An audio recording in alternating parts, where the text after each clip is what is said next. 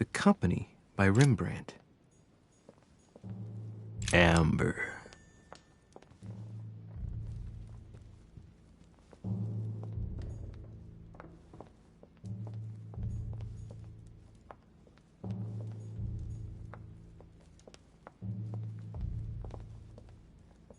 Christ Crucified by Velázquez. Look, someone's left a note there.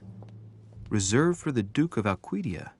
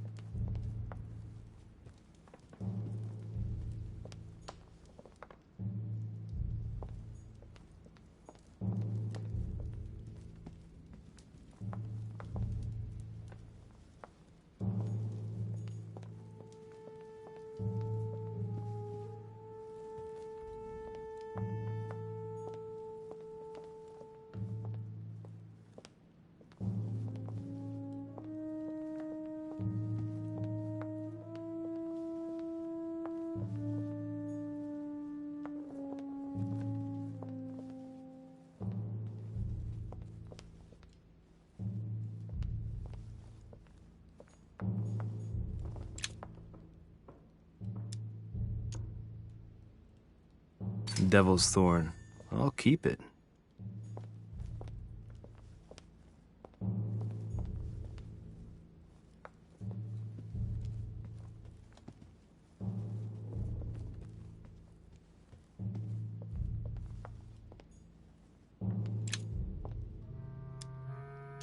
Honey.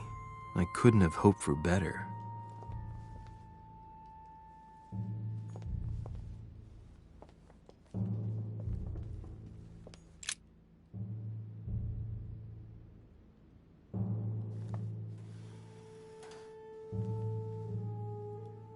I've got to find out what Mother was trying to do with her. The Medusa. A hero armed with a sword? A hero with a lantern? And the last one holding a shield. I'll stake my life on it. All the statues form a single scene together. The poor devils are about to face the beast. Let's give them a helping hand.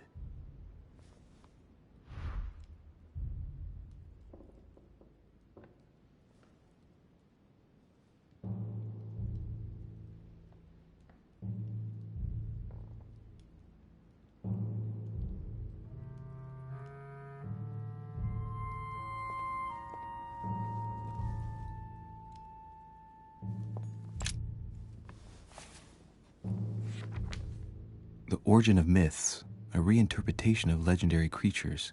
Just what I need. The text is in French on the left-hand page and in Latin on the right hand. Let's find the chapter on the Medusa. Hang on. This version is significantly different from the regular one. It recounts how men have always belittled women in society. Harpies, mermaids, the chimera, the hydra, the gorgons. The section on the Medusa.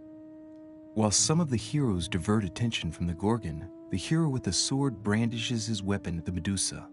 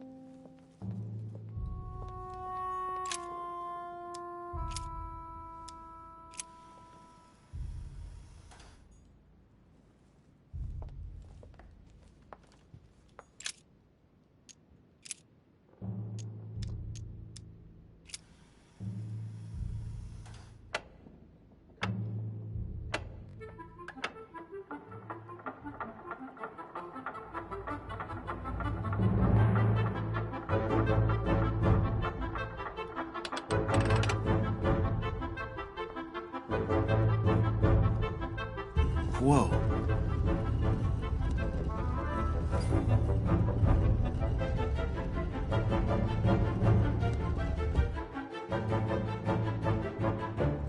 Rah!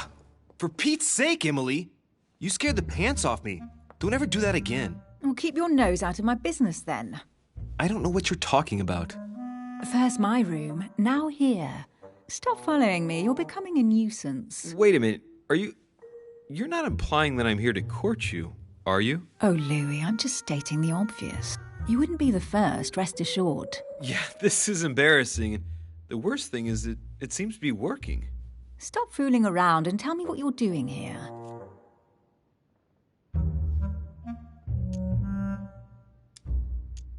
I was feeling a bit peckish. I went in search of the kitchen and I ended up here.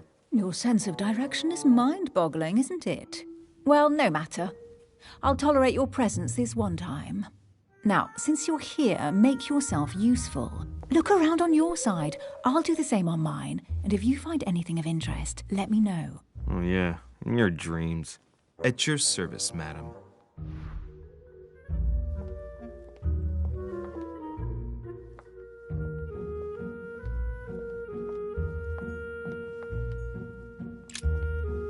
I found an amazing ring. There's an inscription engraved on it. Emily, when I see that ring, I can no longer hold back my feelings for you. Oh, stop it. You're being ridiculous. What do you mean? I was just about to get down on one knee.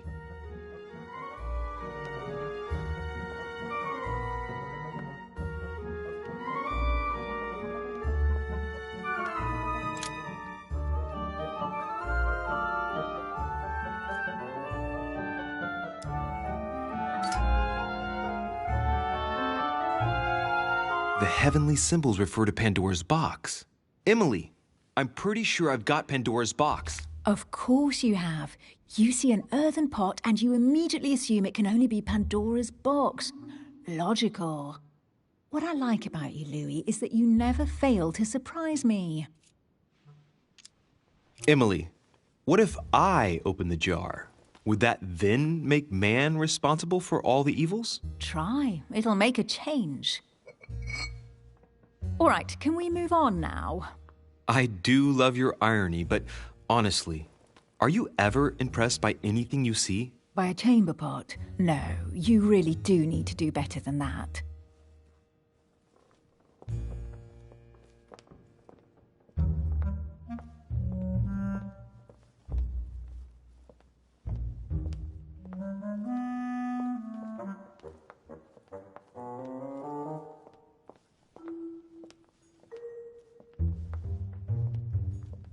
A golden fleece.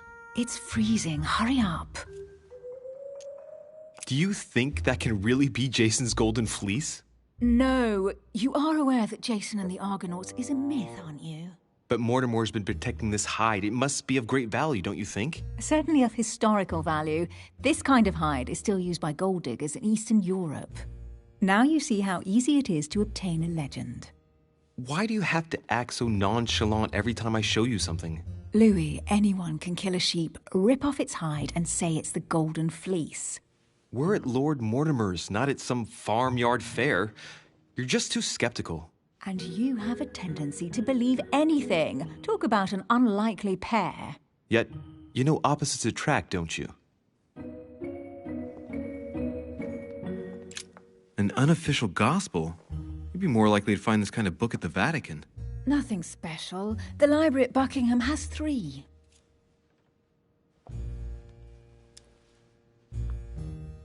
I bet you've read them cover to cover. Naturally.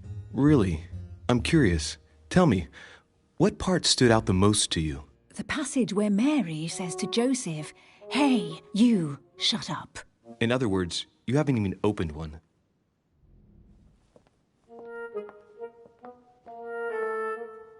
Hey, Mortimer's the author of this work. A pound.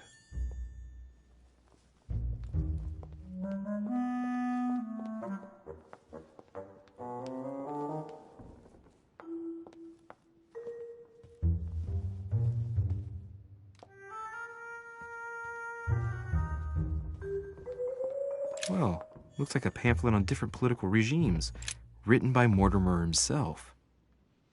Guess what I found? The Holy Grail. Older than that. A piece of Noah's Ark. Not that old.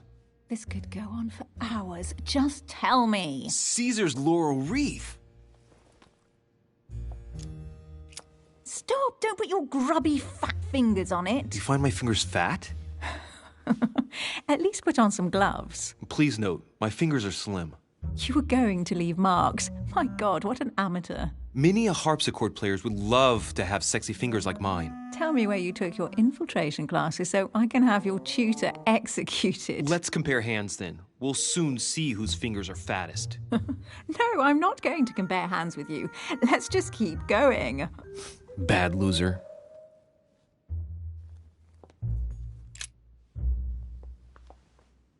You should see this sword, Emily. It's magnificent. I'm busy. Describe it to me. I think this is Excalibur, King Arthur's sword. I've always dreamt of drawing it from the stone. How sweet, you're still clinging to your boyhood dreams. When you finished playing, maybe you can help me search the place?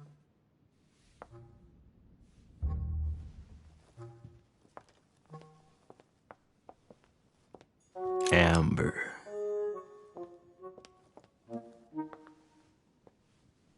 Here's something interesting. A manor in Maine, hundreds of acres of land in Catalonia, properties in Shanghai. Incredible. Some of these deeds are over 600 years old, and all signed by the hand of Mortimer. I wonder if that's what inspired my mother's attention. How come all these documents have Mortimer's signature on them? Do you think all these properties really belong to him?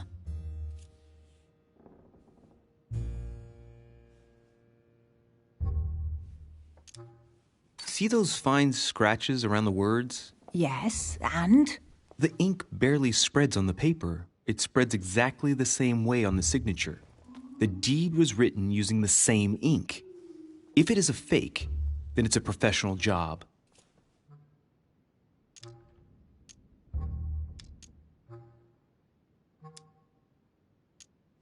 Several people have played the part of Mortimer, a part that has been passed down from generation to generation. Different men, but with one sole identity. An intriguing hypothesis, and yet less twisted than some of my previous cases. At last, you finally agree with me about something. These documents are intriguing, but do you really think that's what attracted your mother's attention here? And how do you know my mother was interested in this room? I didn't know, I just supposed she was. And you just confirmed it. So, do you think she found what she came for? I don't know. She was obsessed with Mortimer, and I must confess these property deeds are troubling. If that's the case, why would she have left them? Once again, I don't know. We'll have to ask her when we find her. And what's your take?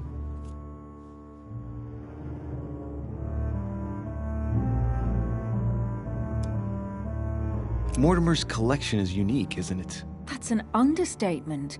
No doubt he has a major passion for history and fine art, or getting gifts.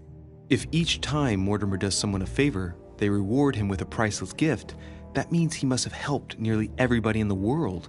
I wonder why my mother didn't make it clear what she was interested in here. She didn't have time to write it down, or maybe she wasn't sure of what she was looking for. Or she wanted to protect her discoveries. It's disturbing. You'll just have to search the rest of the room. Maybe you'll find something.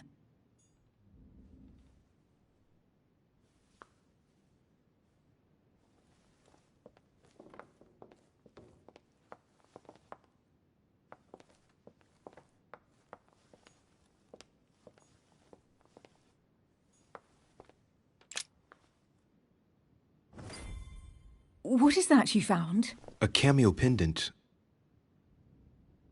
What's going on? Nothing. For crying out loud, Emily, you lunged for that jewel like your life depended on it. Tell me what this is about. No. I can't trust a man who sneaks into my room in the middle of the night. Are you really going to use that against me every time we meet? It's difficult to pretend nothing happened. We just met, Louis. I like you, but I can't just suddenly open myself up like a book to you. Listen, Emily. It seems pretty obvious to me that you haven't come here for the sole purpose of sampling Mortimer's cellar. Stop all the clever evasions and just trust me. And why the hell should I place my trust in you, Louis? You trusted me last night. My being in your room was a bit odd, I'll give you that. And you might have taken me for a thief, or worse. But I managed to explain myself, right? Look at us. I wonder what Mortimer would think if he found us here. Let's trust each other, Emily. We are partners in crime now. That I grant you. I'll admit you are fairly reliable. That's it? I was expecting more. Well, I'm prepared to trust you when it comes to choosing a French cheese, but I've nothing to gain by confiding in you any further than that. Nothing to gain? Damn it, Emily! I'm only trying to help you. Stop needing to gain something all the time. Because you think I need help? Just like everyone. You have your strengths and your weaknesses, and there's no use pretending otherwise. Ha! And I bet you found out where I'm weak, haven't you?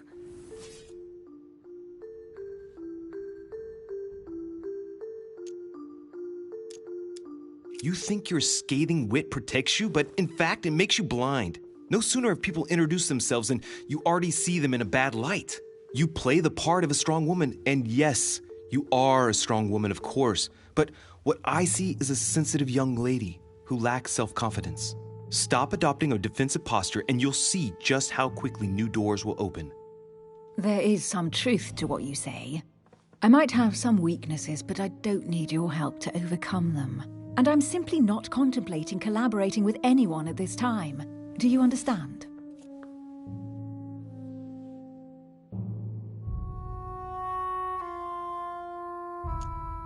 Yes, it's perfectly clear. You're already working with someone. Ah, well spotted, Louis. I already have a work partner.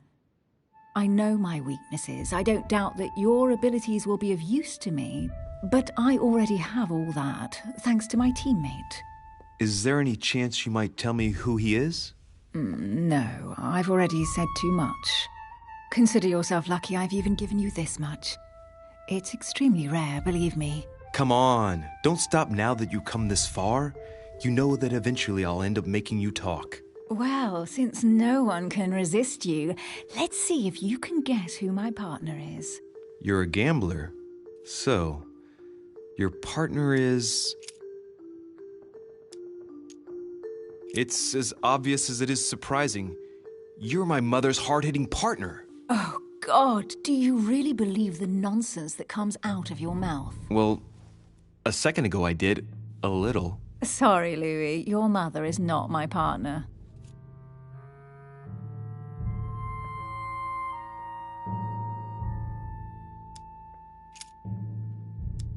Your sister. She's your partner. She's the one you're looking for. Well, I am impressed.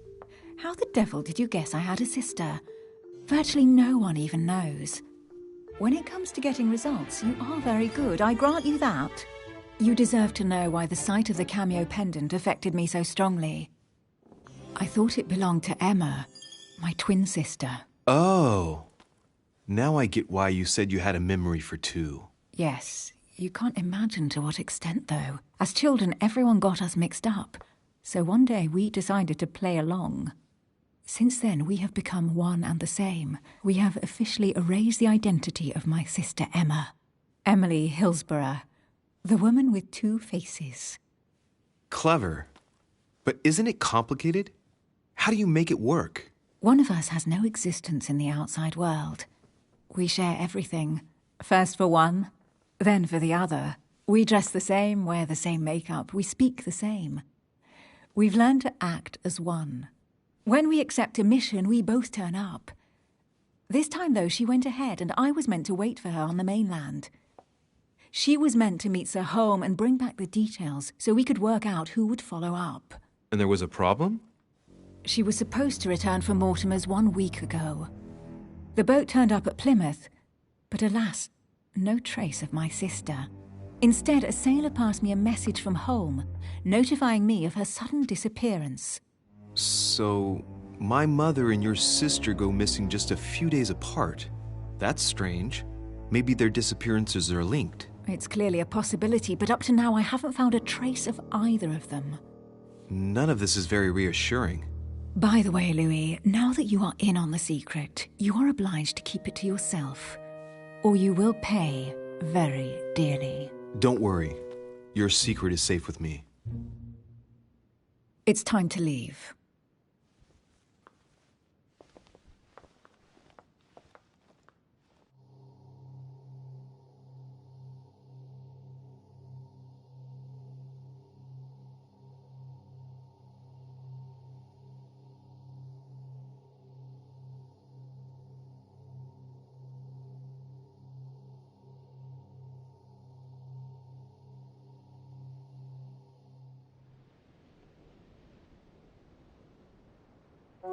So, what do you think of our first adventure? I must admit it has been fun by your side. Same here.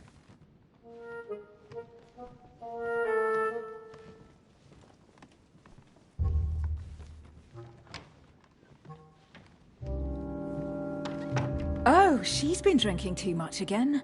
Louis, I need to talk to you right now. Good evening, Elizabeth. Actually, this is not a good time. I'm begging you, please don't leave me alone. I'll be waiting for you in your room, but don't be late.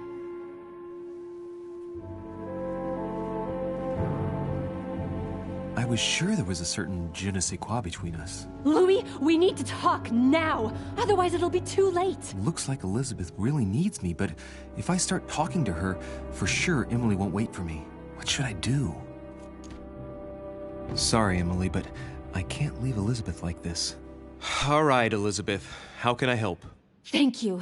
Come on, follow me.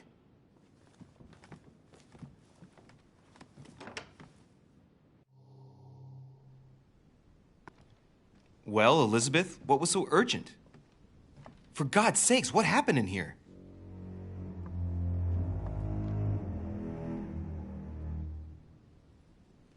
I really need to talk to you, Louis, right now. Does Lord Mortimer know the mess you've made of your room? Listen to me, damn it! My days are numbered. Elizabeth, I don't know if it's about my mother again, but I'm telling you, you've nothing to be afraid of.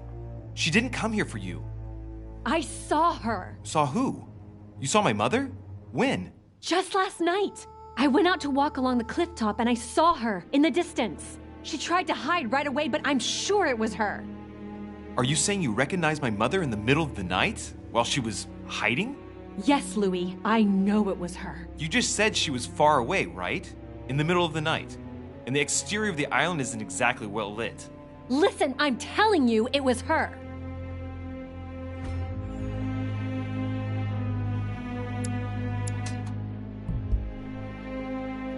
Did you talk to each other? No, she was far away. I didn't make any noise, and then she was gone. Have you told anyone you've seen her? Sir Holm? Mortimer?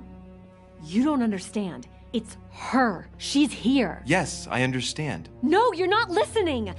The moment I saw her, I was overcome by spasms. She's here. I'm telling you, it was her. Yes, I need something to calm me down.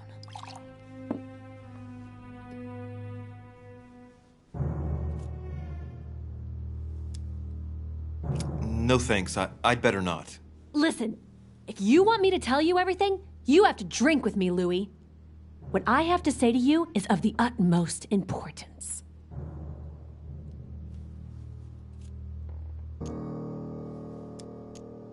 I'll drink with you, but let's go easy on it, okay?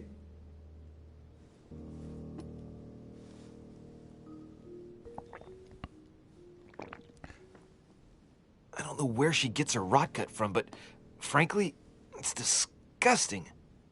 You know, Louis, when I came here, it was in the hope of getting help. I've only just now realized that I've been drawn here into a trap. Whoa, the alcohol's gone to my head.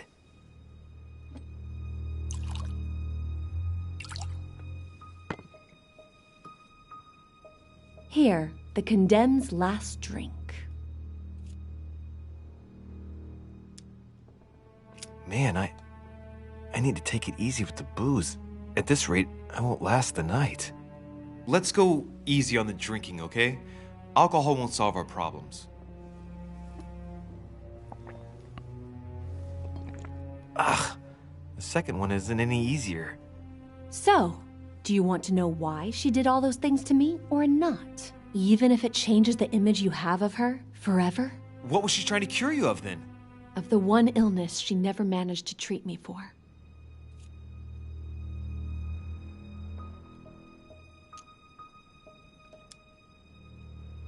Come on, Elizabeth. We have to finish what we started.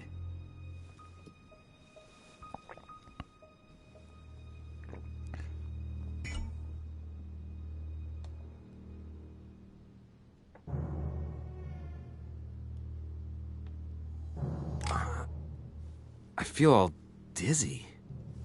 There must have been a reason. Just tell me. Tell me what my mother treated you for. She wanted to silence them! What? What are you talking about? Silence what? The voices. The voices in my head. They speak to me, Louis. They've always told me what to do. They say nasty things to me.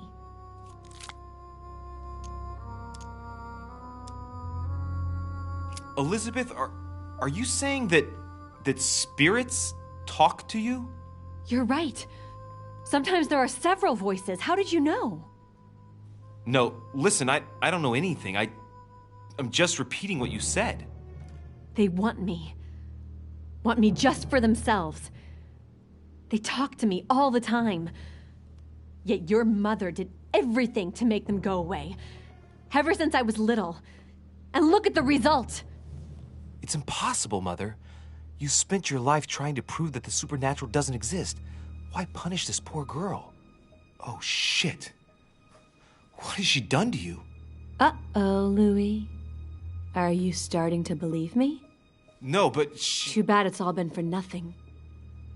They're still there, you know. What do you mean? They're still talking to you? All the time. Despite everything Sarah put me through, I still hear them. And here I am on a lost island, knowing that no one knows me, and I find myself here at the exact same time as her. You see?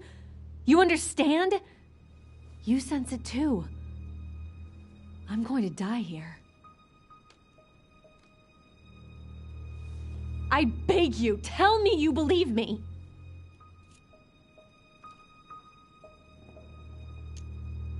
I'm here, Elizabeth.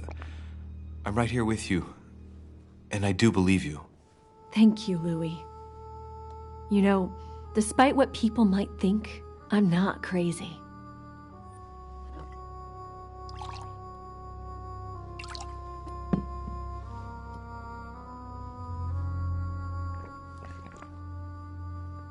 My God, Elizabeth, how is this possible? Welcome to my world, Lil Louis. Welcome to my life.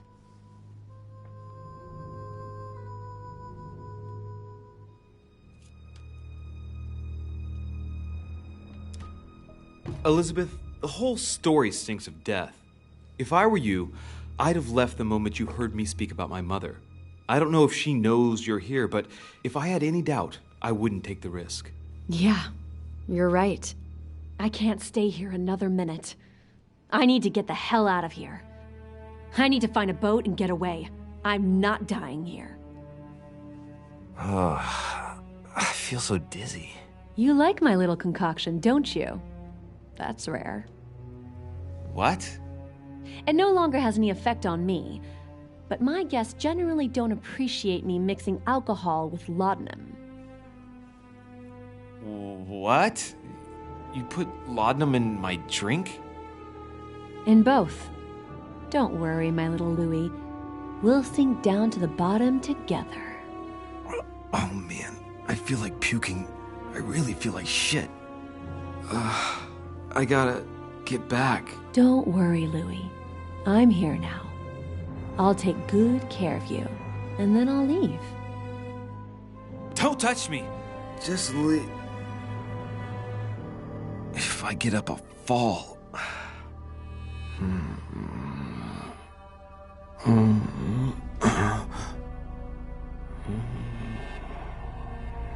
Oh, little Louie's tired. Leave everything to me.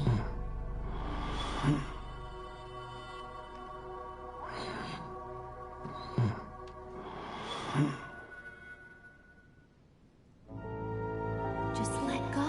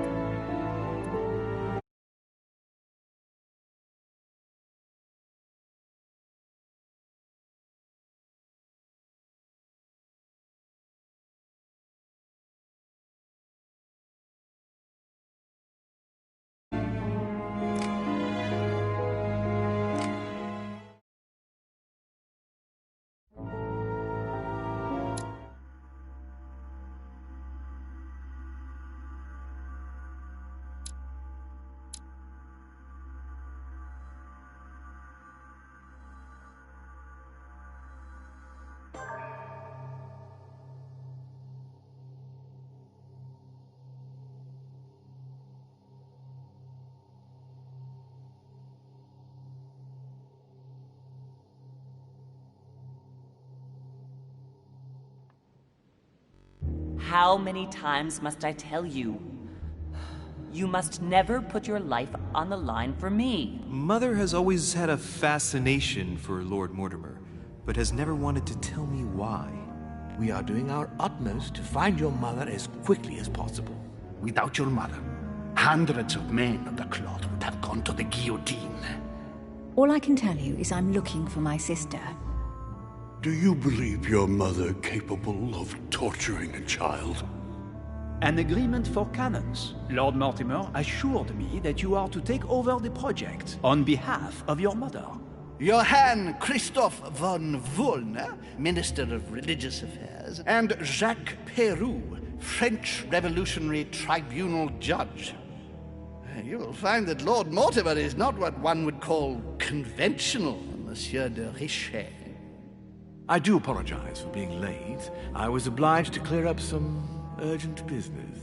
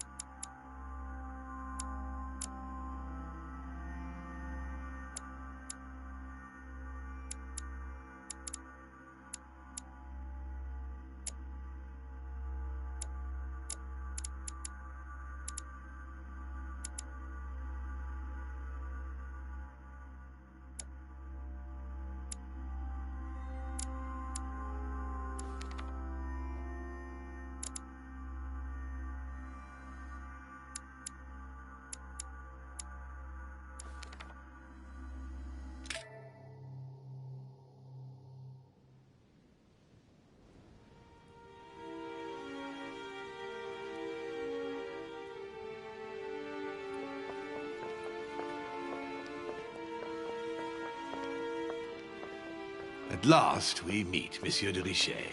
Do you mind if I call you Louis? Please do. Thank you. I wish to apologize wholeheartedly, Louis. I made you cross the seas, and I wasn't even here to welcome you.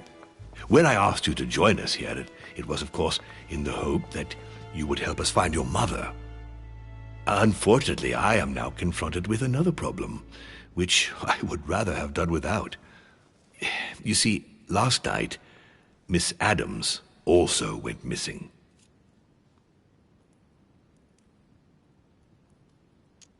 I understand your concern, my lord, but I don't think these things are as bad as they seem. I have had my people searching for her all over the island. Alas, to no avail. It so happens that both her mental and her physical health are extremely fragile. I'm worried that the same thing happened to her as to your mother. Also, I would appreciate it very much if you could tell me what you were doing on the floor in her room in the early hours It's of quite the morning. normal. I can explain everything. Oh, well, I'm glad to hear it. You see, Sir Gregory is about to arrive, and he's taken Elizabeth's disappearance very, very seriously. Please, reassure him so that we can talk about your mother. William, I would like to see you a moment before we begin. In private. Let's step outside a moment. Louis, this will only take a few moments.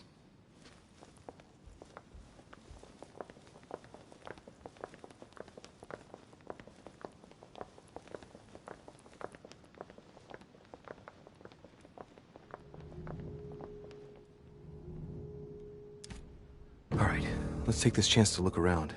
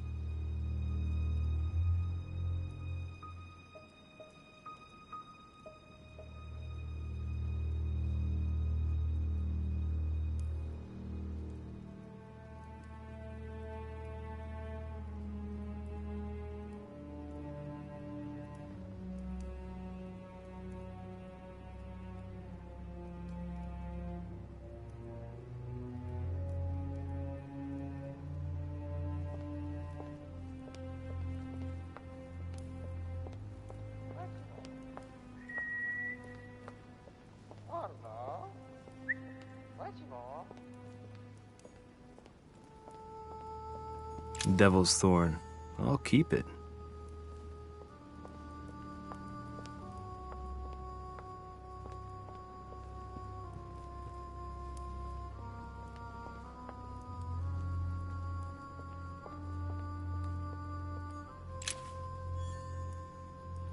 Dante's Purgatory.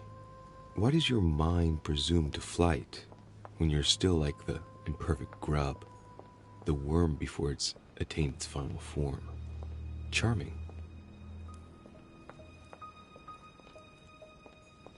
An old sesterce from Roman Gaul.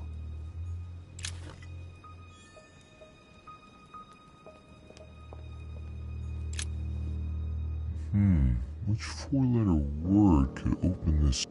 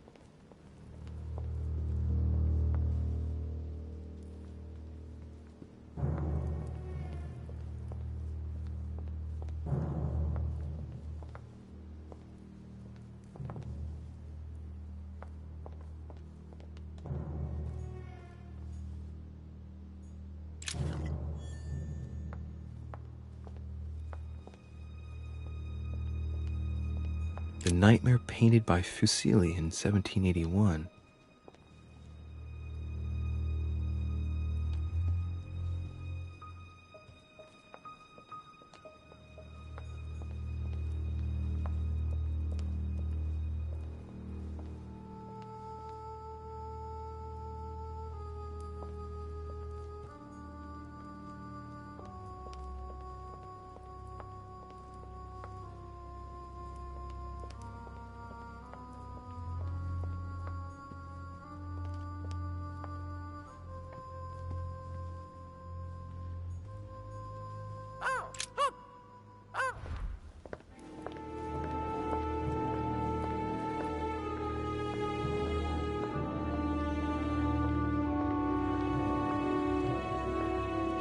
Please, sit back down, Louis.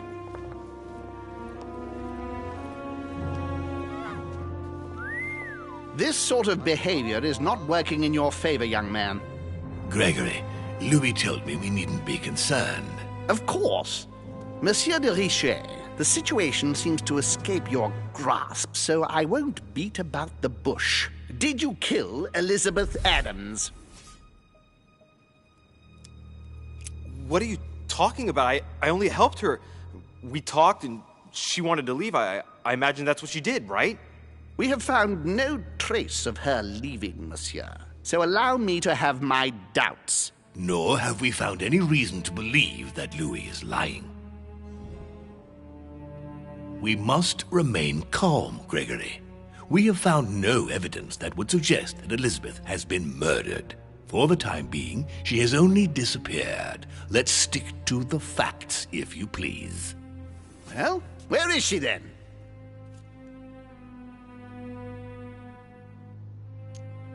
Technically, I'm simply incapable of telling you where she might be. And we never talked about her destination. What I can say is that the last time I saw Elizabeth, she was in her room, and she just decided to leave the island. Gregory, you must admit that just because Louis doesn't know where Elizabeth is, does not prove that something's happened to her. Damnation, William! This is a fiasco. Sir, you don't seem to realize just how serious this is. Let's try and remain calm, Gregory. In any case, it would be far better if Elizabeth really has left the island, as Louis says. Why do you think she wanted to leave?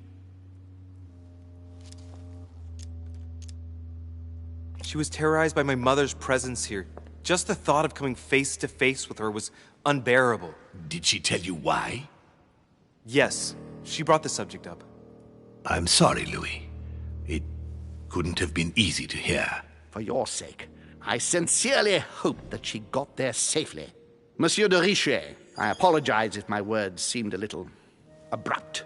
I dare not think what would happen if Elizabeth came across your mother on the island.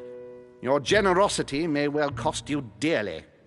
I understand, my lord. I certainly regret it. You don't need us for any of this. So come along, Monsieur Peru. We are leaving.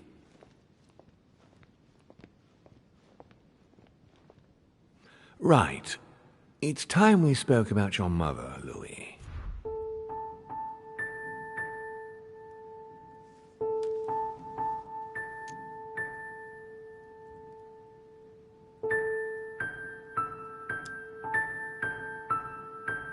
She seems to be making every effort to steer clear of your guests. What do you mean? For the past few weeks, my mother's been playing cat and mouse, if you will. I don't know why, but it wouldn't surprise me to learn that she's trying to avoid someone. The question is, who? And in your opinion, would she be the cat or the mouse? I'd like to answer the cat, but unfortunately I'm increasingly worried that she's, in fact, the mouse. That doesn't make me feel any better, Louis. What was the official reason why my mother came to your island? I knew about your mother's activities, and yours, in the Golden Order. I thought we had everything to gain by working together. You mean the canon deal with Monsieur Bonaparte? Among others, yes. How did you hear about that? Monsieur Bonaparte came to speak to me about it yesterday, during lunch. I see. So impetuous. He was supposed to let me speak to you about it first. Our friend Napoleon desperately needed financial backing to properly equip his army. I took it upon myself to back him because I have a firm conviction that he can go far. We shall see. However, there's one thing that surprises me.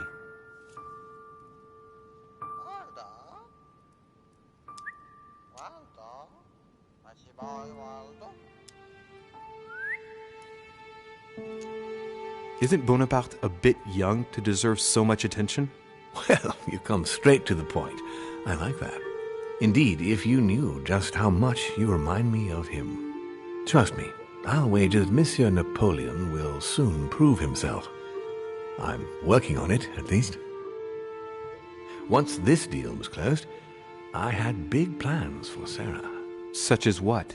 You see, I've invited several influential figures on my island to present them with a project at the conference. It will be presented later today. I thought that the Golden Order had a role to play. And I still think so. I was hoping Sarah would be able to join us. I see. Indeed, if by chance your mother decided not to return to us before the conference, would you do me the great honor of attending? If only to follow the deliberations while waiting for her to duly take her seat. Why not? We shall see. Thank you so much. In this way, you'll be able to keep your mother informed of what is said. There's something else I'd like to briefly go over. Earlier, you asked me the official reason for your mother's presence here. Is there an off-the-record reason why your mother came here?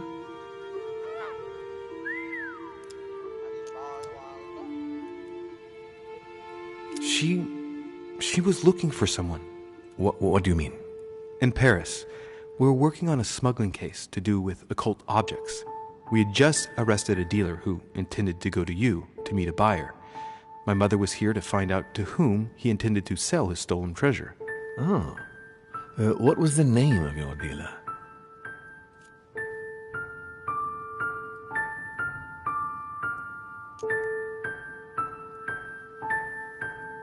The dealer was called von Burchard.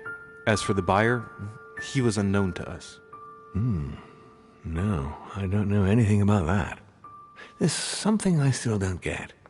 In your opinion, why would your mother remain in hiding over several weeks?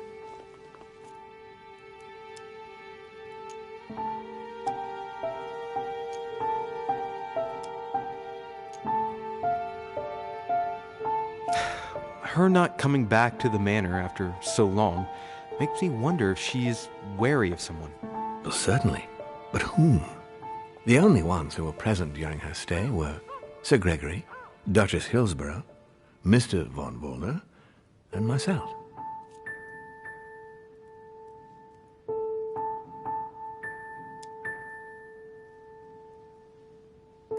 My lord, I'm obliged to ask this question, but please don't take offense to it. Ah, you wondered if Sarah was wary of me. It just so happens that I've been asking myself the very same question. Because I can't explain why Sarah didn't come to see me, knowing how influential I am. But to your point, I can't imagine she would be, although I am obviously not the best person to answer that question. Thank you. I had to ask. The only thing I can tell you is that Sarah had indeed changed. At the beginning of her stay here, we enjoyed spending time together, solving the world's problems.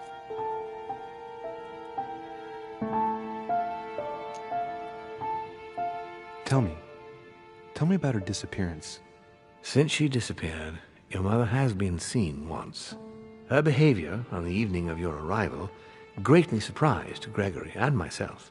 She resurfaced to attack Emma, Emily Hillsborough's twin sister. And she shot her with a pistol. Then, before Gregory could intervene, she ran off and disappeared again. I beg your pardon? Hang on. That means my vision on the wharf, it was actually happening inside the manor. Mother shot Emily's sister? The very person she came looking for? Why would she do that? Excuse me, but between that and the childhood of Lady Adams, it's all a bit much for me to cope with. I need to piece it all together again to see things more clearly. You said that you spent a lot of time talking together at the beginning. What happened for that to change? I'm afraid I haven't much to tell you. The more the days went by, the more she withdrew into herself. She never gave me an explanation, until the day came when she purely and simply disappeared. Where did she go when she wanted to be alone? She would shut herself away in a room we use as a box room upstairs. Would you allow me to go there? Naturally, Louis, of course. I'll send you a servant to open it. Thank you. That's all I can tell you about the disappearance of your mother, Louis. I would like to have been more helpful. I shall stay on her trail and follow up any leads. Thank you. We will meet later on to welcome our last guest. In the meantime, I shall get someone to open the box room upstairs for you. Thank you.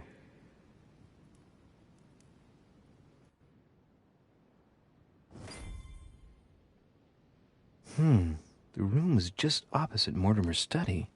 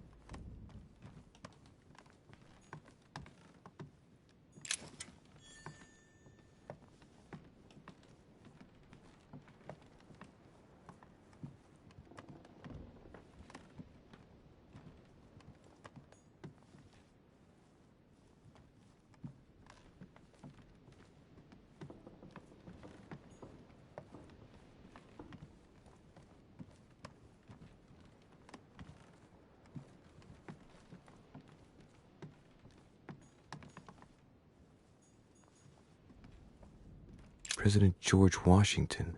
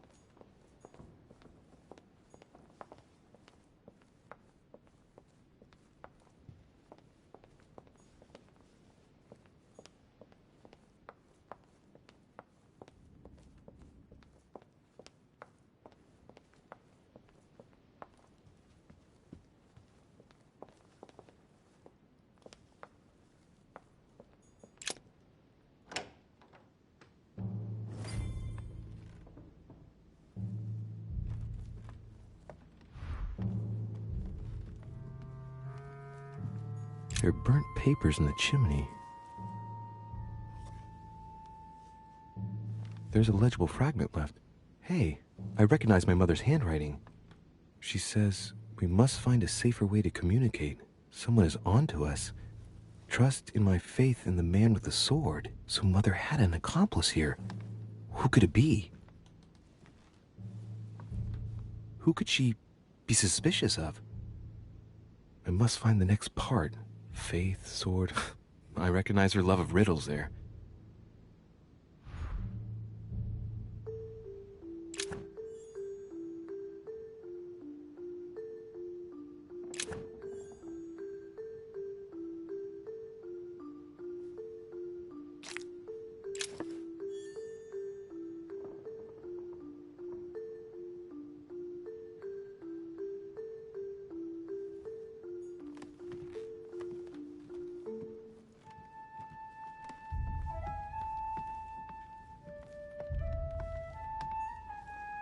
Dante's Paradise. Raise your head and be reassured. For what comes up here from the mortal world? What is this disc?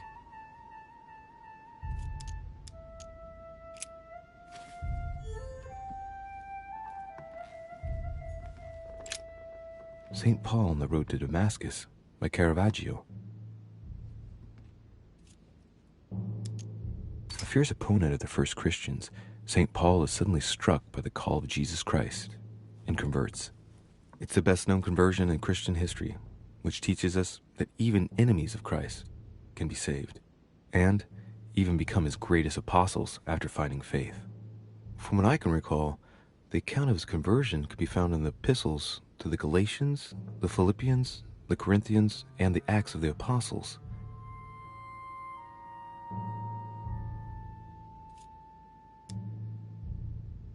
Caravaggio attained a magnificent command of black and the play of colors too. Paul facing an ordeal, the curtains of his illusions being raised, and receives the light from his Savior.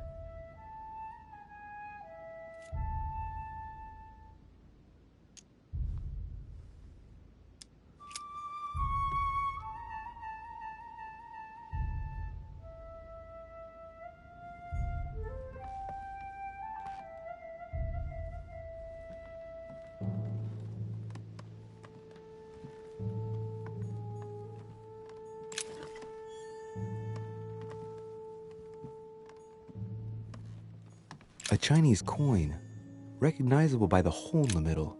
If I remember rightly, that's called a cache.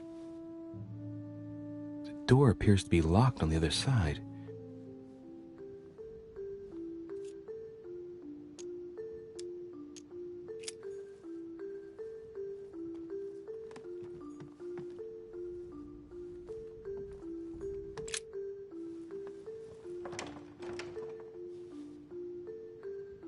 The door appears to be locked on the other side.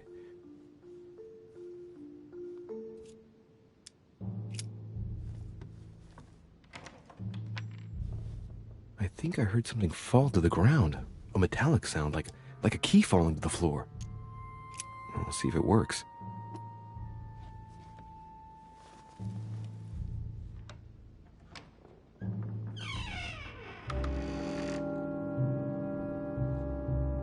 It's open.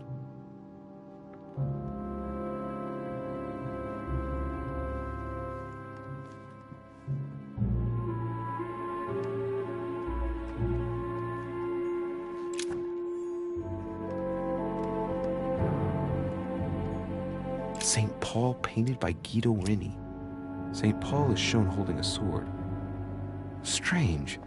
There's hardly any dust, as if the painting's been cleaned recently. There's a small inscription engraved on the frame. Let's take a closer look. This is how Paul spoke to his pilgrims from Rome. Just above that, someone's written down the figure 11 on the painting and underlined it twice. No, what does that mean?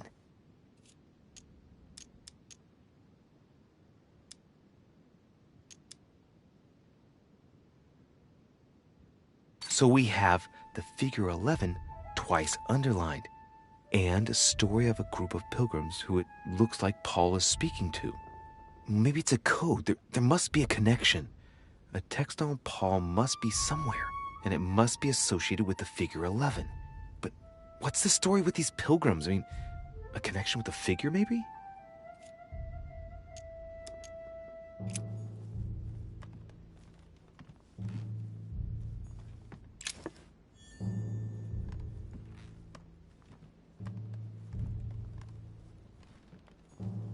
A chest with the occult symbol representing air.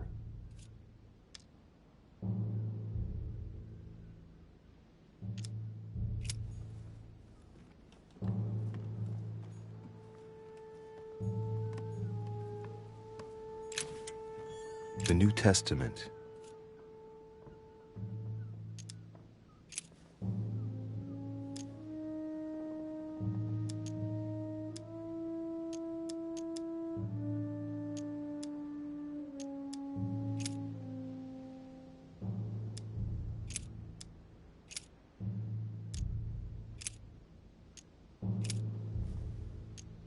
And it came to pass the day after that he went into a city called Nain, and many of his disciples went with him, and much people.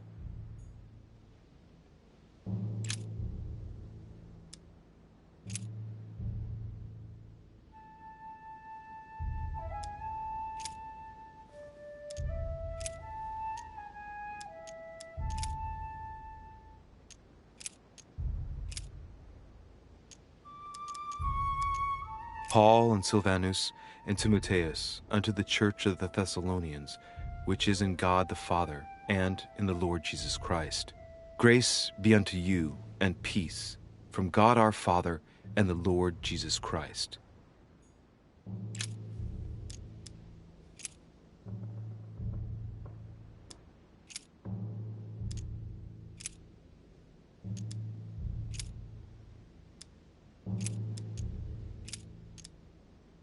I say then, have they stumbled that they should fall? God forbid, but rather through their fall, salvation is come unto the Gentiles, for to provoke them to jealousy. Oh, wait. A note from Mother is carefully folded between the pages here. What does it say?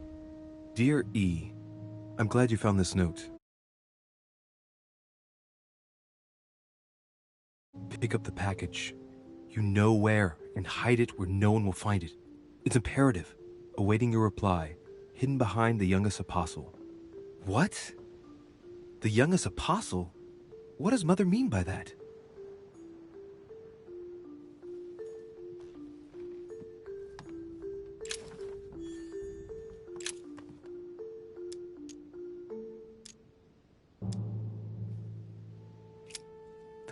looks like it's been taken down recently. But wasn't my mother said that she would wait for an answer hidden behind the apostle? Ah, of course. There's something written behind the painting. On the second day, the pilgrims will listen to the prophecy of the young apostle. They shall add 1 companion to their left and 3 to their right to complete their rank. What does it mean?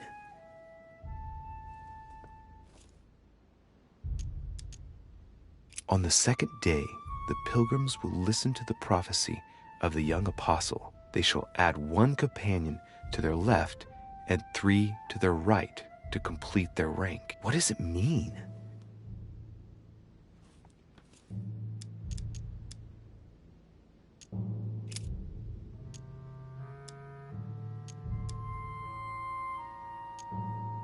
They should add a companion to their left and 3 to their right to complete their ranks. I imagine it applies to their code, the one Mother set up with the pilgrims. What's this? A group of pilgrims who Paul was talking to, and now John is telling them prophecies?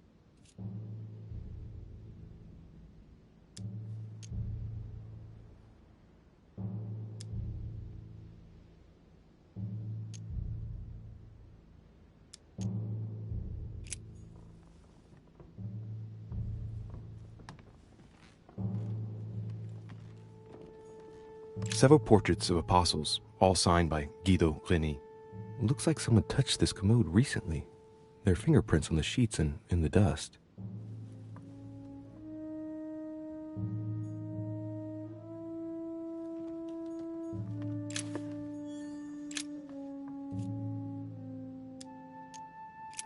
There's nothing worth noticing here. Painting of St. Mark from the collection of the apostles by Guido Reni.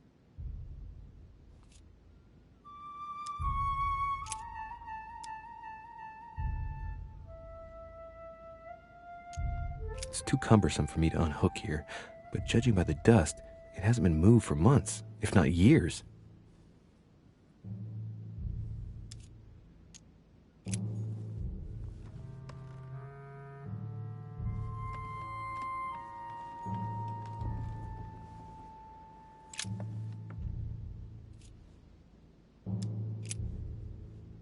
There's something else behind this painting.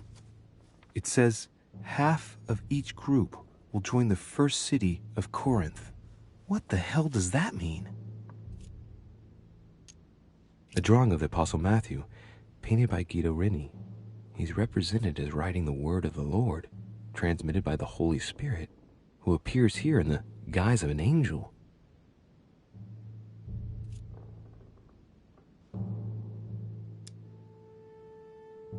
A group of pilgrims, if I'm not mistaken, numbered respectively 12 and 14 in the last painting.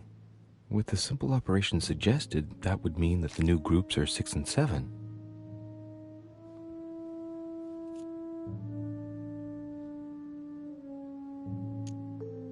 It must be the group of pilgrims mentioned from before.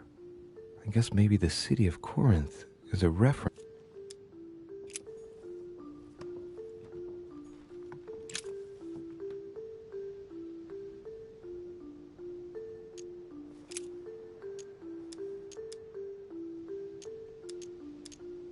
This book is incredibly precious.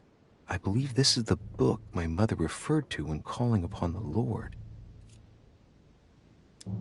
This volume dates from the first edition by Gutenberg. It's the first book that was ever printed. The pages are covered in annotations in Latin, French, and Hebrew. Someone spent years studying this Bible. A volume of the Gutenberg Bible.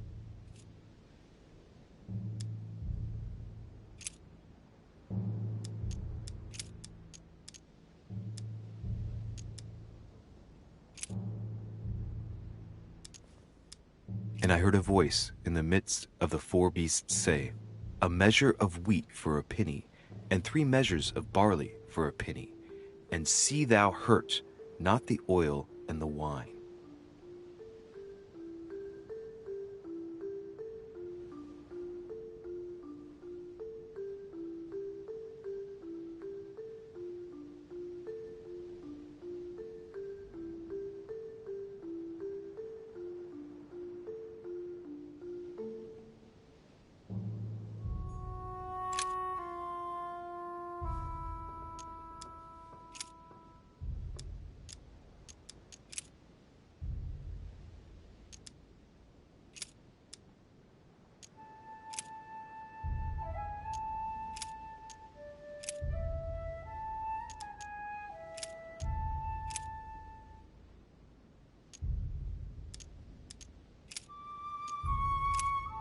But that which beareth thorns and briars is rejected. Here there are some Do you need help?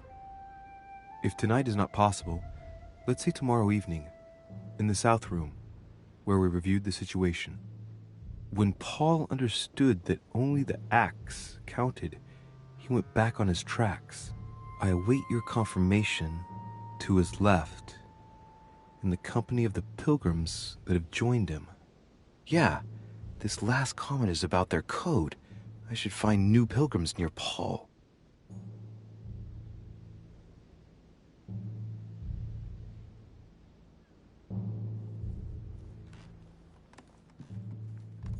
Several portraits of apostles, all signed by Guido Reni.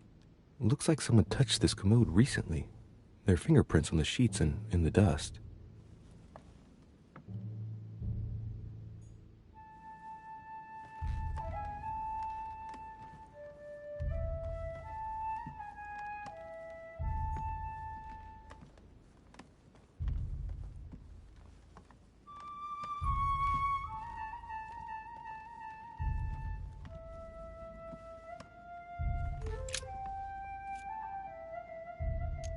Painting of St. Mark from the collection of the apostles.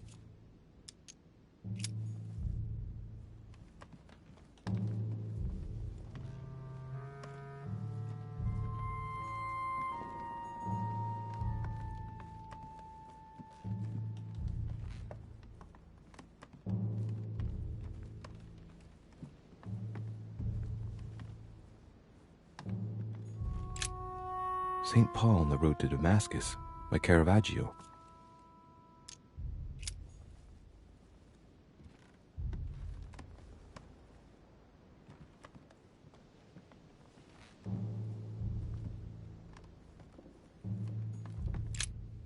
St. Paul on the road to Damascus. Caravaggio attained a magnificent Paul facing.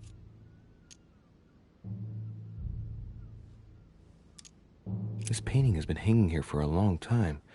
A lot of dust is built up on it. Well, a finger is dry. I can read the number 4.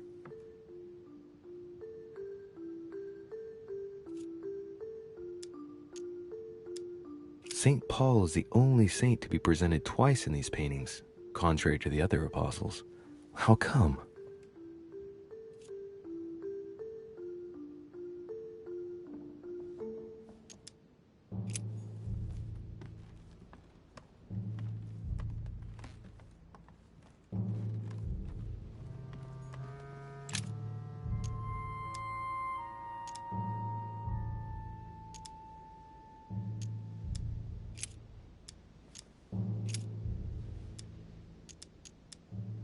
Not in the lustful desire, even as the Gentiles who knew not God.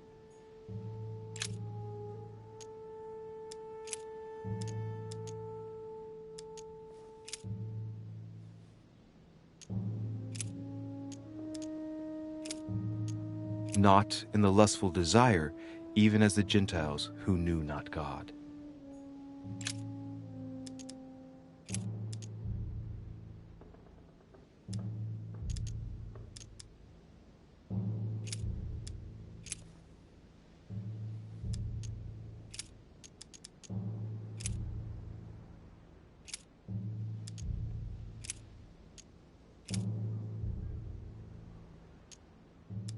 Because we look not at the things that are seen, but for the things.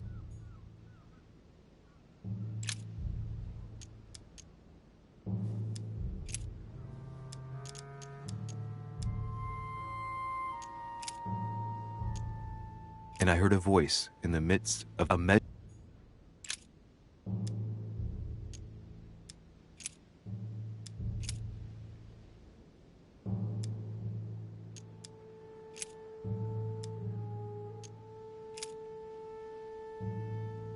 But he that hateth.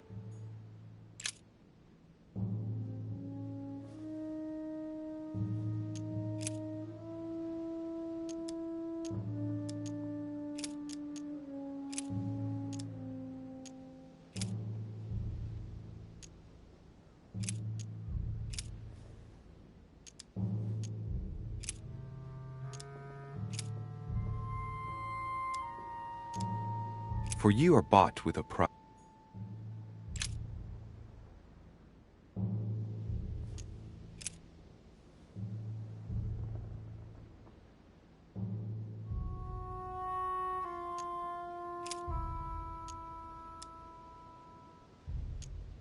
Then they suborned men, which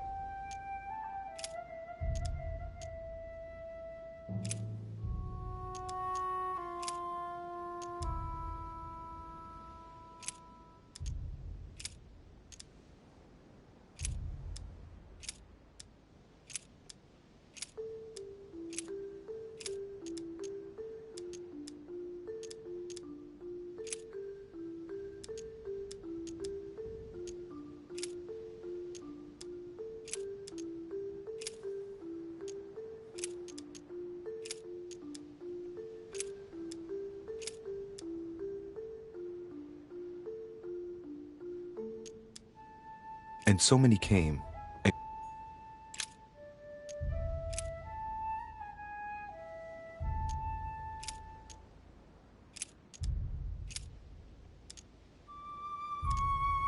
And as they did eat, take, eat.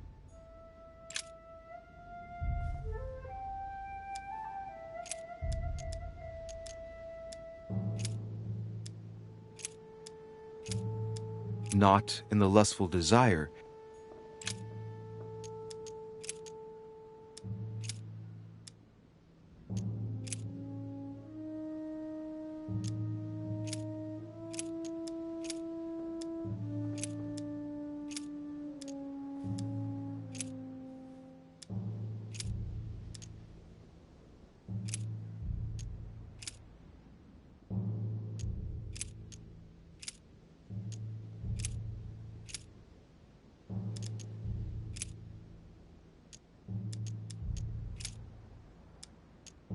finally, brethren, whatsoever things.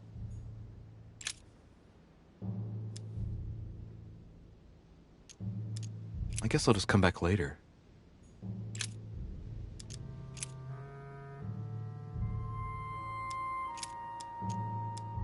Finally, brethren, whatsoever things are true, whatsoever things are honest, whatsoever things are just, whatsoever things are pure, whatsoever things are lovely, whatsoever things are of good report, if there be any virtue, and if there be any praise, think on these things.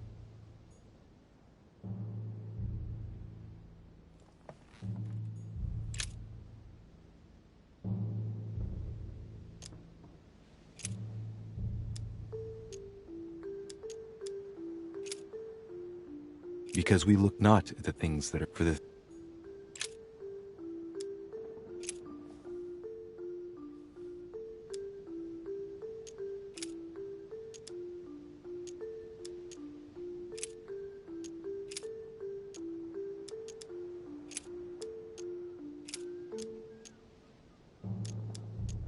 In him, God has chosen us before.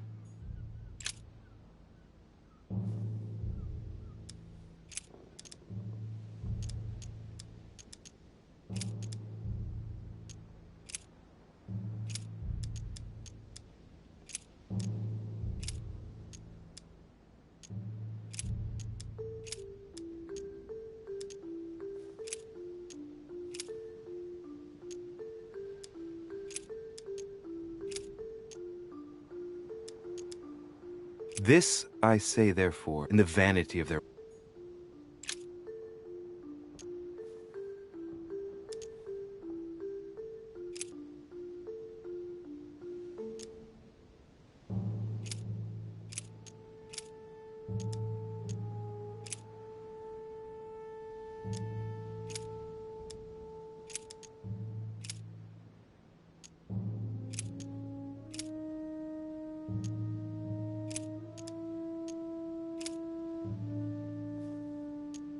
hereby know that we...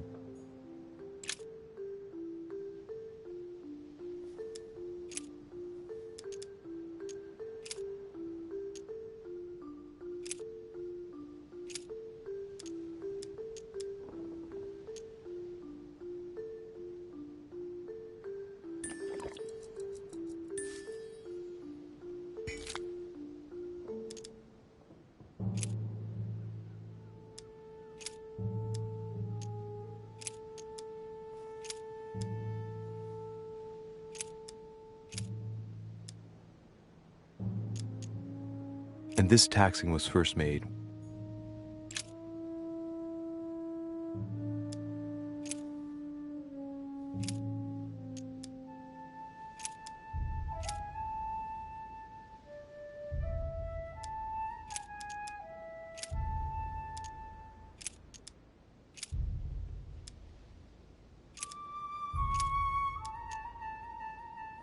and suddenly there came a sound from heaven like a...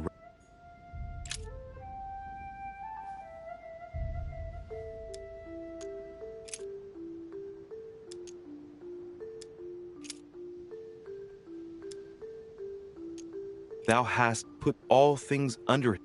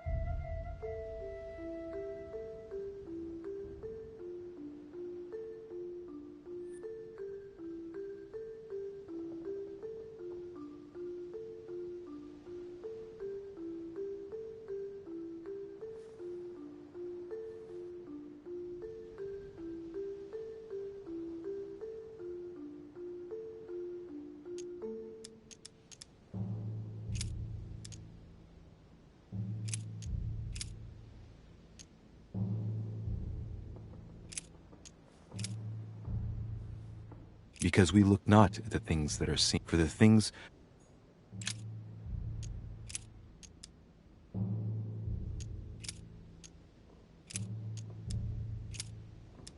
not in the lust.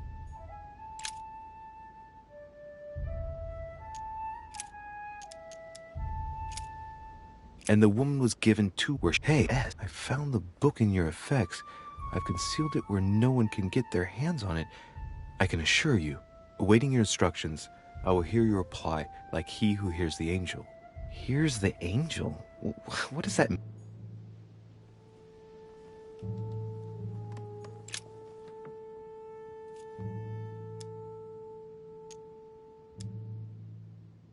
Must be the group of pilgrims.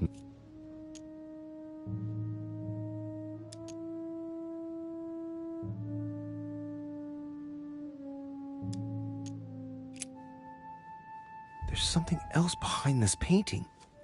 It says, half of each group will join the first city of Corinth. What the hell does that mean?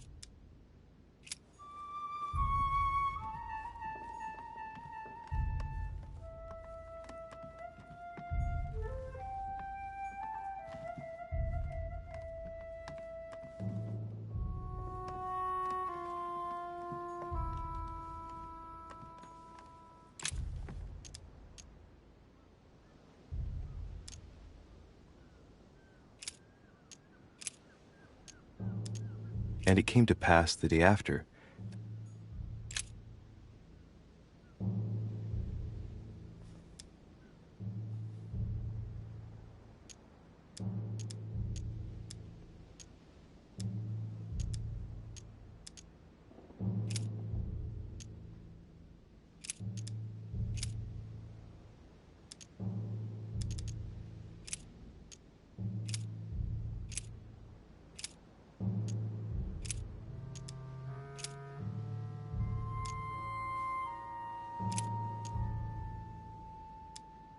For you are bought with a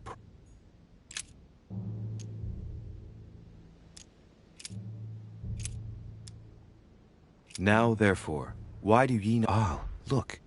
Here's a message. It is of paramount importance that no one finds it. Let's meet up. I'll leave it to you to organize the rendezvous. Not today. In the meantime... And that first group of pilgrims, how many are there now? If I refer to the chapter I'm reading at the moment, 6.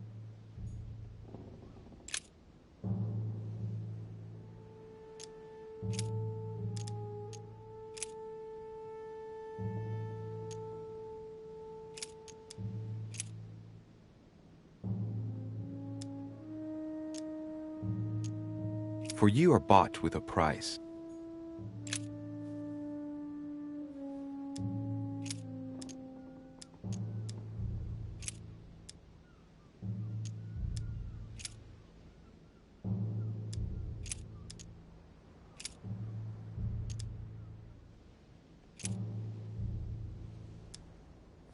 Then they suborned men, which...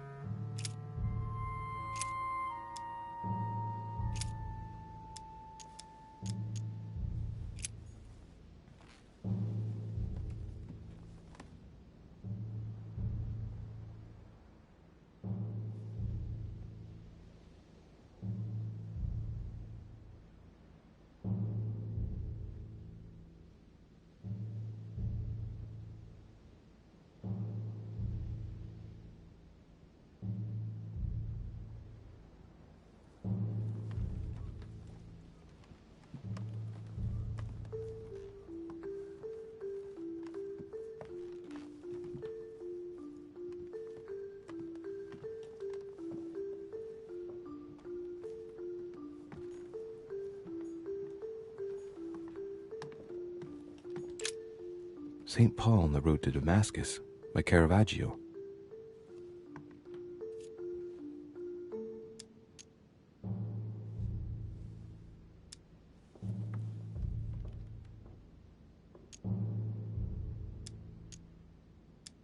This painting has been hanging here for a long time. A finger has drawn a number in the thin layer of dust. I can read the number 4.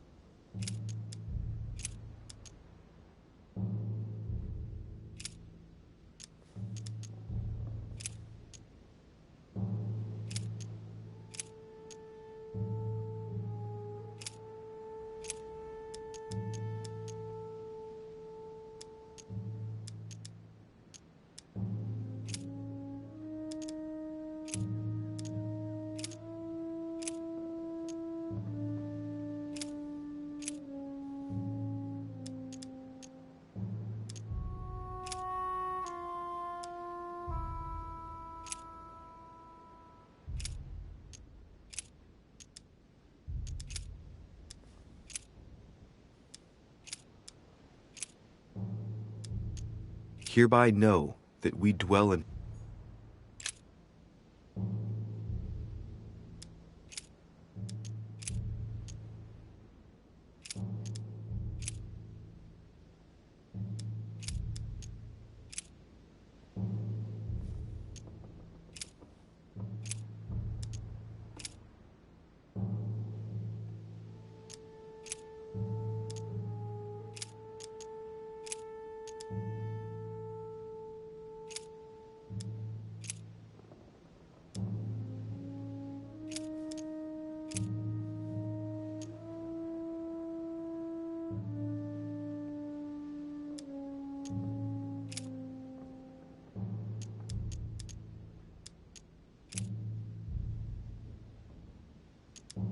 And suddenly there came a sound.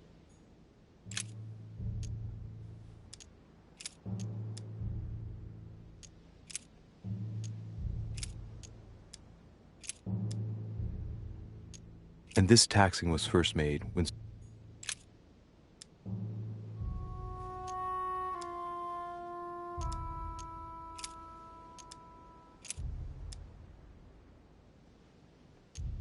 hereby know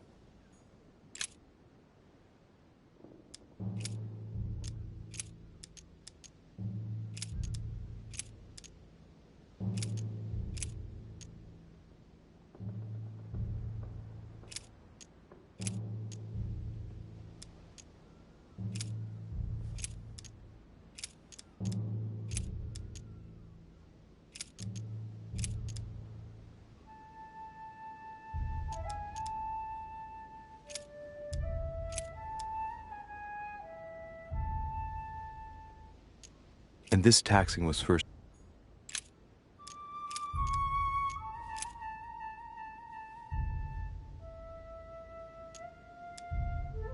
And so it was that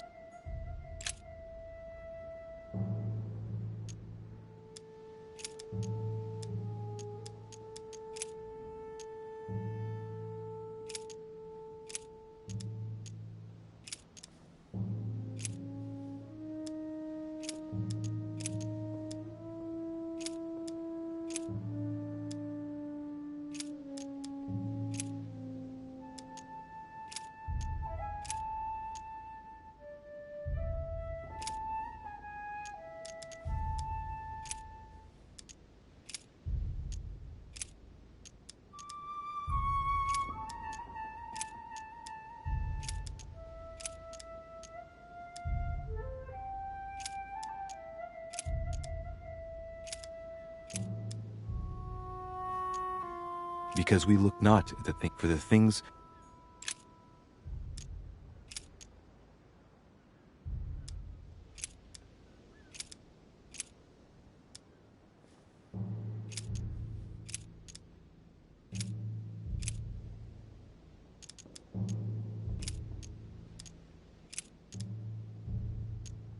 finally, brethren, whatsoever. I guess I'll just come back later.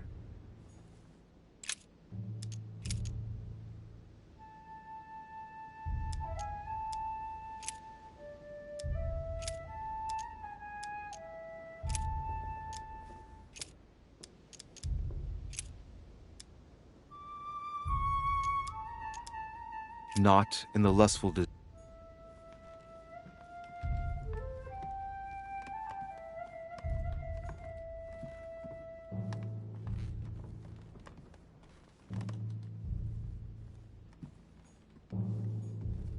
There are burnt papers in the chimney.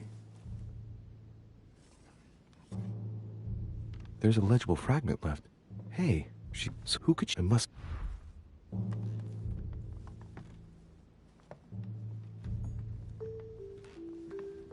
Dante's Paradise.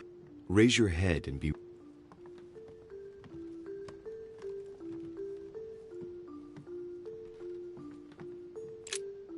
St. Paul on the roof.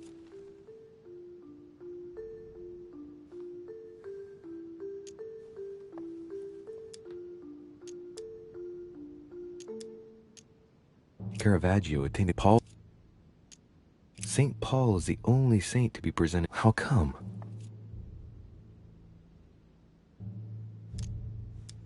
This painting has been hanging here for a long... Well, if I can read the number...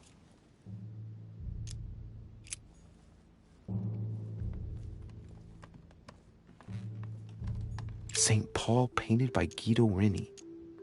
So we have the figure 11 twice underlined, and a story of a group of pilgrims who it looks like Paul is speaking to. Maybe it's a code. There must be a connection. A text on Paul must be somewhere, and it must be associated with the figure 11. But what's the story with these pilgrims? I mean, a connection with the figure, maybe?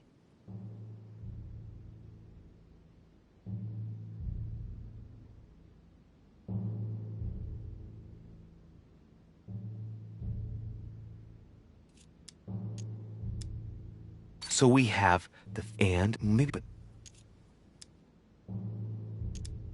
strange. St. Paul is shown twice, unlike the other disciples.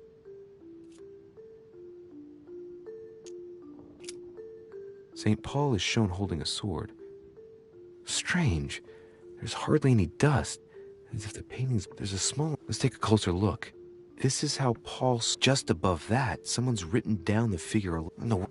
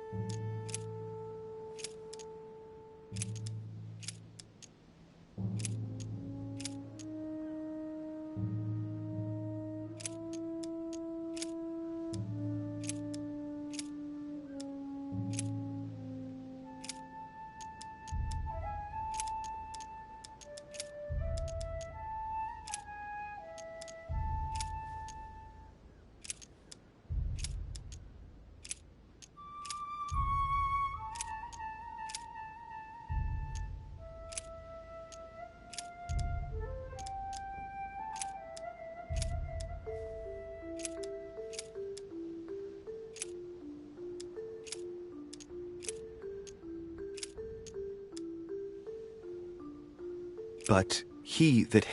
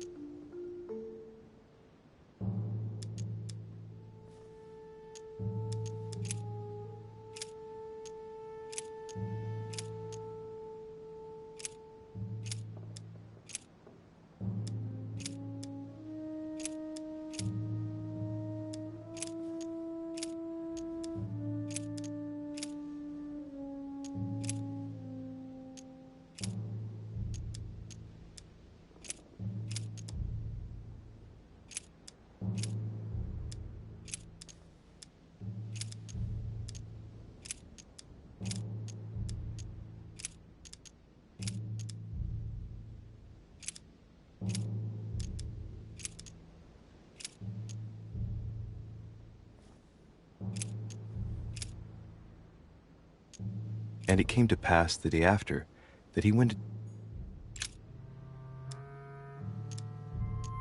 I guess I'll just come back later.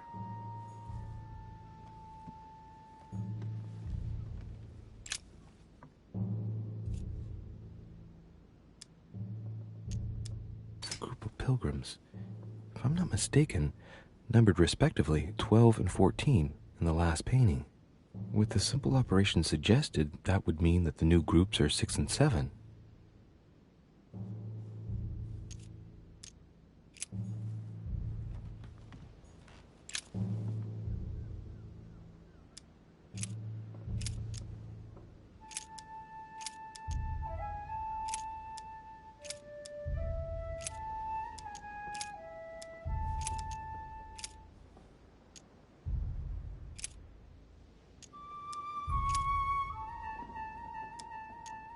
Then they suborned men.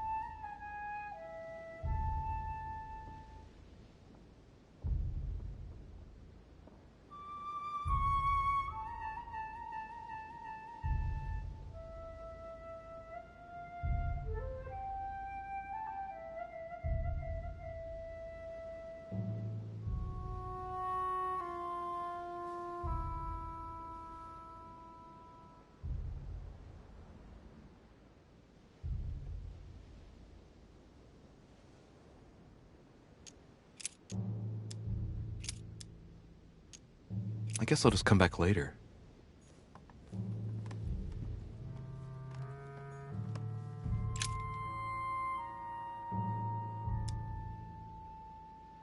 That's right, St. John is often credited with writing about the apocalypse in the last book of the Bible. He's also known as the youngest of Christ's apostles. Hey, wait!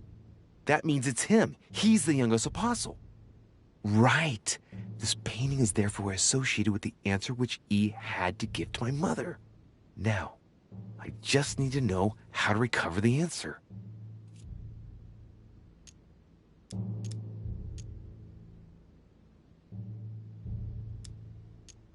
St. John is the only apostle painted in this gallery who hasn't got a beard.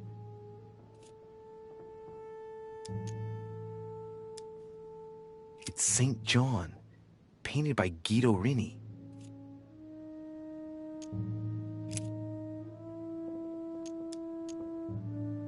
On the second day, the pilgrims listened to the prophecy of the young apostle.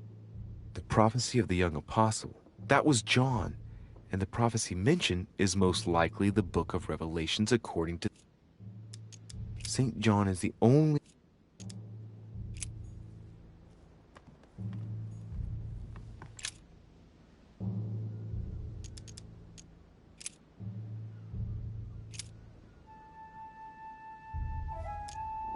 and I heard a voice in the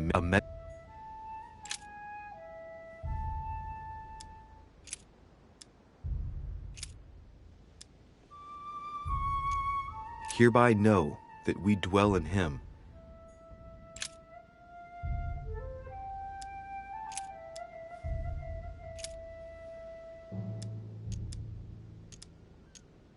But he that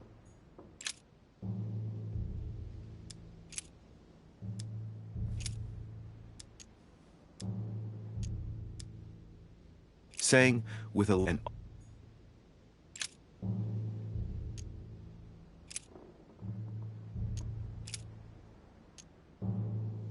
and a voice came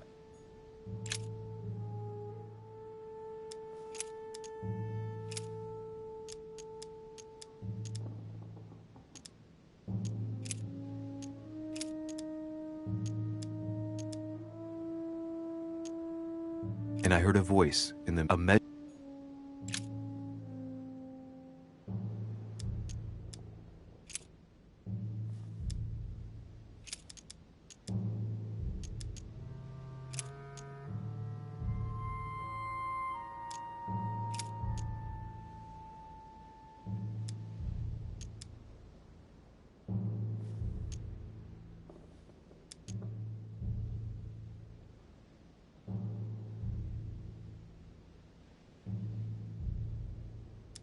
he that believeth on.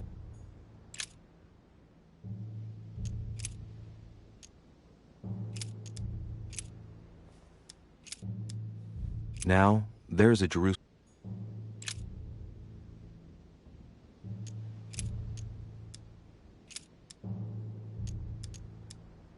I and my father.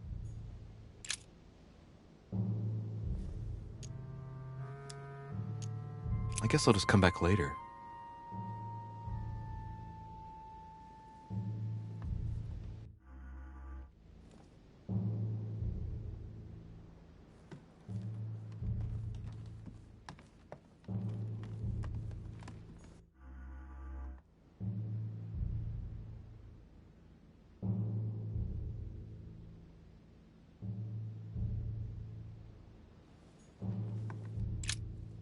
St. Paul on the Road to Damascus by Caravaggio.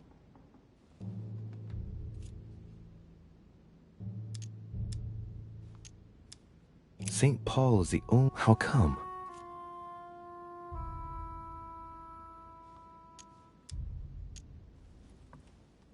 This painting has been hanging here for a long. Well, a finger has drawn a number in the thin layer of dust.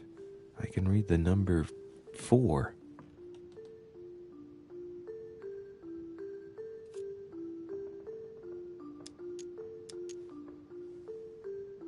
Caravaggio attained a magnificent Paul facing.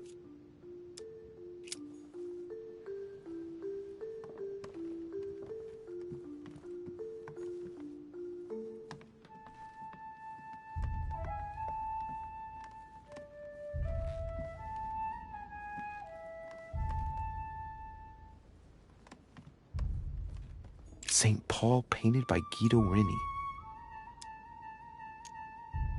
So we have the figure 11 and a story of, maybe it's a, but what's the story with the... So we have the figure and maybe, but what's the story with... Of the 4 apostles shown in this piece, Paul is... So we have the figure 11 twice underlined, and a story of a group of pilgrims who maybe it's a code. There must be a connection. A text on Paul must be somewhere, and it must be associated with the figure 11. But what's the story with...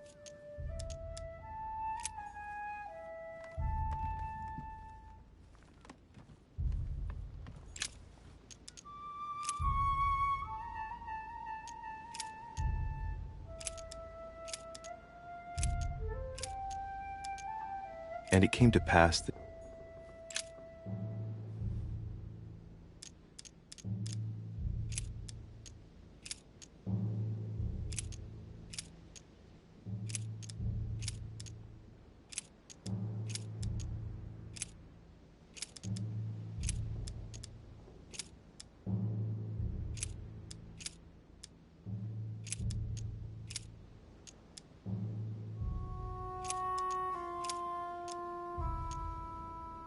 Dear E, I'm glad you found this note. I was afraid the code of the 2 groups of pilgrims would mislead you. Pick up the package. You know where, and hide it where no one will find it. It's imperative. Awaiting your reply, hidden behind the youngest apostle. What? The youngest apostle? What does Mother mean by that?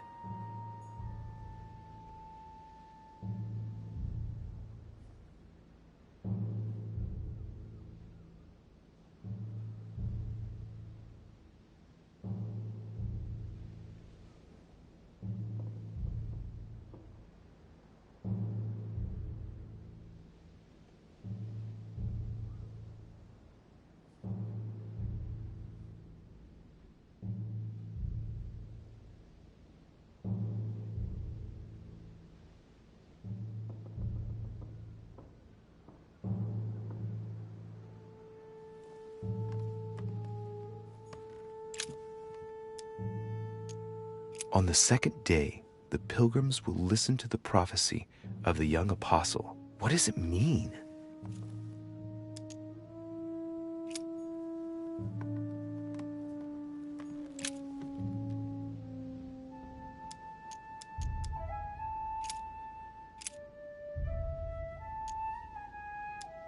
S. I found the book in your effects. I've concealed it where no one can get their hands on it. I can assure you, awaiting your instructions, I will hear your reply like he who hears the angel. Hears the angel? What does that mean? Oh, it's probably the place where she was expecting to get the location of the next note.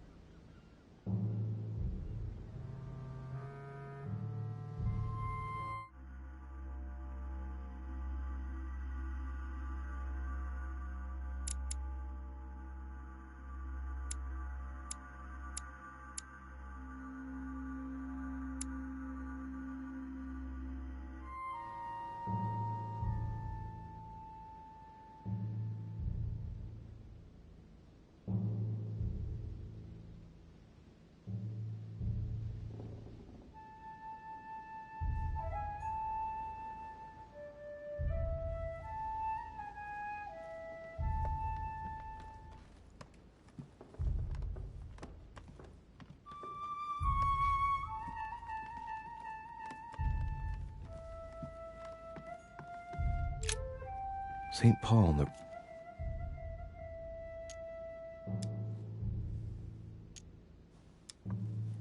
St. Paul is the only saint to be presented twice in these paintings, contrary to the other apostles. How come?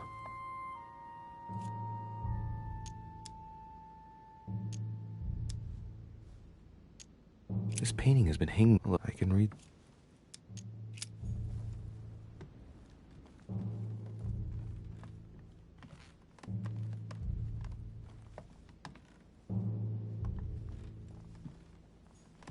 Several portraits of apostles, all signed by Guido Reni. Looks like someone touched this commode recently. There are fingerprints on the sheets and in the dust.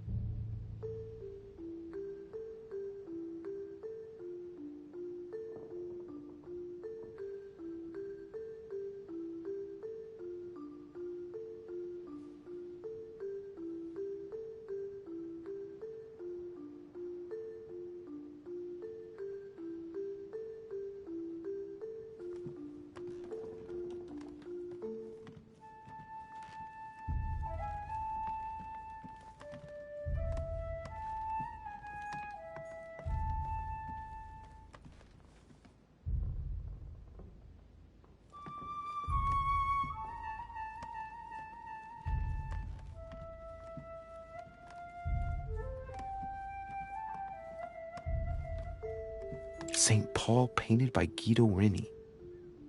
Of the 4 apostles shown in this piece, Paul is the only one who isn't an evangelist. He is the 13th apostle.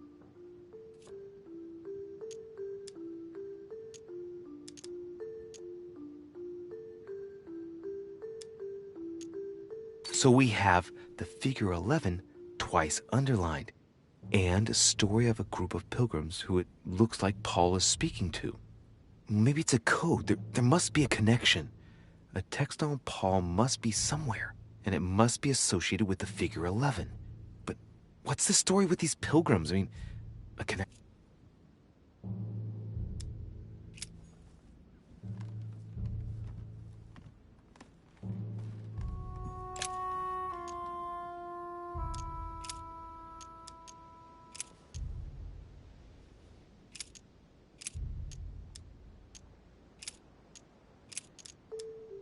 Now I pray to God that for we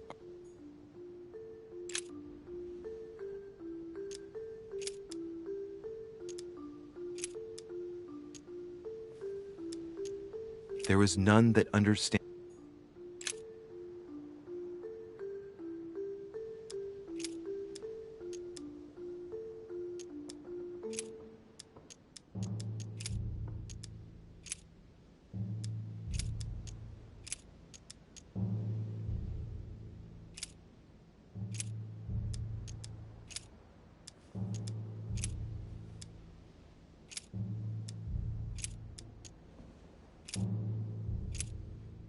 For the Jews require a sign.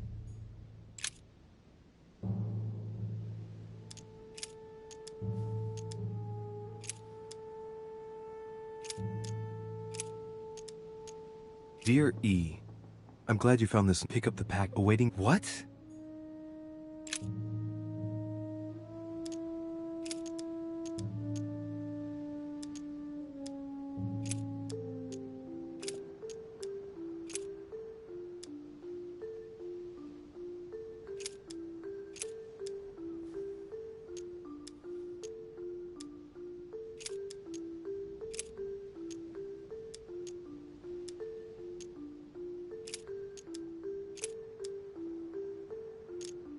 This I say, therefore, in the vanity.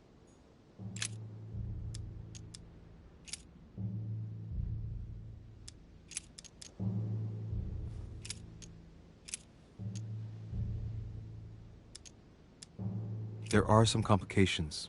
Indeed, the Prussian is insistent. What's happening at your end? Do you need help? If tonight is not possible, let's say tomorrow evening. When Paul understood that only the axe... I await your confirmation. Yeah, this last comment is about their code. I should find new pilgrims near Paul.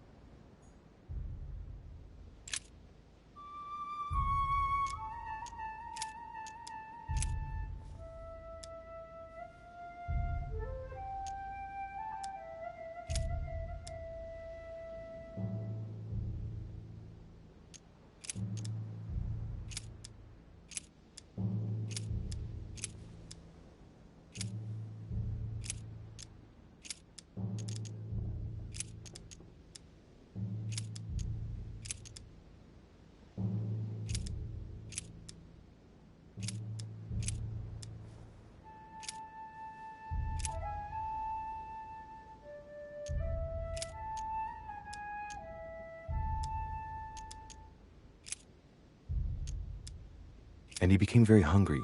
Hey, there's a note here. A message from Mother in reply to E. We must leave urgently, but first I absolutely must go beyond the nightmare. Watch out for Volner. He figured out I was avoiding him. What did Mother... I must go beyond the nightmare. What does she mean by that?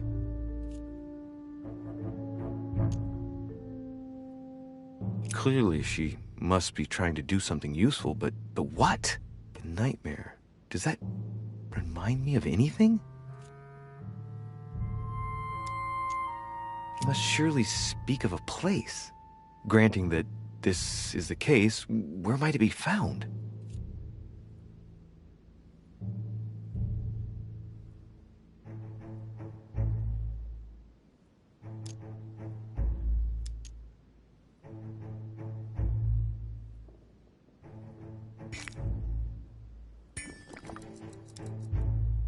It was a study. I'm practically sure of it. Yes, it's the... What? Mortimer's getting his guests together. I ought to join them so I don't...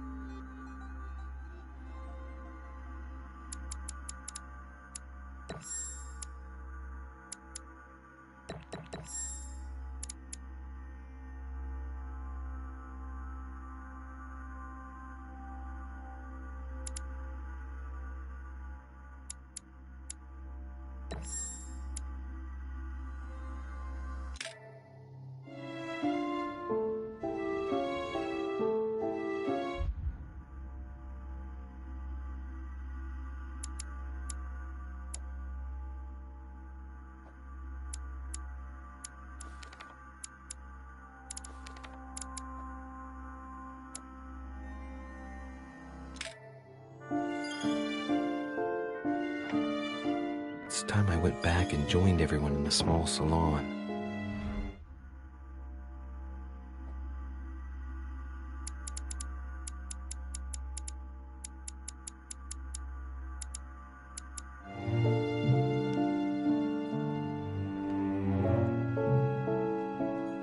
You are expected in the small salon, sir.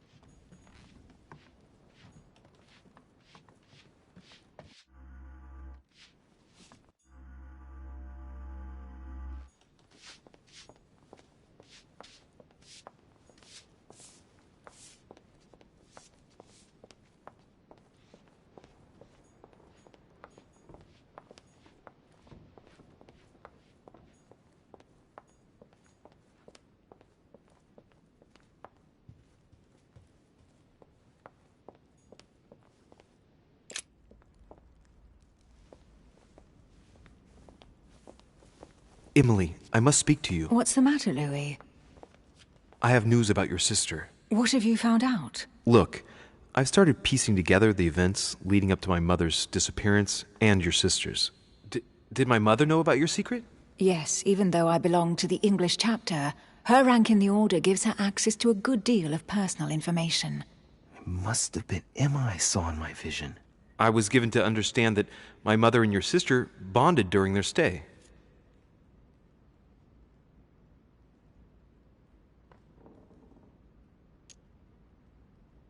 They kept up a secret correspondence, which makes me think they were suspicious of someone. And did you find out who it was? No, but von Wollner is mentioned. They were planning to make a quick getaway and were looking to hide something beforehand. Have you got these messages?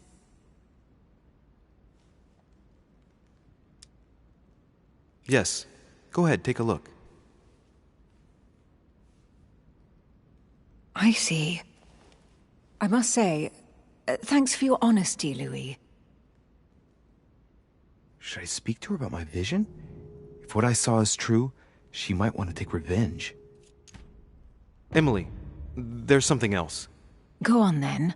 It's about your sister. I don't know what happened exactly, but it's possible that my mother had a go at her. I know, Louis. I found out that same evening. Well, thanks for not trying to hide it. What? Why didn't you tell me? I didn't know if I could trust you. Now I know I can. It seems that your mother tricked Emma.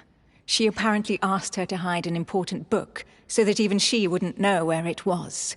And then she shot her like a dog to make sure no one would ever find it again. I knew you were a pennyweight.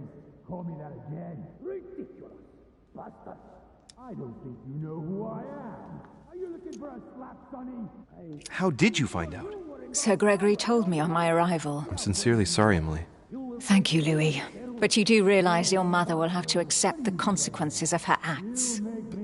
There must be an explanation, Emily. That's what we shall see. Come, Louis. They're waiting for us. I don't think you know who I am. You will pay dearly, Peru. I'm sure you were involved somewhere along the line. That's right. Pretend you don't know.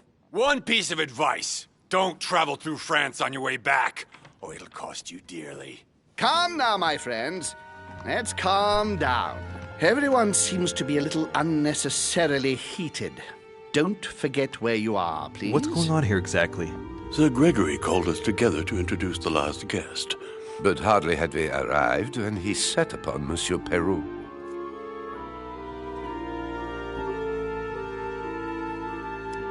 And what has Mr. Peru done to once again provoke someone's anger? We don't really know just yet. I get the feeling it won't be long before it gets out. How could you dare do such a thing? Dios mío, you are all out of your minds! Really, Duke Manuel? What made you kick up such a fuss? What? Have you not heard? Well, let me inform you that yesterday morning at 10:22 a.m. precisely, in the middle of the Place de la Révolution in Paris, by decree of the National Convention which Monsieur Peru works for, King Louis was guillotined. What? Oh, no. The King of France is dead, gentlemen. Our monarchies are in danger. I have said it before. How dare they? Oh, dear. Oh, as if... Gracious. Friends, let us calm down. Don't pretend to be surprised. He got a fair trial. Ridiculous! Bastard! He was sentenced to death by 361 votes to 360. You beheaded a king for one vote! Is that your democracy? What an obnoxious act. Until anything was possible. This political coup will have grave consequences. France is lost. Gentlemen, please. Let us take a step back a moment. In the name of holiness. He was the highest representative of God in France, Emily.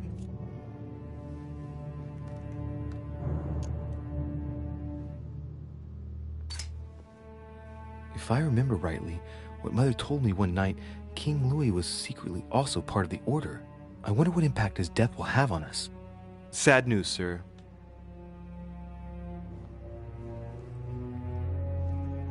With whom do I have the pleasure of speaking? Louis Maras de Richet. Are you related to Sarah de Richet? Sarah is his mother, Duke. Gentlemen, this news affects us all, but I must ask you to remain calm. It's not the first time history has taken us by surprise. Let's ensure that our respective countries are allowed to respond appropriately to this news. Oh, rest assured. The response will not fall short, my friend. Good for you. Well, Your Grace, here I was preparing to introduce you, as is proper, and you've beaten me to it. I'm delighted that we are all together at last. Our meeting will therefore be able to kick off shortly. I have just a few more little preparations to take care of before you all find out the reason for your presence here. In the meantime, I shall leave you to get to know one another. When you hear the bell, please proceed to the conclave room on my left, behind that door. I'll see you later.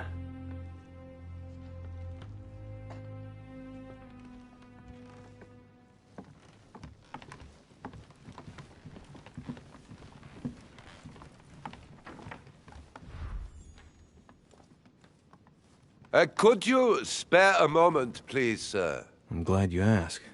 I want to talk to you, too. Of course. I heard about your mother's disappearance. He looks concerned. I don't know why, but I doubt it's from sympathy alone. Let's see what he wants from me. Any news of her? Have you found her, maybe?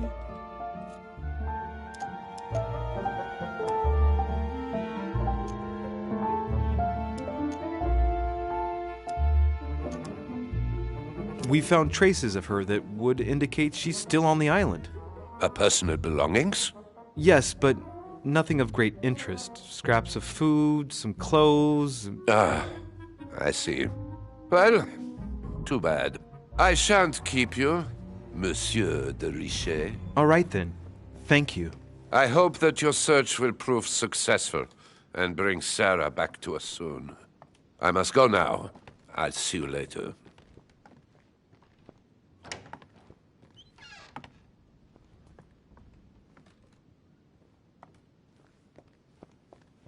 I'd better go and check out the painting in Lord Mortimer's study.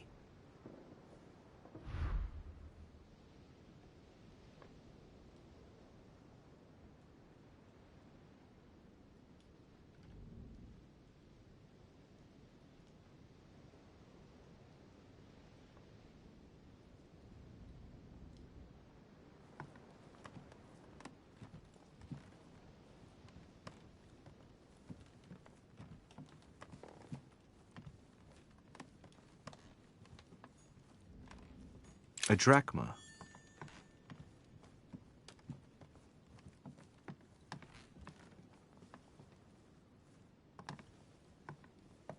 Hey, these look like pages taken from an ancient encyclopedia. There's a pattern with 5 circles on this chest.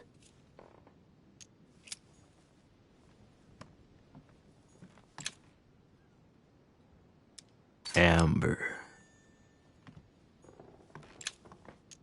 Amber crystals. Chronicles of the Amber Princes. As I recall, Dorkin was my favorite character.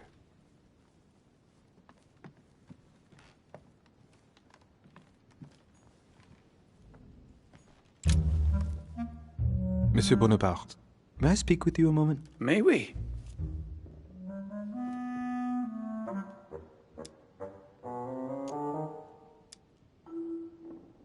What do you think of Duke Godoy? Well, I'd rather not express any opinion of him. Why's that? His reputation is enough for me. Meaning? This gentleman enjoys people talking about him for too many reasons. His undeserved titles, more than 10 in just 4 years, and each one more prestigious than the one before. You don't think he deserves them? If I had seen him on the battlefield, there might be some doubt. But that is not the case. The Queen would rather not risk losing him, so she consoles him with awards and titles. So you don't have a very positive opinion? His coveting French Catalonia does not encourage me to have one. I understand your point of view.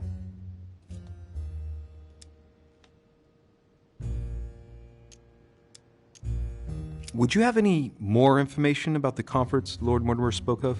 Nothing at all. Mortimer is very committed to secrecy when it comes to his conferences. But given the presence of Monsieur Peru and ourselves, I think it must concern France to some extent. Otherwise, I doubt he would have invited 3 Frenchmen to his table, huh? Well, I'll be leaving you now. Shall we meet up again later? Wait, monsieur. Any news of your mother? Unfortunately not, no. I hope to speak with her about my deal before I leave. Let me know if you find her. À plus tard, monsieur.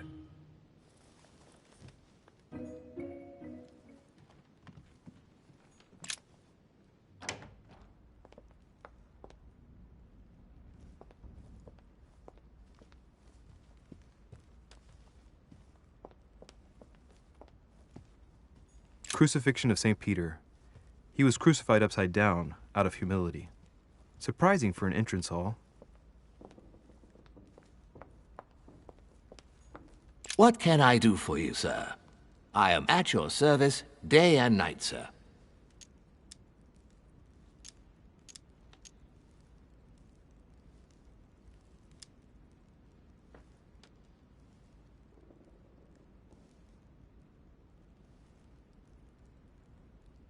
As I was unable to bring my personal effects with me, I was one— Of course, sir.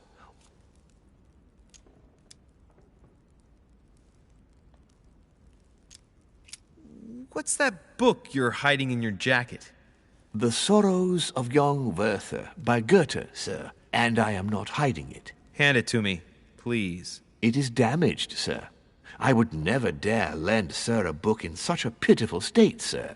I took it to restore.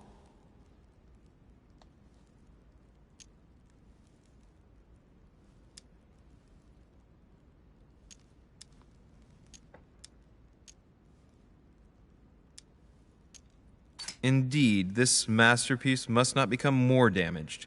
Let me have it and I'll take care of it personally. I love antiquarian books. It bothers me somewhat. It isn't sir's job to take care of it, really. No, but I would love to. You'll be doing me a favor by letting me have it. In that case, sir, I shall leave it in your care with pleasure. May I do anything else for sir? My good fellow, would you have any amber available? I would, but unfortunately I don't think I am...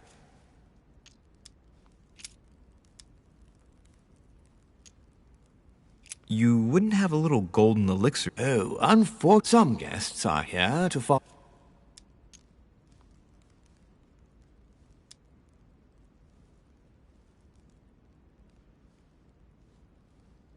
That's fine. I have no intention of swallowing this remedy. But maybe you'd... Where is he?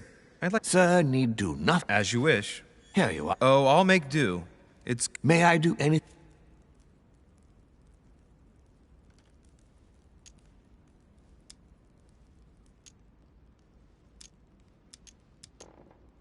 I still haven't quite... I am sorry. I would advise...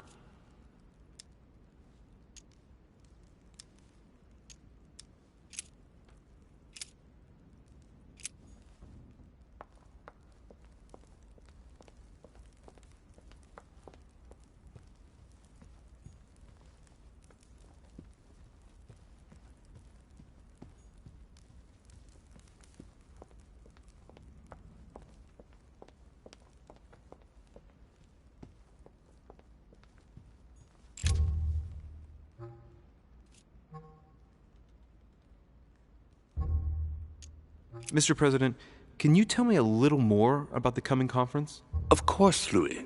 That's why we're here. Lord Mortimer or Sir Gregory regularly organize meetings like this to put forward major projects. What do you mean by major projects?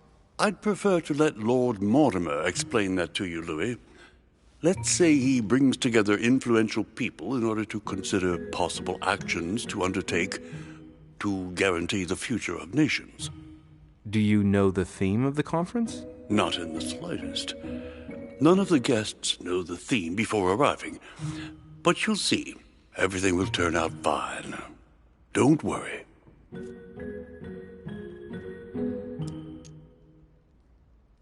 Mr. President, what do you think about your counterpart, Duke Manuel?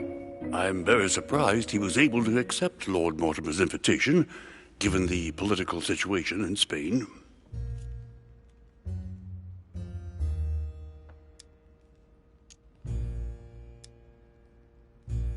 What do you mean? The situation is ready to explode with France over Catalonia.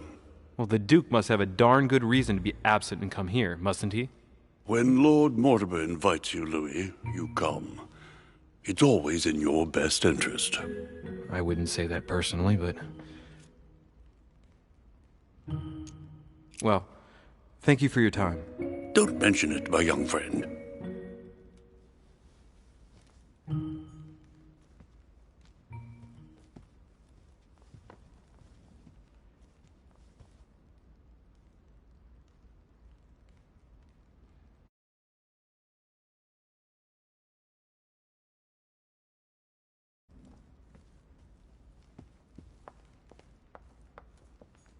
Fall of the Damned by Rubens. The man who cannot achieve the salvation of God the Father is offered to fall into the depths of the abyss. Blind Oedipus. Blinded himself. What a tragic destiny.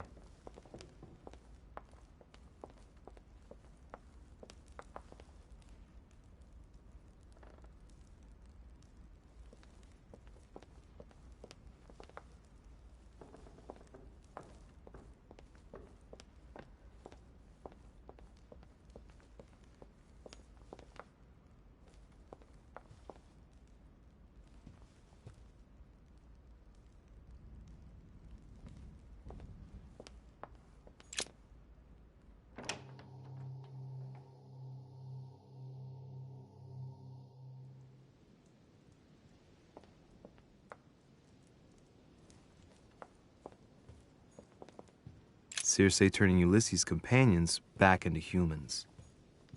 Ulysses and Circe at the table. If I were you, Ulysses, I wouldn't drink the wine. Discourse on the Method by Descartes. This book changed the way I looked at the world. The Conversion of Ulysses by Gours.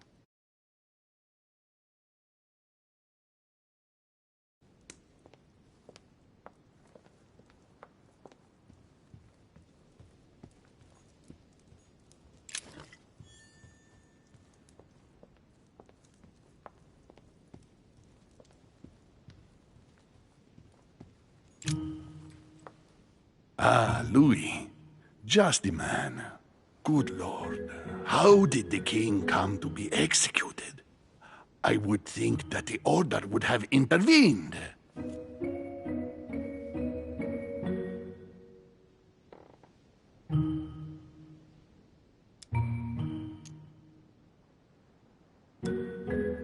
Your Eminence, I'm sorry for King Louis, but he did everything to put himself there. Louis, how can...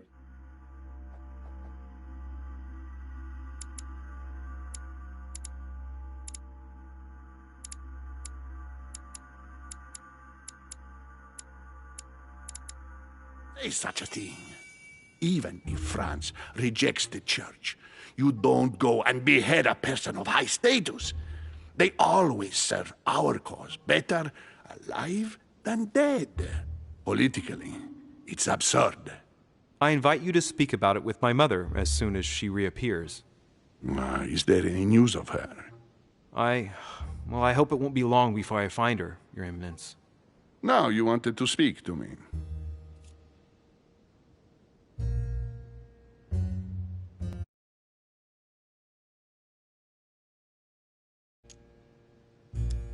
I'm sure a man like you is in the circle of trust. would you know what the conference that Lord Mortimer mentioned is going to be about? Not really, my son. Well, be it Lord Mortimer or Sir Greg. I was wondering what to think of that Manuel Godoy. He is reputed to be a very ambitious character, at every level. But his faith is unwavering. He is a staunch defender of the Church. You can believe me.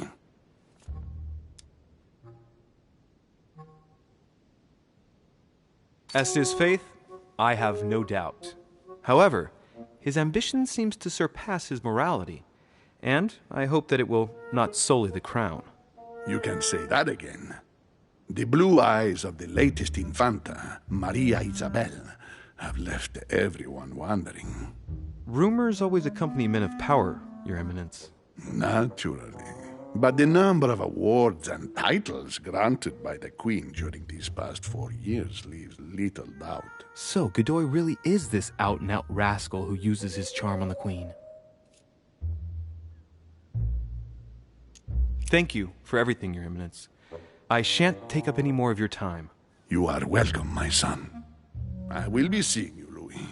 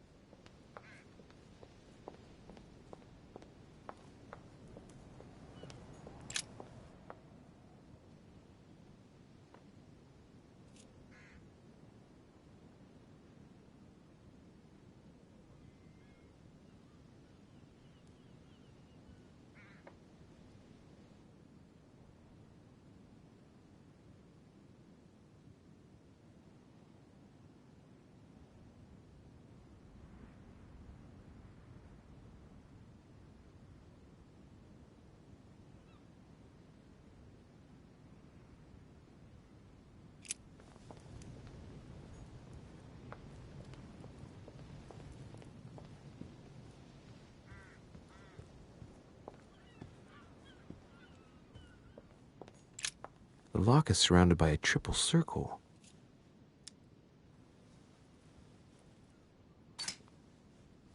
All right, I've retrieved everything. Devil's Thorn. Circe.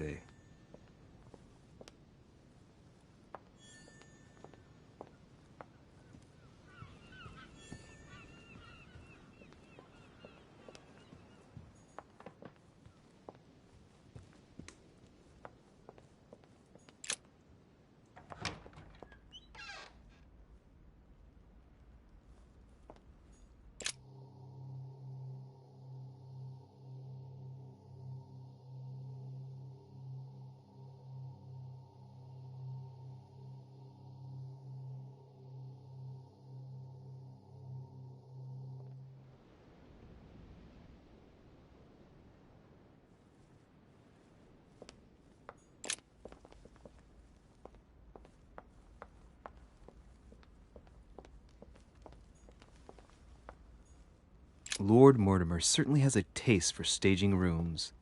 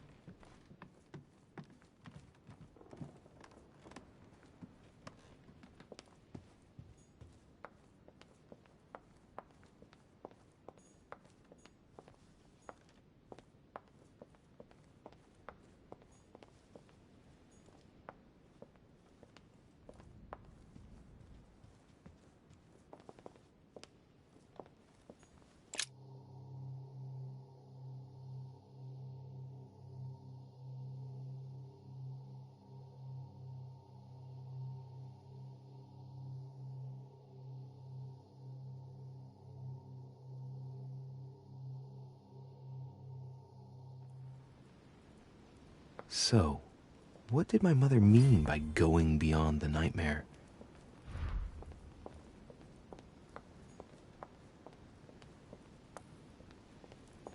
The Book of the Mortimer Family. The Book of the Mortimer Family.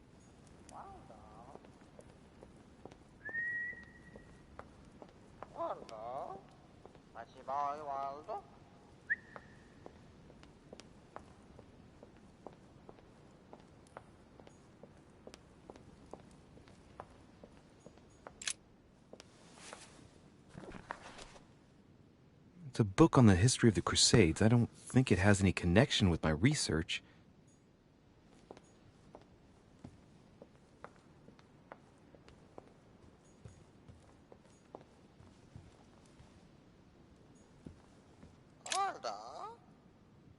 Let's take a closer look.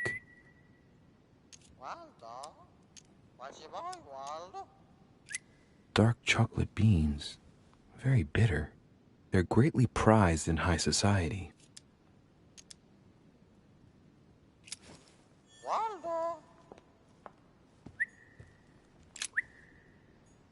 No, what have we got here? Oh, it looks like a model of a lock. It's as if Mortimer is fond of complicating things sometimes.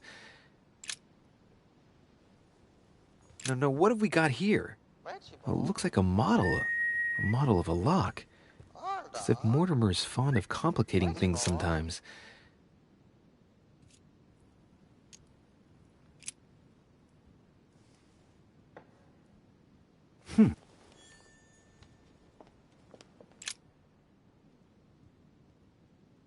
A painting about a siege dated.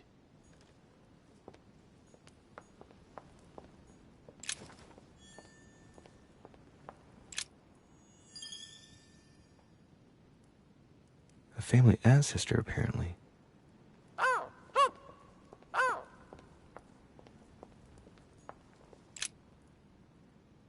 The Coup de Lance by Paul Rubens.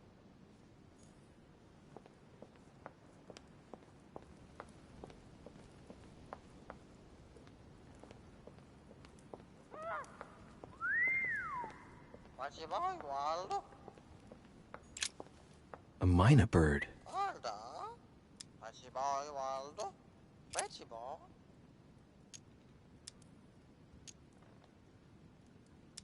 Sarah de Riche? Waldo, you know Sarah?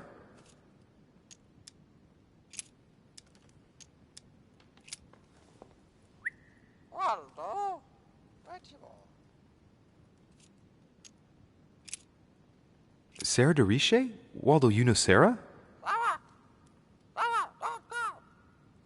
What? Repeat that, Waldo. Sarah? What about Sarah?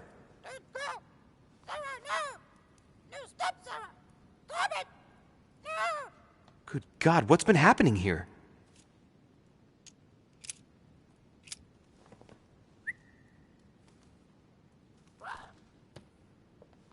Oh, what have I done? It looks like I've killed him. Oh, shit. I better not hang around.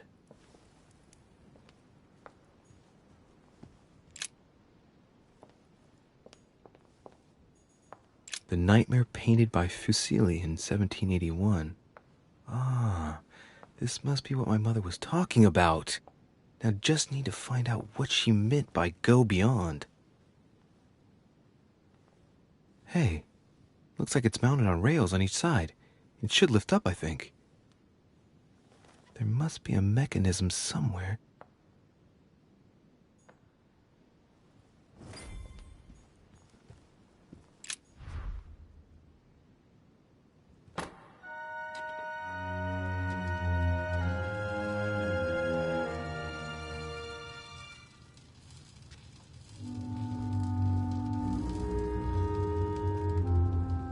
Aha! I found it. Oh, what on earth is this? A ring lock now? Great. That's all I needed.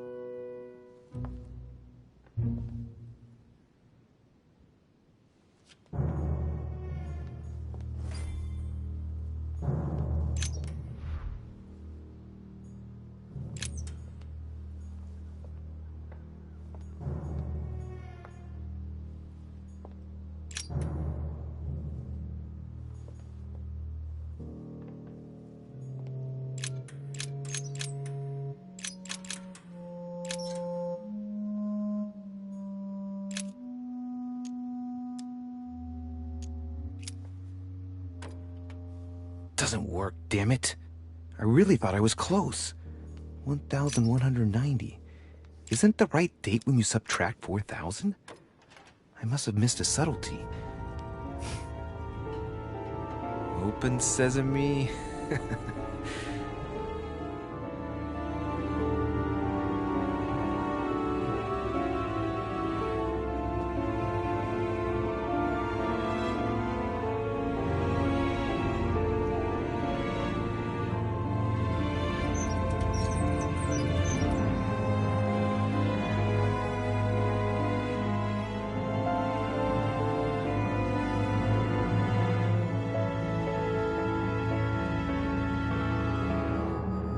Let's see what you've been hiding, Lord Murderer.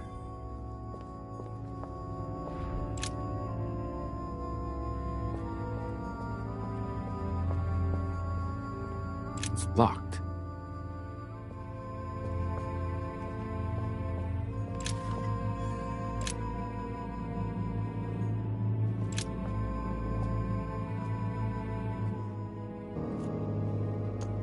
Looks like a campaign is being prepared in France in favor of Italy. Could Mortimer have decided to finance a war?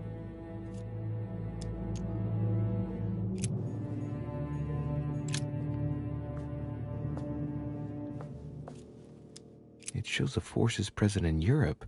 It's clear that France is surrounded by her enemies. However, a large number has been underlined in bold. 26 million. I know what it is. It's an estimation of my country's population. All our neighbors have far fewer inhabitants.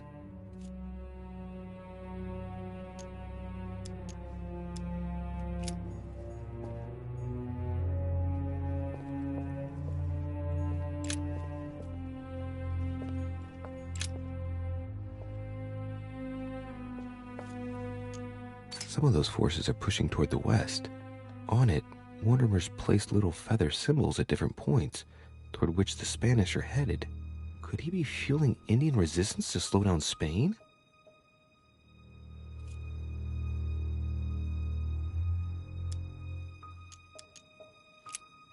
This shows the forces present in America.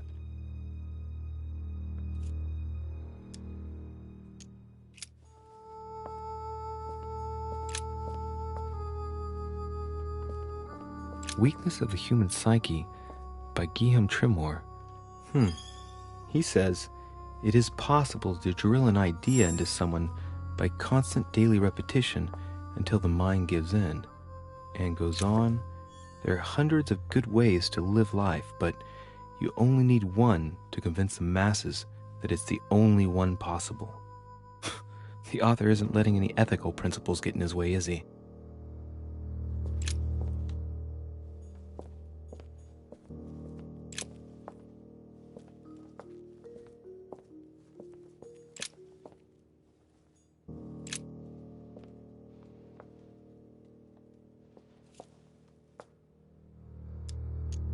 Fine-looking map of the Orient, indeed.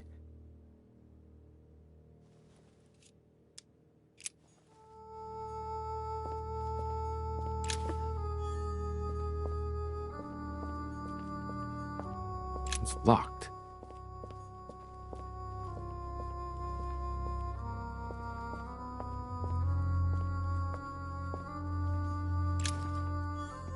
Something strange about this table. What kind of experiments does Mortimer carry out here? It's a dissection table. So Mortimer does autopsies here on his desert island. But who is he doing autopsies on then?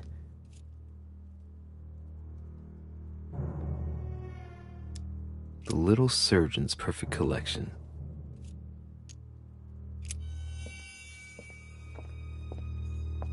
These are feathers. Pigeon, probably. Strange. I don't recognize the alphabet. I wonder where the pictograms are from. It isn't Egyptian or Hebrew. There are two inscriptions on the sides as well as on the top. No way to know what's underneath. Absolutely no idea what it's for, but I find this cue fascinating. Looks like obsidian or onyx. must weigh a ton.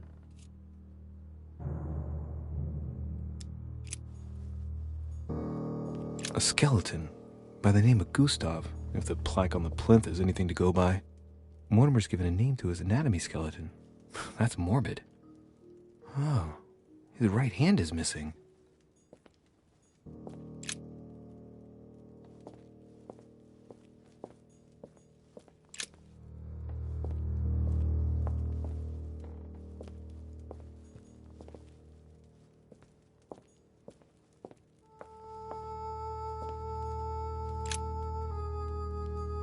Some goat skulls, chicken legs. Now we all know what that's for. 3 rusty old nails. They're about 20 centimeters long. Look, a pack of tarot cards. Has he been reading the cards? Mortimer? That would surprise me. It is a typical draw in a line that answers a specific question. To the left, temperance, that announces a reward for one who patiently waits before taking any action. And in the middle, the chariot, which symbolizes triumph and business success. To the right, the emperor evokes a future full of power and stability.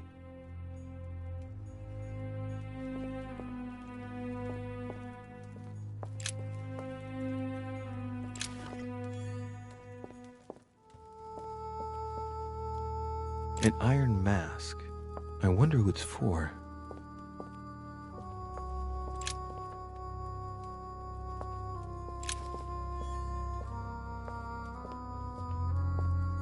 A chest with a motif representing the alchemical symbol of fire.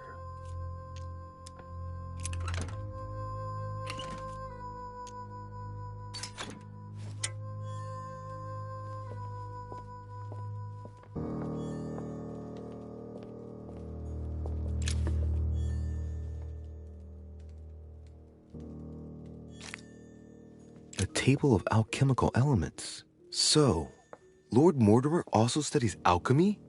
It seems like he's interested in everything.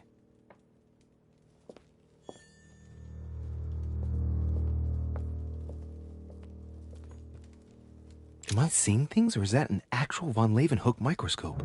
Incredible. Mortimer really is at the cutting edge of science. Even at the Order, it took us ages to get one of those.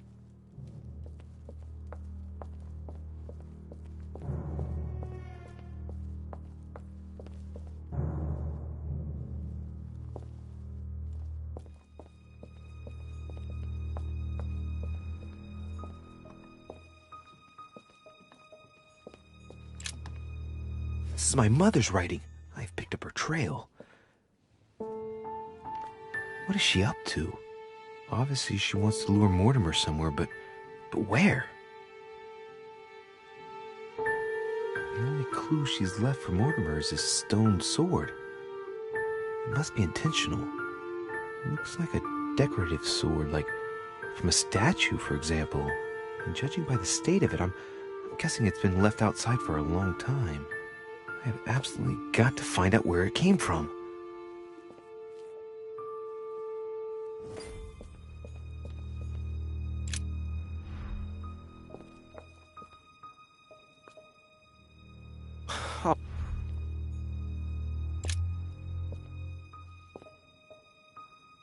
This looks like the same mech.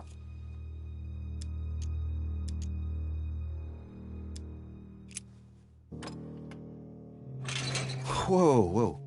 If the grid closes a bit more every time I enter a wrong date, I'd better not mess up again. It doesn't seem to be working. This looks like the...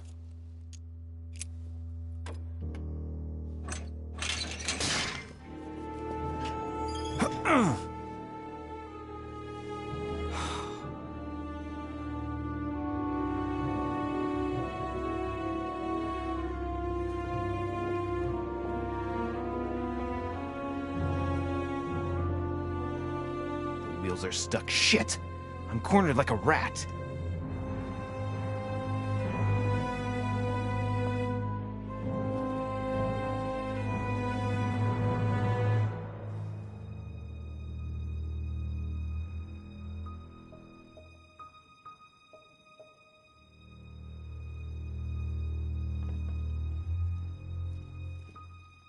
Someone's coming.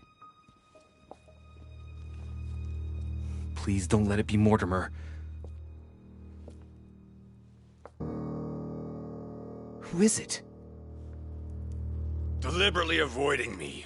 4 years ago, I was his favorite. But nowadays, I have to ask for an audience with his lordship. Damn it! It's Peru.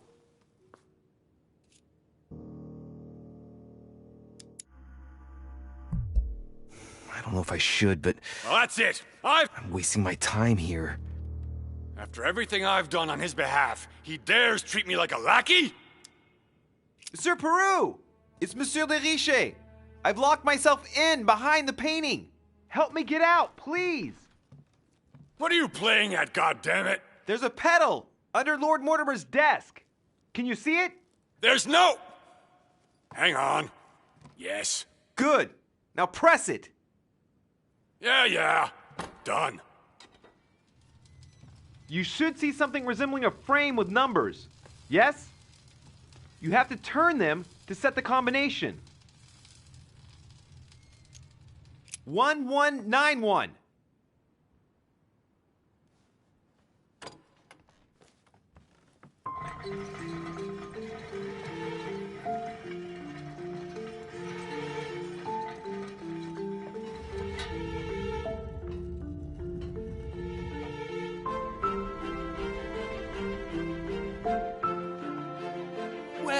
Well. Poking our nose into Mortimer's little secrets, are we? You do surprise me. It's not what you're thinking. I'll explain everything. No, you will not, sir. It has nothing to do with me, and by the way, I never even saw you. So, I'll be on my way now. Thanks again. I'm indebted to you. I won't forget this. Yeah. Goodbye.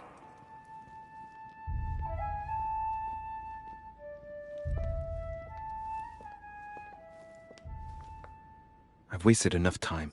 I better get moving if I want to find my mother. This painting isn't finished. And it looks like Mortimer probably did it.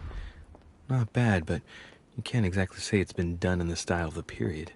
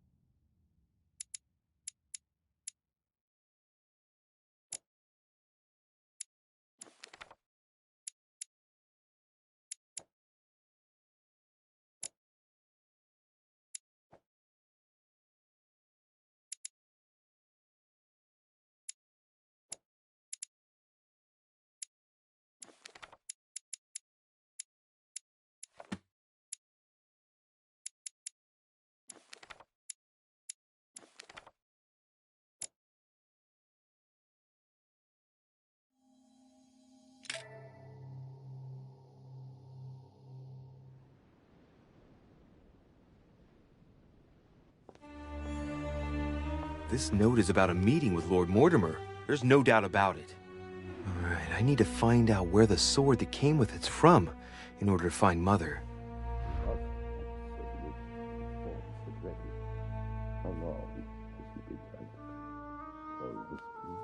You're joking, I hope.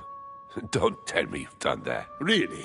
How do you expect me to guess? Oh, for God's sake, just ask then. We must absolutely inform Sir Gregory. How long has he been trying to collect all the spears? I must have brought him the first one 20-odd years ago. Do you know if he has managed to get the original? Well, in any case, he's got all the ones we had at the Vatican.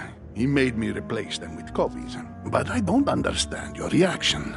I'm sure it is nothing serious. Aha. I can see very well you do not understand. You have done nothing less than sign our death warrants, and still you don't understand. Someone is listening. What? Monsieur de Richet, why not join us rather than find yourself eavesdropping? I didn't want to interrupt you. I'm sorry. Of course you didn't. So, my son, what can we do for you?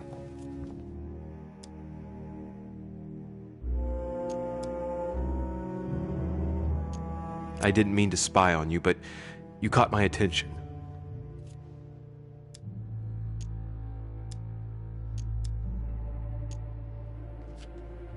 Have you brought spears as well, then?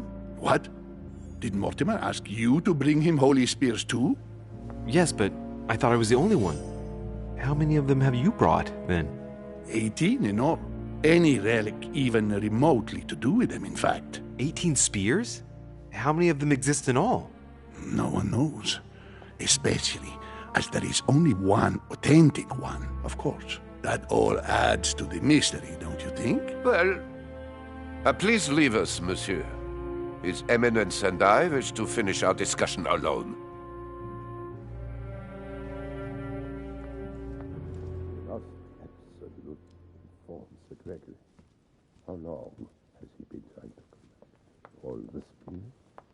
I must leave us now. The first one, 20-odd years ago. Do you know if he has managed to get the original? Well, in any case, once we have it developed, but I don't understand your reaction. I'm sure it's nothing serious. I can see very well you do. You have done nothing less than our death on.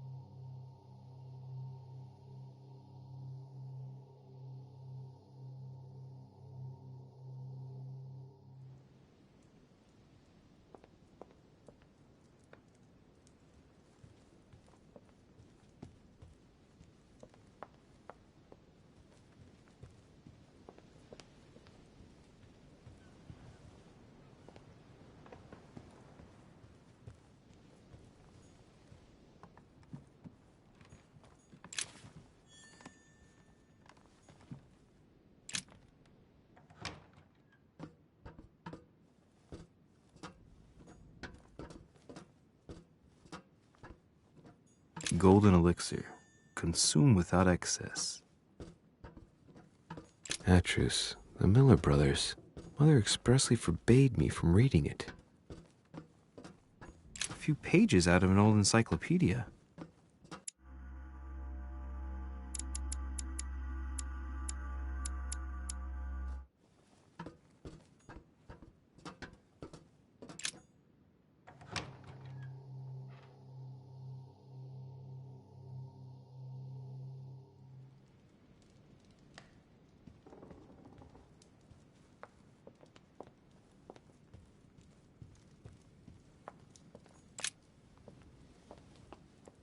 Is everything all right, my young friend?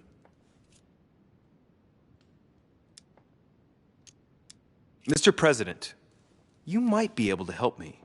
I'd like to know where that sword comes from. Any idea? It reminds me of the statues in the garden. I can't guarantee it, but you ought to go and see. You never know, do you? Thank you, Mr. President. You're quite welcome. See you soon.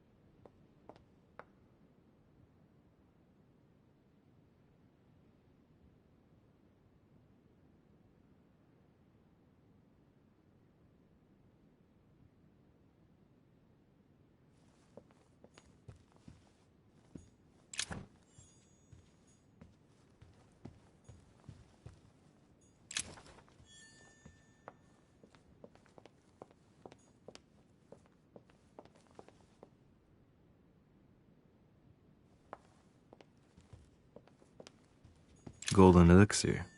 A pound.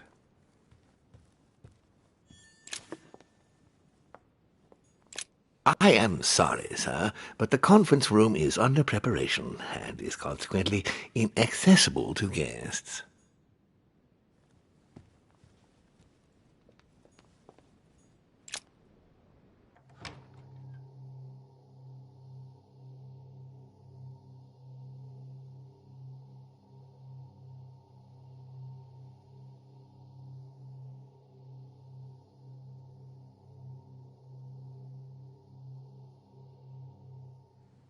The sword probably came from this garden, but what could it have been used for?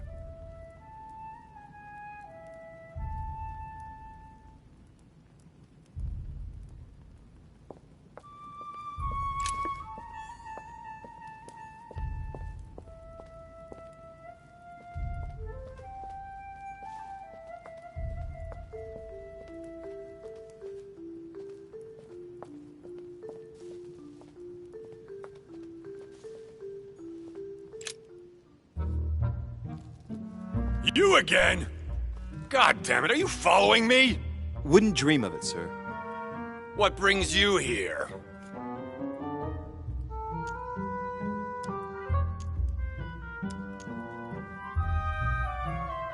I'm not giving up. You see, I sense there's something hidden in this garden, and I intend to find out what it is. You've got some balls, I'll give you that. Watch your back, though. There are no secrets here. If Lord Mortimer finds out you've been searching his island, he'll make you pay dearly. Thanks for the advice. Are you going to denounce me then? What's the point in answering?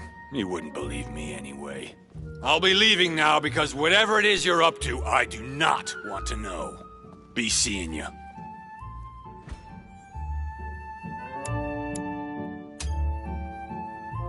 Tell me, aren't you even curious? Curiosity killed a cat, Monsieur de Richet. I admit, I may have judged you wrongly. Watching you seek out Mortimer's little secrets might even be amusing, if I didn't already know the consequences. See you later. What scares you so much? Don't mess with him, monsieur. If he offers his help, refuse it. Keep your freedom and get far away from here while you still can.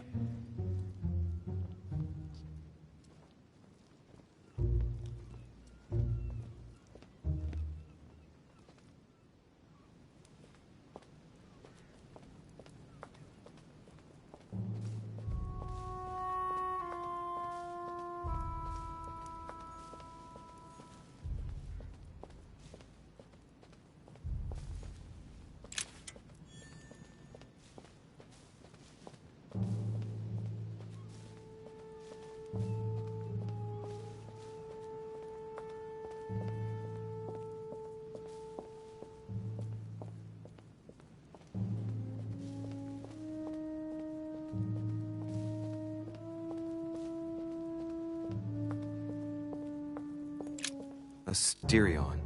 It is rare to see him like this. In general, he's represented with the head of a bull, with the features of the Minotaur. The famous son of Minos and Pasiphae.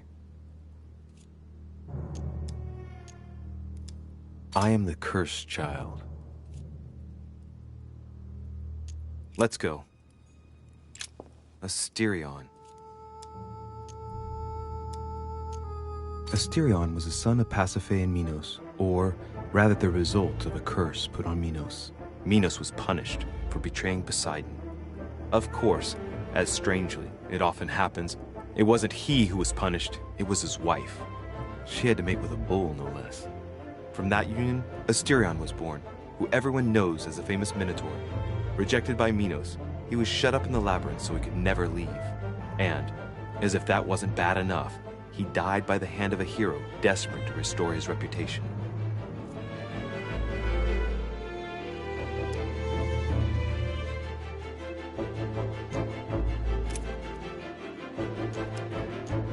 This statue has a crack in it.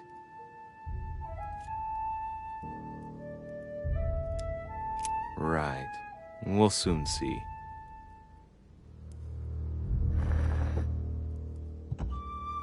Sorry, Asti, yet again your story does not end well.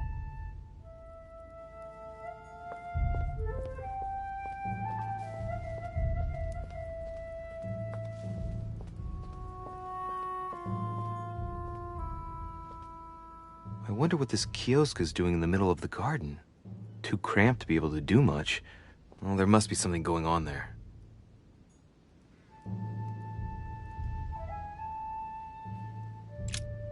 What is that? It's like a sort of opening mechanism.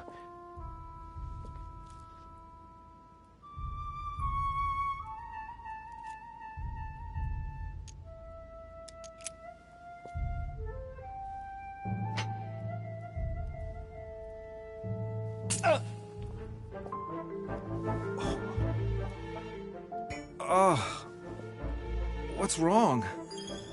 Either I'm imagining things or my hand was pricked. It had poison on it. My head. I feel hot. Asterion.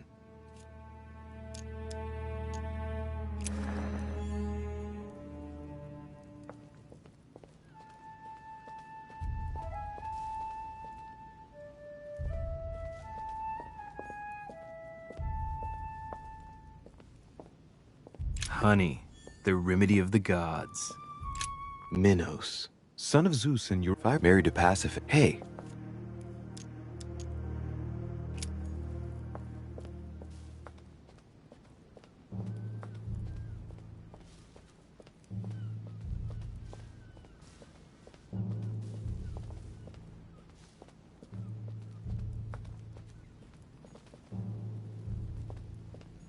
Pasiphae, daughter of Perseus and sister of Circe. She married Minos and became the queen of Crete. Deliverance alone suffices not to wash away my humiliation. Deliverance alone suffices not to wash away my humiliation. I seem to recall that her fate was not something you'd want. She was punished for the sins of her husband. She had to mate with the sacred bull of Poseidon. 9 months later, she gave birth to Asterion, better known as the Minotaur. It's crazy to see to what extent women have always been mistreated. When they're not harpies, gorgons, and other witches, they become victims. She has no cracks. All right, well, let's continue anyways.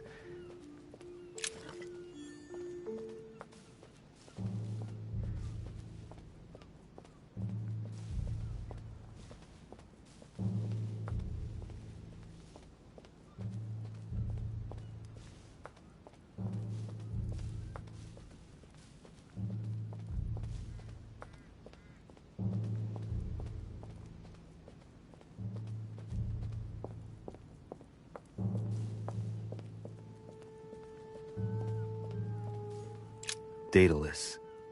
He's the architect of the labyrinth, and if I'm not mistaken... Hey, there's a...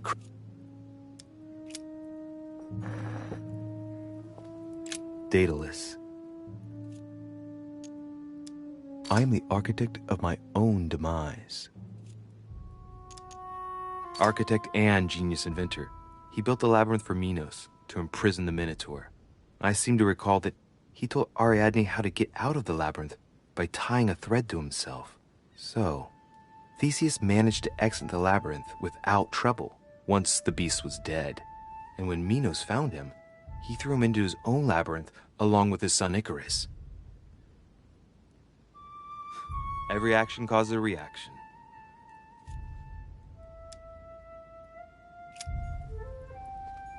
Daedalus.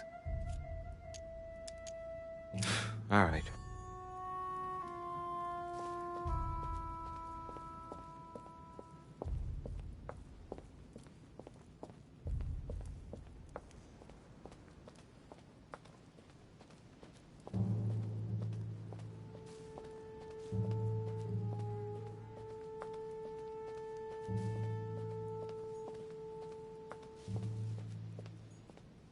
Icarus.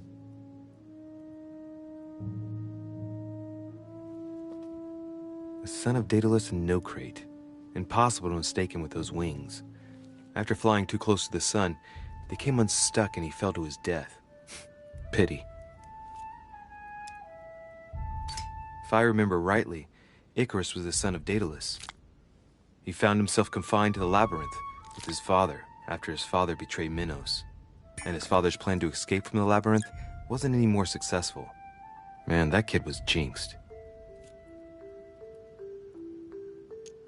I am the innocent one, sacrificed for the sins of the father.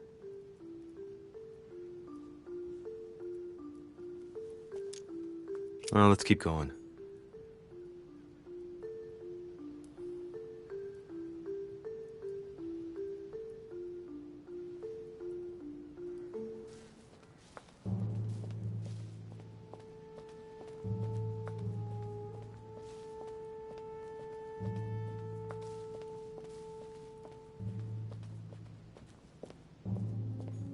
Minos. The crack is in the region of the heart.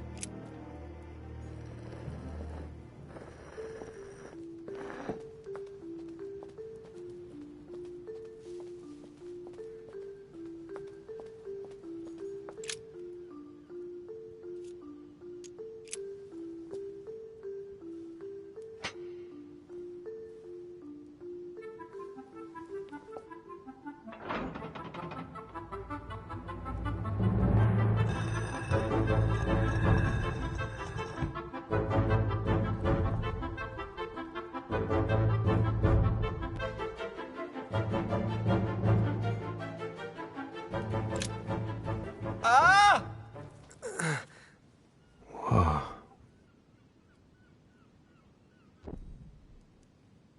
Again?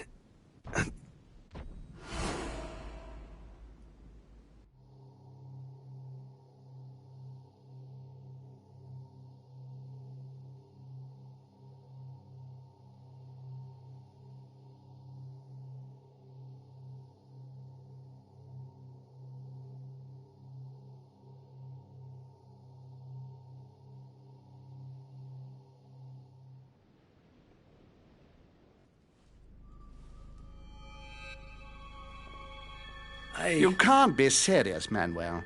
You know that's not going to happen. You must leave me alone now. I have agreed to everything. Even to... Agreed? I wasn't aware you had a choice. What's going on here? What now? What else must I do to win back my freedom? Obey me. Now get out!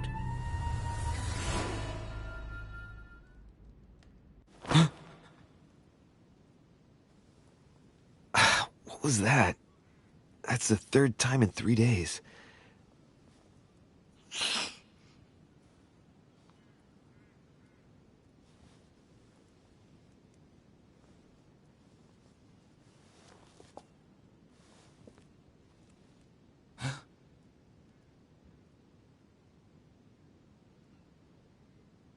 Let's see if you're You're in there, Mother.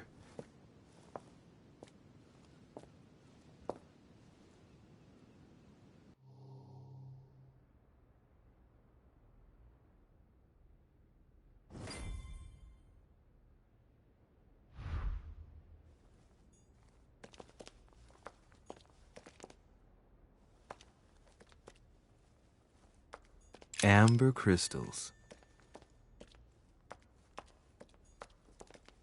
Bandages? Someone's been patching themselves up.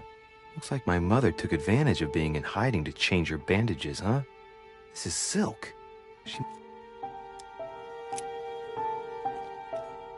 Bandages? Looks like this is silk.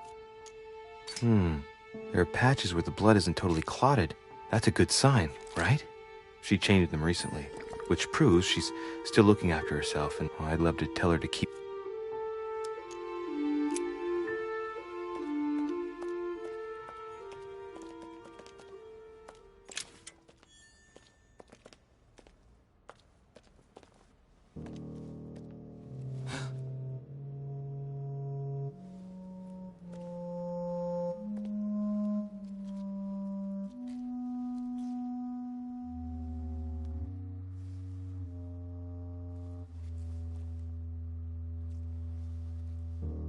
Damn it, Mother. Now what's happened?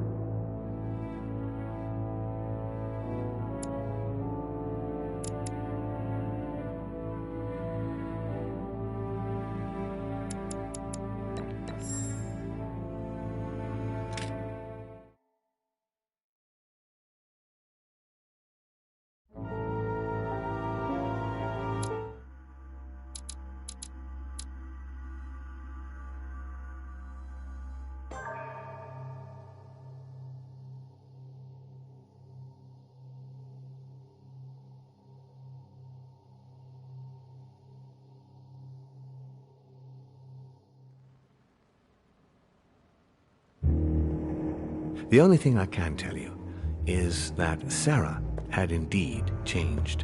In your opinion, why would your mother remain in hiding over several weeks? You must leave me alone now. I have agreed to everything, even to... But you do realize your mother will have to accept the consequences of her acts. I hope that your search will prove successful and bring Sarah back to us soon. I'll be leaving now because whatever it is you're up to, I do not want to know. Since then, we have become one and the same. We have officially erased the identity of my sister Emma. Emily Hillsborough, the woman with two faces. Everyone seems to be a little unnecessarily heated. Don't forget where you are, please.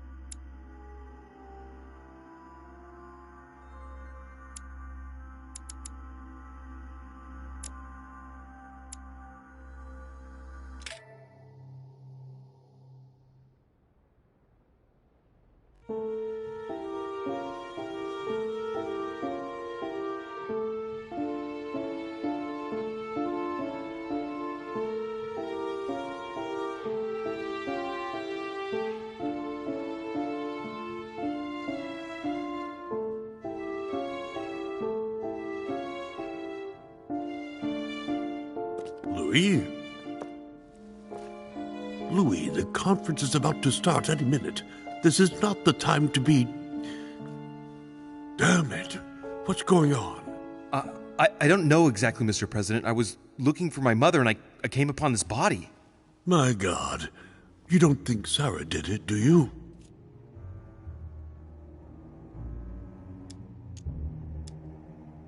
Unfortunately, I'm afraid I... How awful. What has your mother gotten herself into now? If only I knew, Mr. President. If no one saw you, I'd advise you not to get involved, Louis, so that no one will accuse you of the murder.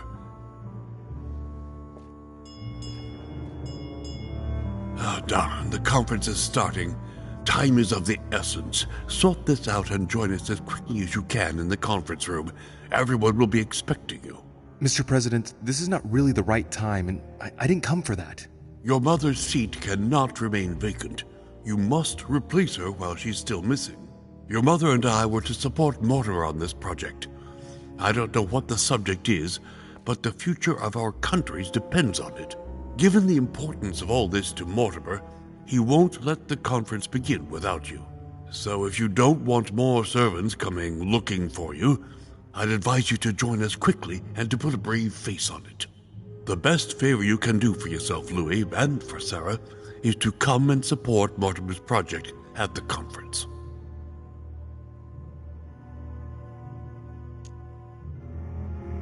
Look, I don't mind following you, but I should warn you, I have no idea what this is all about. So I can't make any promises as to what I might do. I shall make my decision after the debate, when the time comes. Ah, very well. As you wish. You will see once you hear everything. But given the situation, I think you will have everything to gain by joining Mortimer's side. I'm going. Don't be long. Tell them that I'm on my way.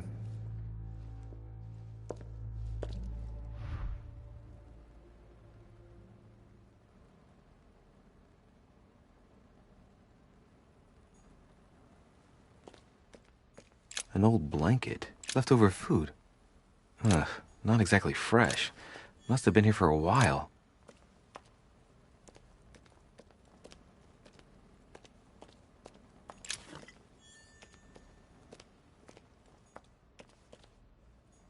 Well, the gate is locked.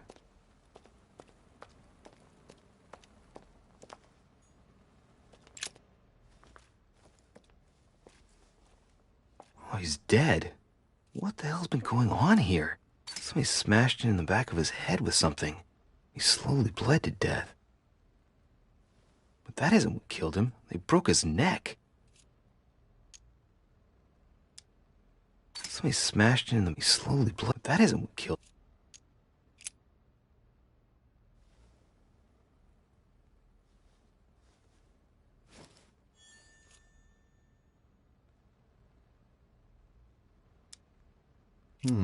Let's see what secret's hidden under these masks. His face doesn't ring a bell. I'm a bit disappointed. Might have expected more from Lord Mortimer. Mother, if this is your doing, the situation is getting worse and worse.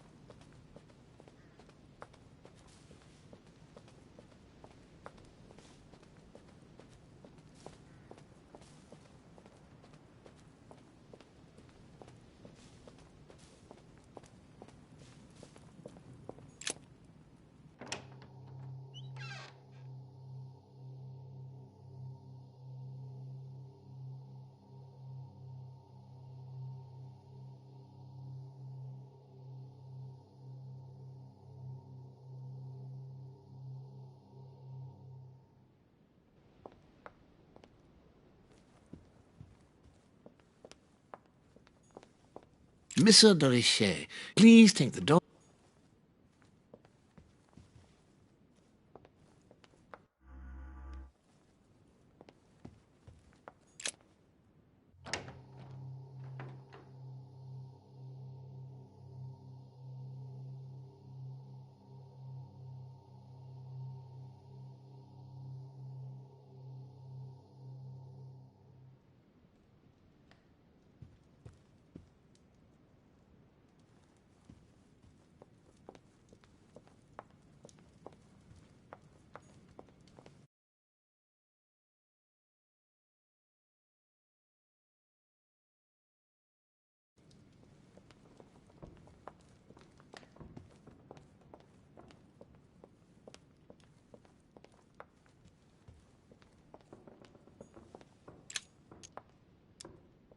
honey. I couldn't have hoped for better.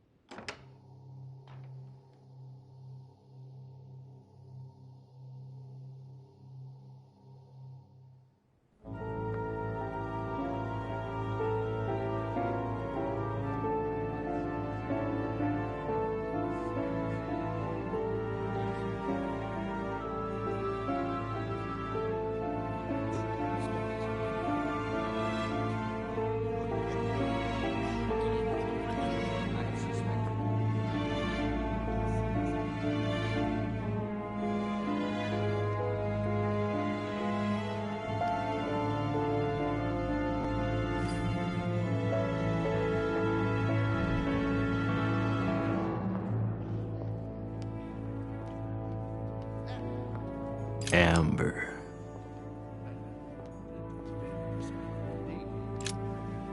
My son, glad you're here. It seems Lord Mortimer's been waiting for you to arrive before beginning. What a pity your mother isn't here for the conference. I hope I'll be able to see her before I leave. I still have a very important letter to give to her. Feeling all right, Louis? You look like you're miles away. Everything's fine. Don't worry. Lord Mortimer wants to talk to you, Louis. Don't make him wait.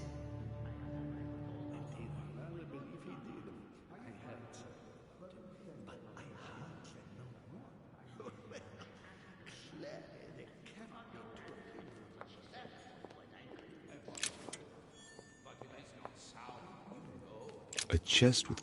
Your conjecture is totally wrong, I assure you. I have suspected it for some time, but now I am convinced. I have already told her so once, by your design. Are you quite sure, sir? Is there not a little mistake somewhere? Yes.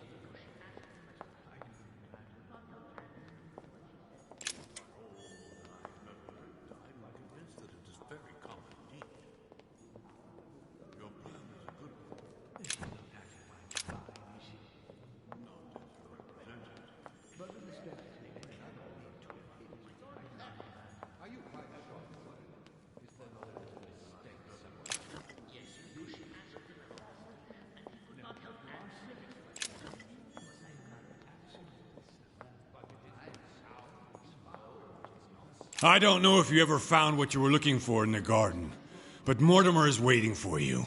I suggest you get a move on. You say it as if you were afraid of him. I sense that you have things you'd like to say, but something's holding you back. What is going on between you two? Nothing. Absolutely nothing. I believed in him. I followed him to the best of my ability. I championed his ideas, defended his decisions, and then, without even realizing it, I became lost. The siren's song, Monsieur de Richet. You wake up one morning, not knowing where you are, and you think about everything you've done for a man who wasn't even worth it. For a man who has no respect for you, who uses you, and who drops you as soon as he no longer needs you. For me, it's too late now. But you still have a choice. Don't respond to his call, sir.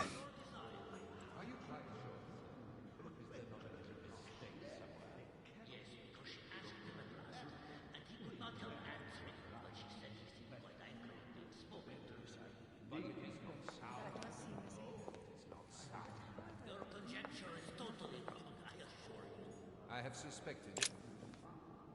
Good evening, gentlemen. Are we ready? The much-awaited conference is about to begin?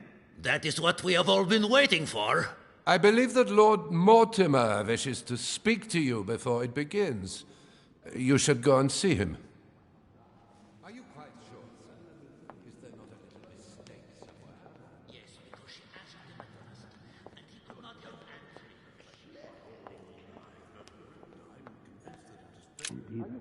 Ah, Louis, I've been expecting you. Thank you for joining us. We are about to begin our conference. Let me explain what is at stake. Thank you kindly, but what do you expect of me exactly? My mother's the one who's supposed to attend, not me. That is indeed what was initially intended. Unfortunately, she still hasn't been found, and my guests can't stay here indefinitely. The conference must begin, and it would be truly beneficial to the Order to join in the project. Consequently, I would like you to replace her during her absence. What is at stake here is of the utmost importance. It's important that the French Order gets their say. And should you need any advice, don't worry, you are not alone, Louis. Very well.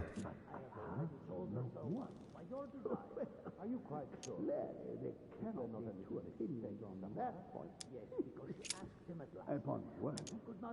Well, that's very decided indeed. That does seem as if. But however, it may all come to nothing, you know. How long have you been active? Oh, this tradition has more or less always existed, Louis. It has continued from generation to generation.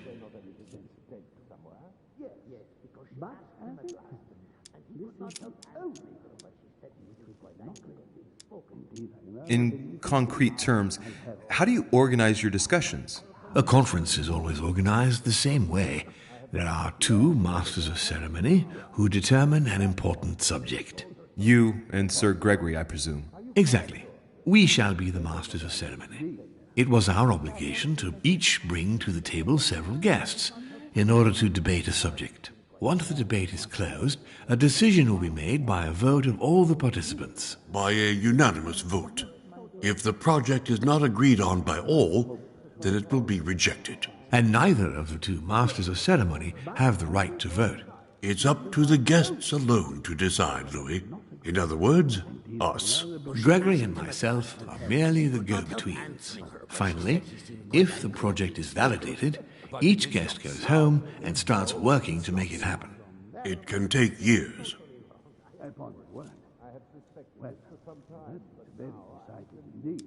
Can you give me a brief explanation of... Of course, Louis, I was coming to that. The aim of these meetings is to bring together the most influential people in order to think together about the future. But the future of who? Of the world, Louis. Our desire is to steer the destiny of our respective countries for the good of all, and to no longer suffer the random hazards of history. Louis, let me keep you a moment. I would like to let you in on a secret before we begin, because I'm going to need your assistance. You see, the project I'm going to present concerns the territory of Louisiana in North America. It's currently Spanish territory, and I'm going to make the proposition to the Assembly for it to become French.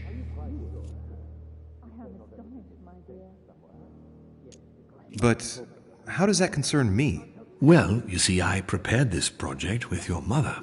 We began thinking about a crazy idea. Unfortunately, Sarah went missing before getting the bigger picture. I don't intend to stop at Louisiana. My idea is to increase the territory of the United States. The first stone of this vast project consists of getting Spain to cede Louisiana to France. Once it becomes French, France will hand it over to the United States, which will then allow them to double the size of their territory. And that's where you come in. France and the United States, hand in hand, two democracies illuminating the world.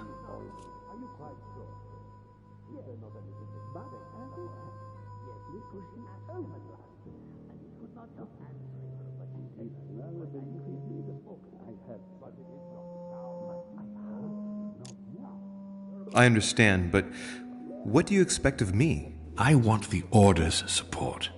I'm going to need allies to carry forth my project, in France as well as in all the countries where the Order operates. The concept of royalty is from bygone times. It is time to lead the way to democracy. Take a look at them.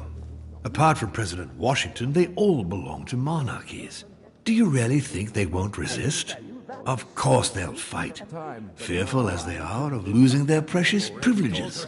But the world needs visionaries, like you, like your mother. It's a pity Sarah isn't here to see it. She only knew about a tiny part of the project.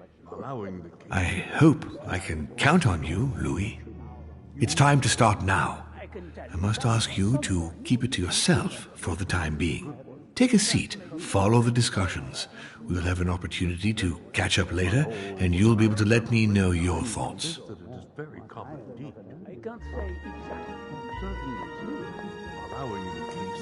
My friends, I propose we get started.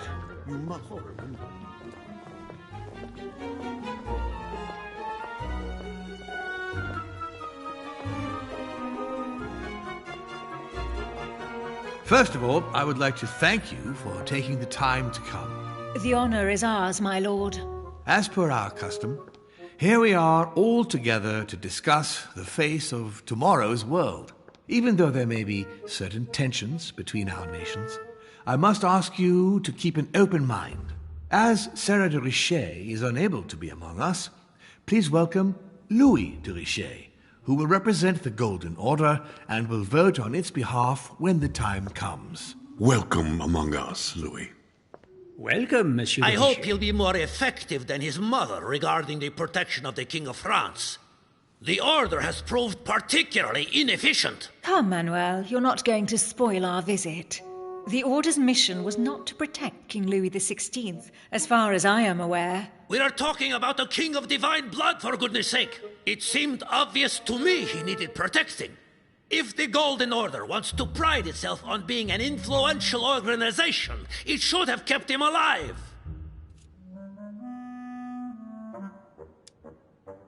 I'm sorry about the fate of the King of France, Duke Manuel. However, I'm surprised at your remark. How can a man like me have changed the course of things where a man like you, powerful, capable of influencing international politics, was unable to do any better? Perhaps we may begin, Lord Mortimer. Certainly. I have a dream that our nations will continue to support each other, more now than ever before. A dream that, for the sake of common good, we will do what it takes to ensure stability in the modern world. I have a dream that we shall lead by example and ensure that the American territory may remain in peace. Thank you for the thought, Lord Mortimer, but I don't see where you're leading. I'm coming to it, Mr. President.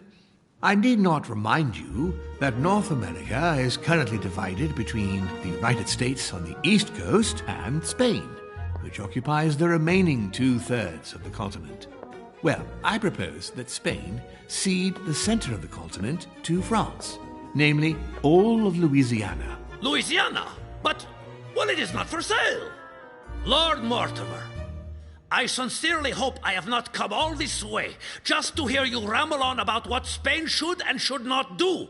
When we went to all the trouble of gaining the territory a few years ago, it was not just to lose it today. Have I made myself clear? What did I tell you, William? You speak of union, and yet here you are, about to tear us apart. Duke Manuel, I perfectly understand you. But rest assured, you will soon adore my proposition.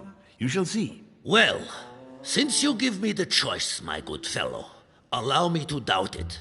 However, I am impatient to hear what Spain could possibly gain from the sale of Louisiana. I never spoke of a sale, my good fellow. What? But I do not understand. There is one more territory left to conquer, if I'm not mistaken, in the northwest.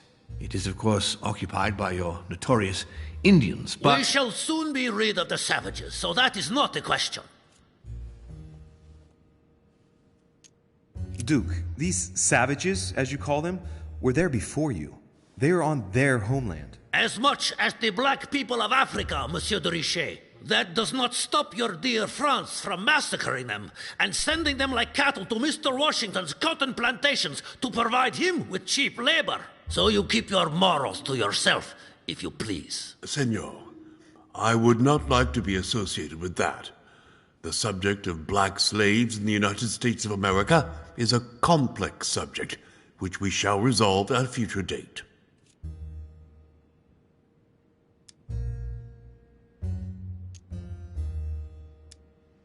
France is not without fault, but that doesn't take away Spain's responsibilities. You see, Native Americans are being subjected to a veritable ethnic cleansing. Europeans are colonizing their land so that it then belongs to them. The widespread evangelization of its inhabitants will soon eradicate a multitude of cultures. You've done the same thing in South America. How far will white people go? Reservations to pin them in like cattle? Total genocide? Come now, my friends, let us not digress. Anyway, these primitive people have no souls, Louis. We bring the good word to them in order to save them. You'll see. Colonization brings with it many benefits, too. Excuse me, if you don't mind, Your Eminence, I shall continue. Duke Manuel, I believe that Spain should cede Louisiana to France free of charge. This is utterly grotesque, Lord Mortimer. What a strange example you set for your young protégé. Isn't that so, Monsieur de Richet? Do you understand anything of this proposition?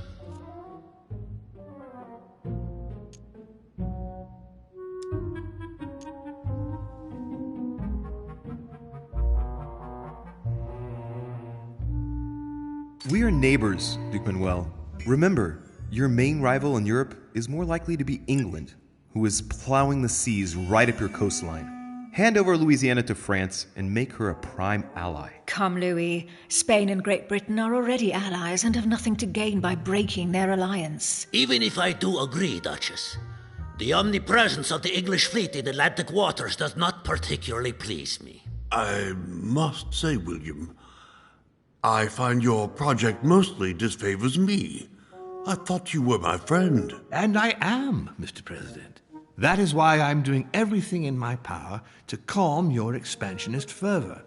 France, in Louisiana, should persuade you not to attempt anything to take the territory by force.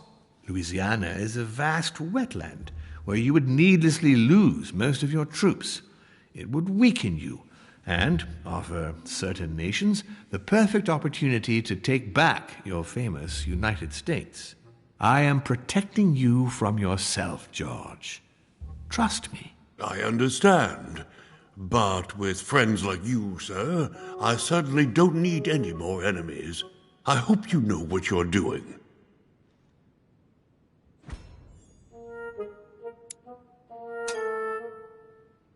Am I imagining things, or does it look like Washington isn't aware of Mortimer's plan? Not to put too fine a point on it, Lord Mortimer, but I doubt the Holy See would be in favor of Catholic Louisiana being handed over to secular revolutionaries and king killers. I should think Monsieur de Richet has an opinion on this subject, does he not?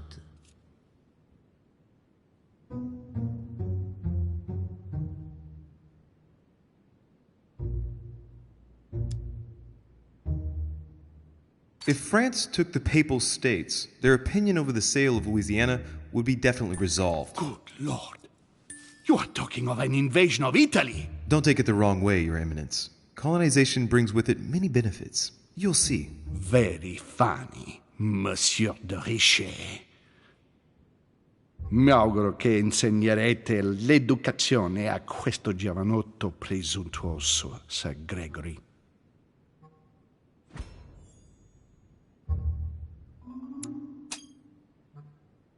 I hope that you will teach this pretentious young man some manners, Sir Gregory. It looks like I won't be just making friends here. In any case, my lord, I doubt the English crown will agree. Ich versichere Ihnen, Emily, nie Preußen wird diese Vereinbarung akzeptieren.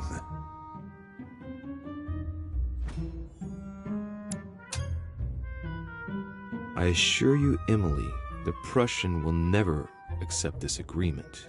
Volner looks like he's set on ruining Mortimer's plan.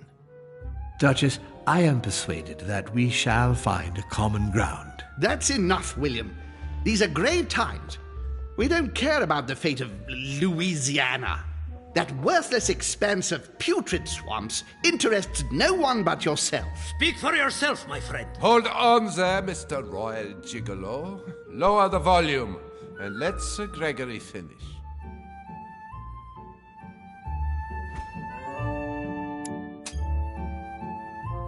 Home, Godoy, and now Volner? Mortimer's adversaries are ready to tear each other to pieces, and he takes a malicious pleasure in watching it happen. How dare you! Gentlemen, let us try to remain calm. There you are, William. See where your projects have taken us, as per usual. Chaos! That's enough. I'm tired.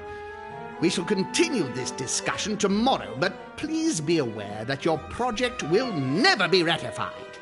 Those who are opposed to this project, follow me.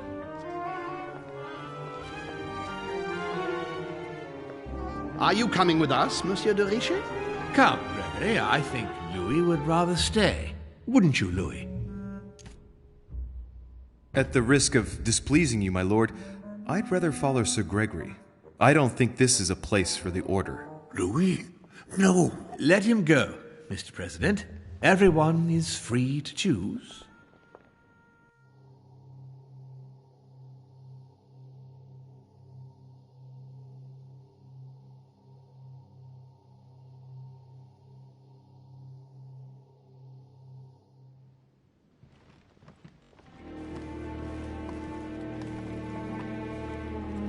How can he be so blind? If he keeps this up, he'll lead our countries to their destruction. Don't worry, we shall counter him, Sir Gregory. We have to act immediately. Calm down, Gregory. We only have to vote against his project, and that's it. They haven't got a chance. Just one vote will suffice. True. There is no chance of a unanimous vote. And he knows it. He must be preparing something else. What is he plotting? I know about his plan. What did you just say, Louis? His aim is for the United States to take the whole of the North American continent. But that is impossible. A democratic superpower. I don't understand. That has nothing to do with the coming vote. He will ask for France to take over Louisiana, and then hand it over to the United States, and so double the size of their territory. Once that's done, he will just need to push a bit more, and you will lose North America, Duke Manuel. God's blood! Has he gone mad? No, Johann. He has always been mad.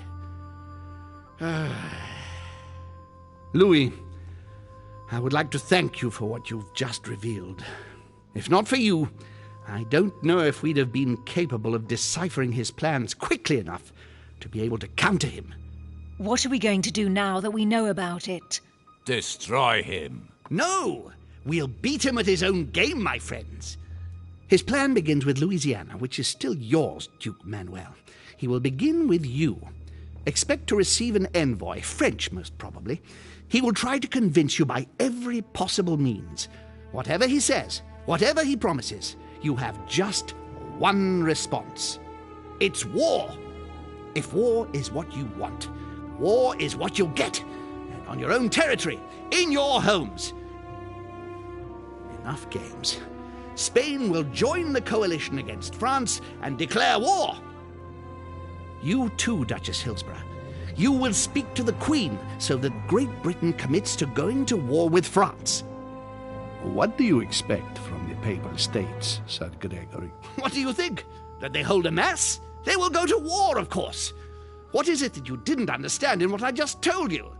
We all declare war on France. Militarily, politically, and financially.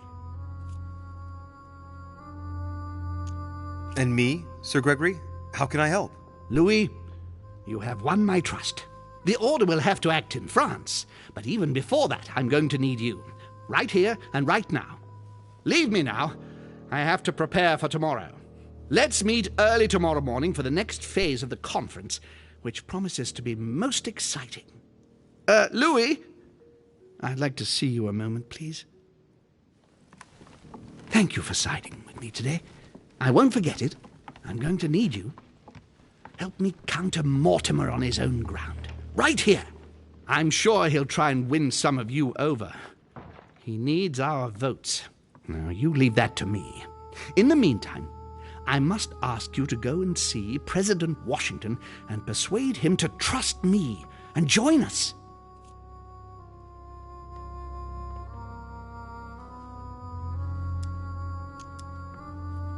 I'll do my best. You should go right away. There's no time to lose. William already has a head start on us. Very well. I'll go right away.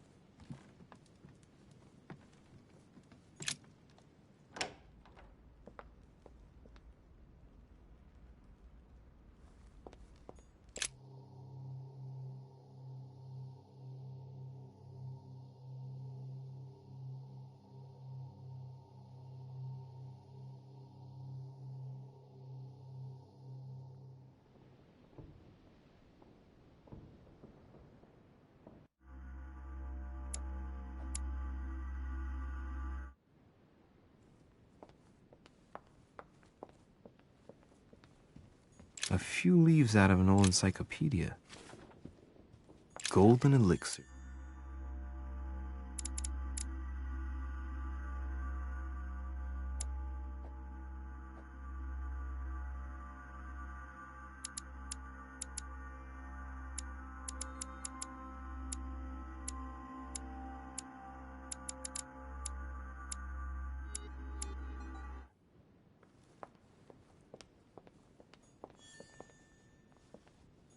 Decorum guide.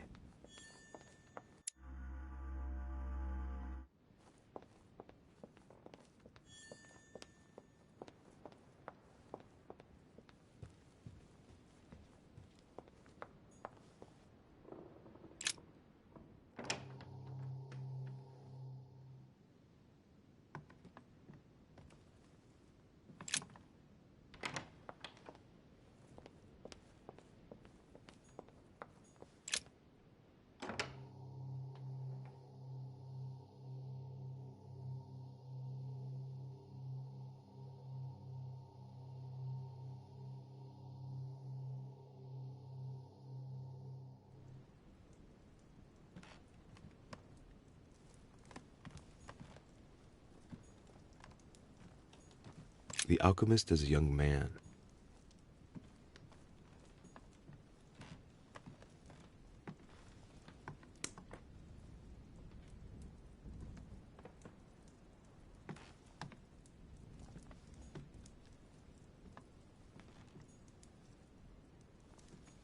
The signs of obscurantism.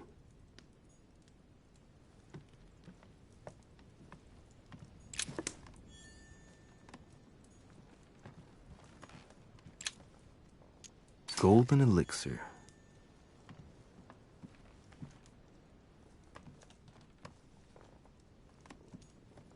The signs of the zodiac.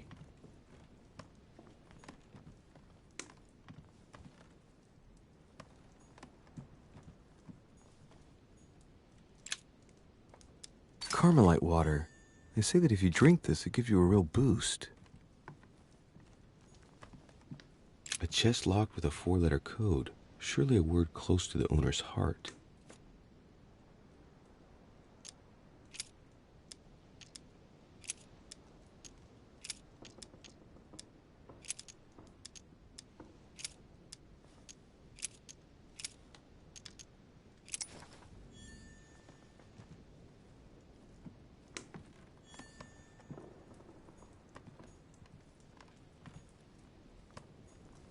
A table of alchemical symbols.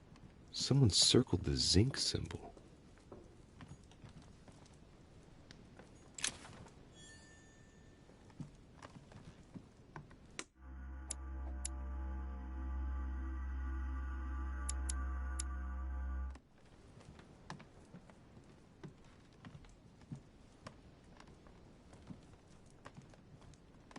A fragment of amber.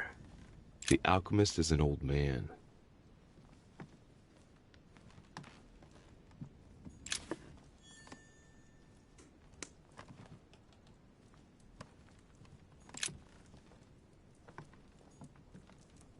Hey, a Russian ruble. I wonder what it'd be worth today.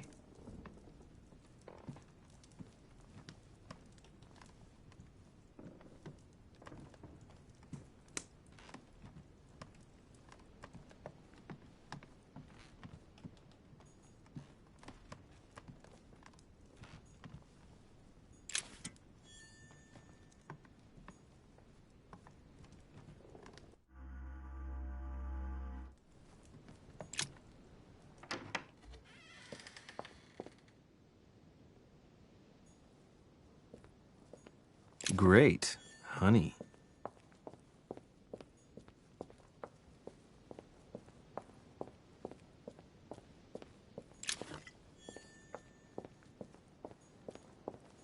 A fragment of amber.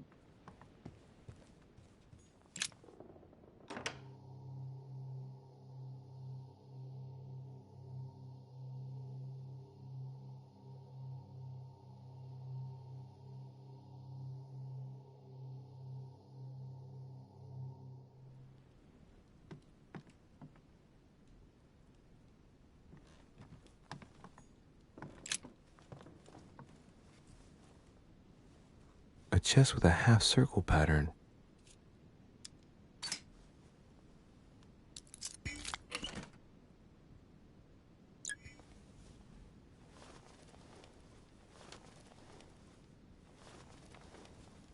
All right, I've retrieved everything.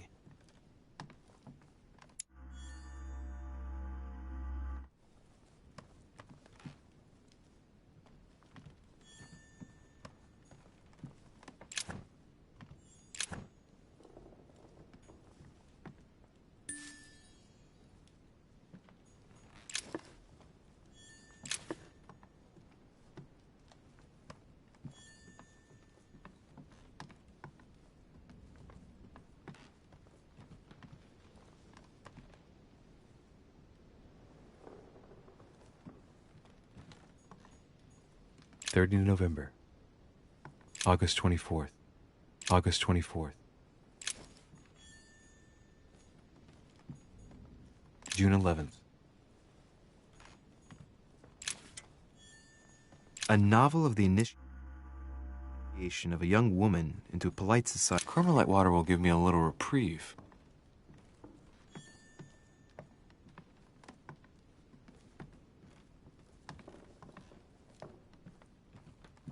My dear Elizabeth,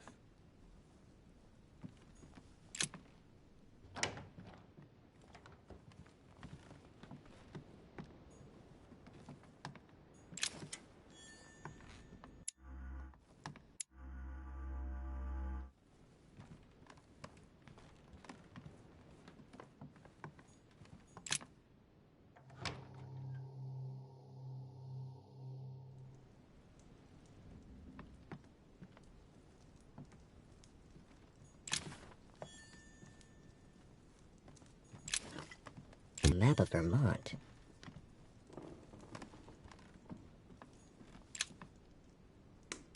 Devil's Thorn. I'll keep it.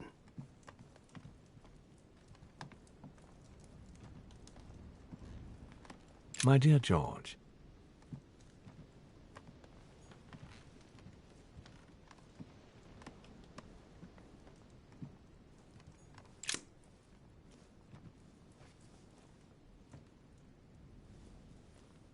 locked.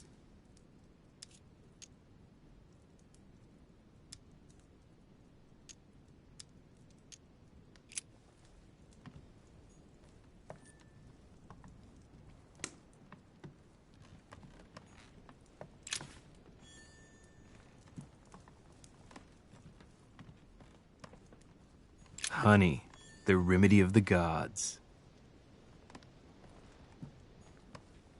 Portrait of George Washington.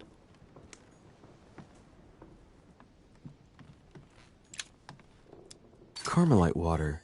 They say that if you drink this, it gives you a real boost.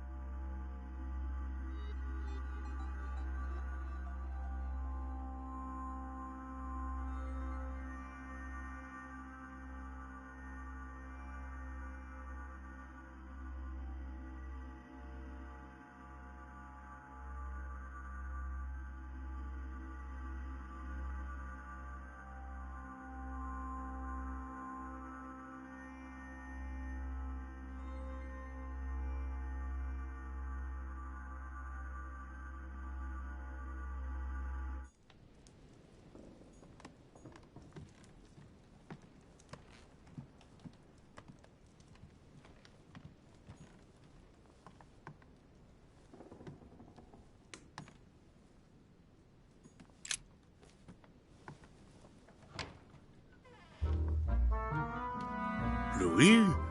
Why, what are you doing in my room?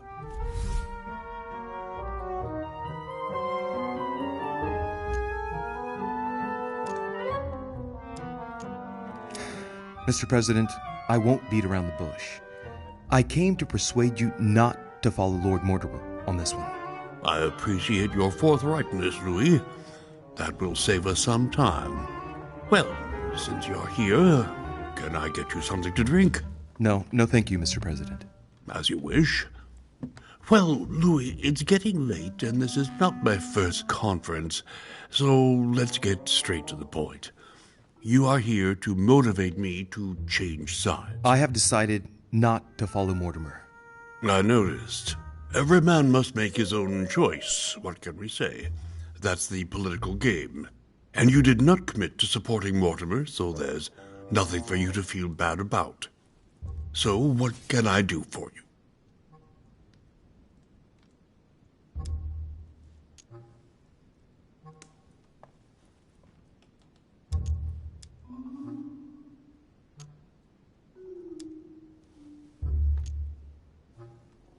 Mr. President, I don't believe it is necessary for me to motivate you at all. It's simply in your best interest. I was there at the conference, remember? Now, to put it bluntly, Mortimer announced a project that offers absolutely no interest for you. You said so yourself. My young friend, I must admit that Lord Mortimer did somewhat surprise me earlier. Anyway, you haven't really said what you wanted to say. Tell me, Louis, what have you come here to sell me? You should join home. And why would I do that?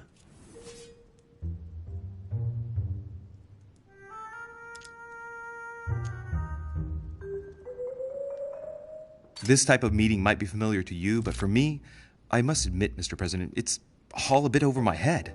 It's only natural, Louis. But you are managing rather well for a first-timer. You've chosen the wrong allies, that's all. I hope my mother doesn't hold it against me if I made a mistake. Anyway, if Lord Mortimer does succeed, it would be no mean feat. Did he tell you what he would gain from it? What do you mean? Well, Mortimer's plan has been meticulously prepared for many years, I imagine. Of that you can be sure. It's only natural, and his plan leaves nothing to chance. No, that's what... He never commits his own fortune, let alone his reputation, since you're the one who takes center stage here. In fact... Whether he wins or loses, everything is arranged so that he comes out of it intact. Yes, You've got to hand it to him, though. He's a master at putting together a plan which puts himself at no risk. That's true. Don't worry, you can trust him. Of course. I'll bet he's invested in a river transport company on the Mississippi or somewhere like that. It's true I had never thought about what he might have to gain. Tell me what Sir Gregory has to offer that I don't already have with Lord Mortimer.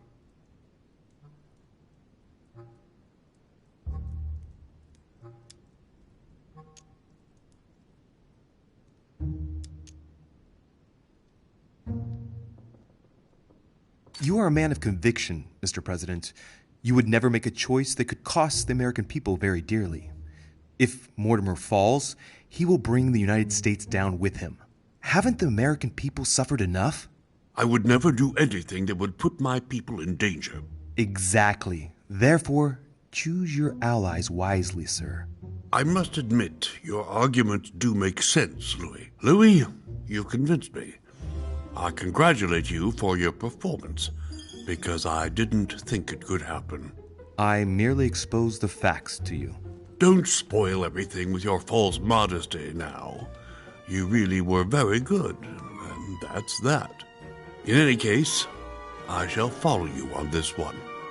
This may well arouse Lord Mortimer's wrath, but I must put the United States before anything else. Have we finished, Louis? Absolutely, Mr. President. I shan't keep you any longer. Allow me to take my leave. Good night, Louis. Get some rest. Tomorrow will be a very big day. Well, that's one thing out of the way. Only thing left to do is wait for the conference to resume tomorrow morning.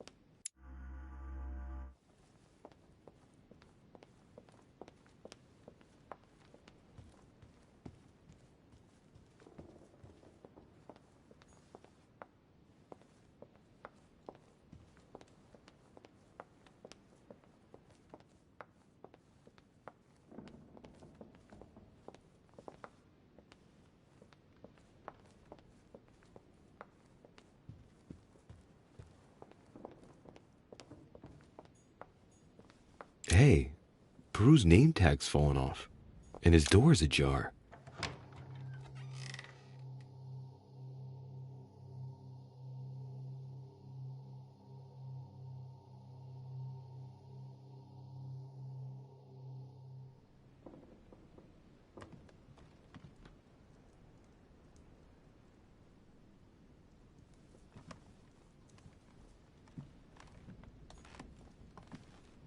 The Massacre of the Innocents by Rubens. A bit gloomy. Guess my room is not that bad.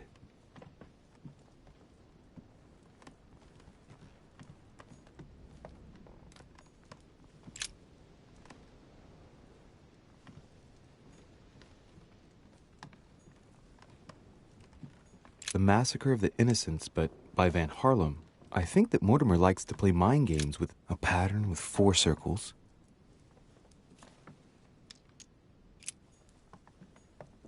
A pattern with 4 circles.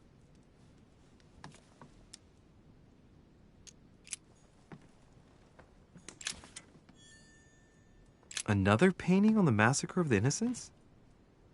Nice decor for a Revolutionary Tribunal judge's room.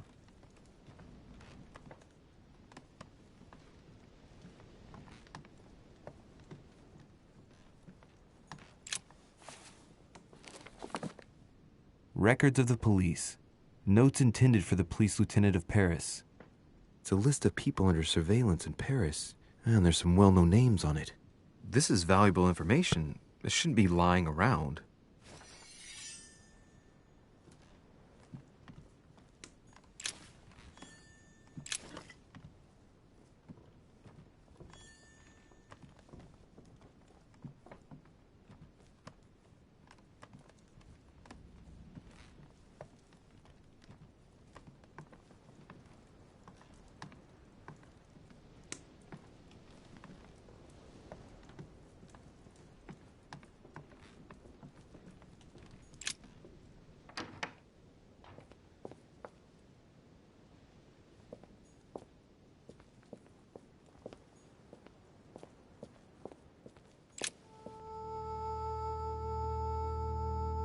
Leave me, Derishe.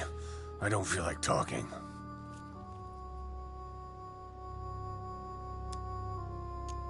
Your door was ajar, and, well, given the state of your room, I was worried. It's none of your business. Very well.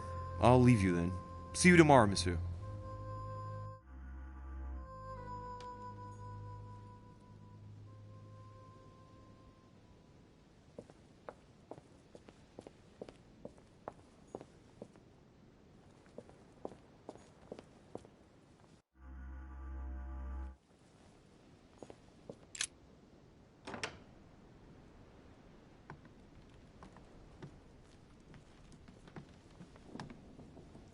Amber crystals. French actor Talma is Nero in Britannicus, the last emperor of the Caesar dynasty.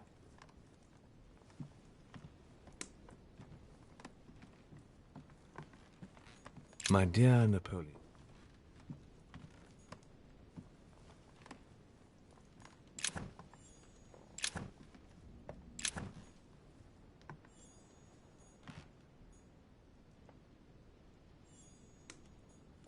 Vercingetorix throws down his arms at the feet of Julius Caesar by Royer, 2 great army chiefs.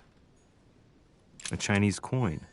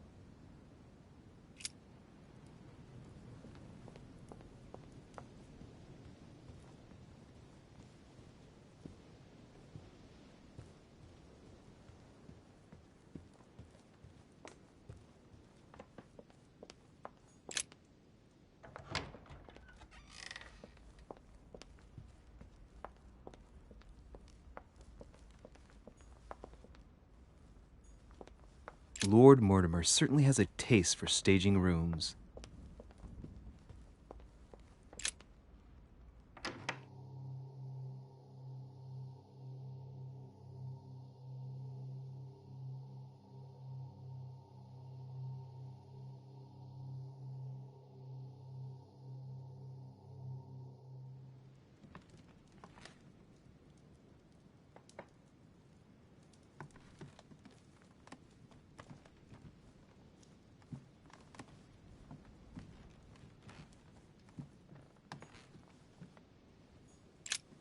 There's a pattern with 5 circles on this chest.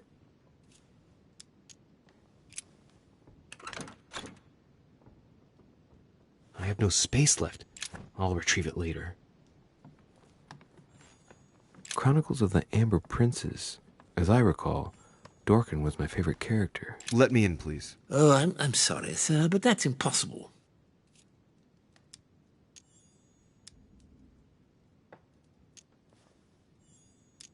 Come now.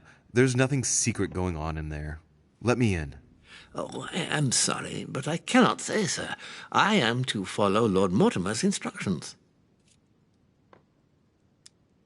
I'm looking for President Washington. Would you know where he is? All right.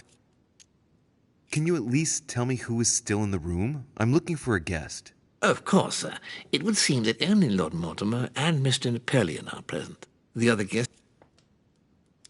Thank you. Have a good evening, sir.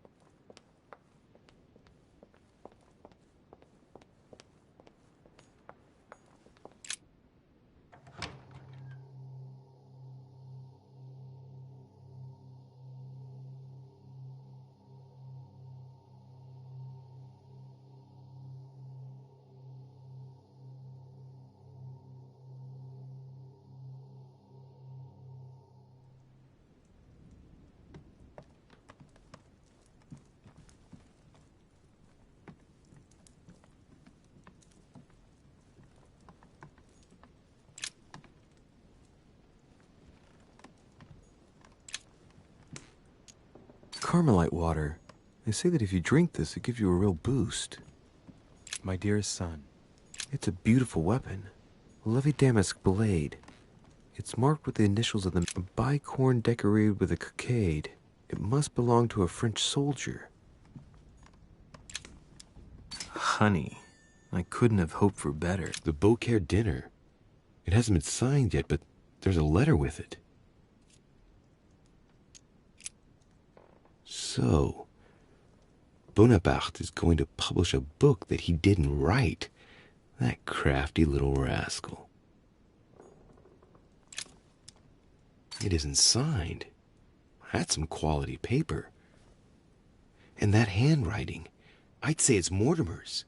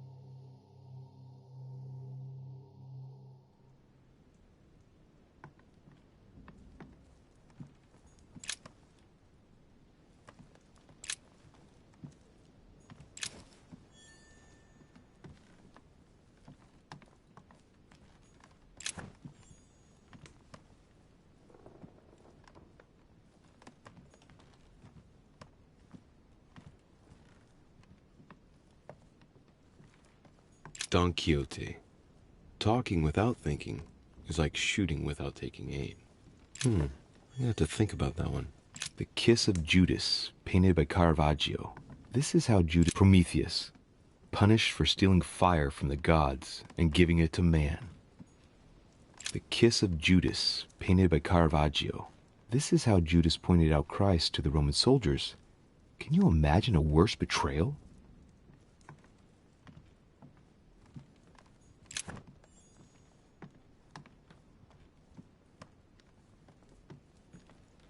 Brutus and his companions taking an oath to kill Caesar.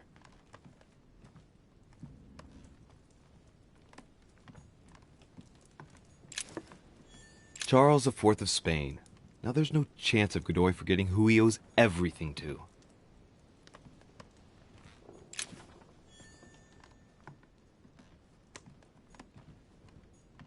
Amber.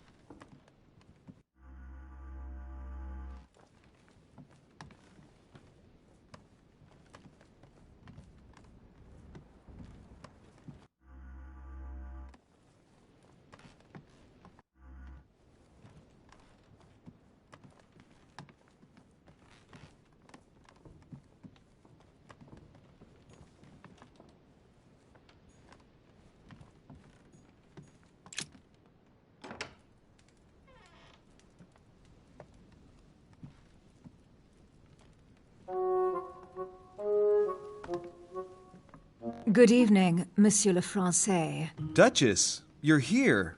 What a charming surprise. I'm beginning to think you can't be without me. You have managed to penetrate my armor, sir. Am I disturbing you, perhaps? That's not what I said. Ah, by the way, congratulations on choosing Sir Gregory this evening. You surprised me.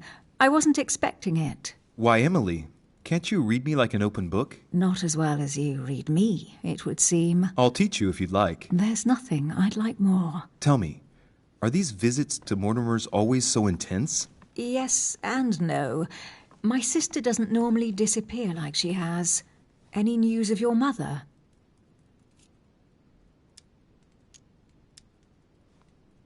Well, I should imagine you're still shaken. I promise to shed light on my mother's circumstances as soon as possible. There's not much to shed light on. What your mother did is inexcusable. She won the trust of my sister in order to more easily betray her. She didn't do anything to her. Can we change subject, please? I didn't come here to go through all that again. Of course, it's late. You're right.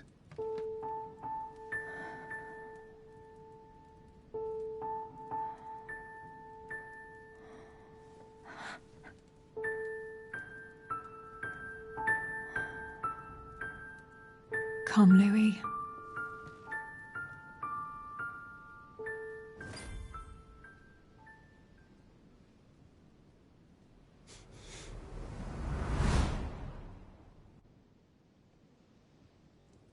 My friends, do not worry. I assure you that Lord Mortimer's plan will never see the light of day. I shall deal with informing our allies, but for the time being, I need you to make a stand. What do you think about Monsieur de Richet? I don't know yet. I feel there's great potential in him. He looks like he can be trusted. Why isn't he with us? He was opposed to Mortimer. I'll wait and see.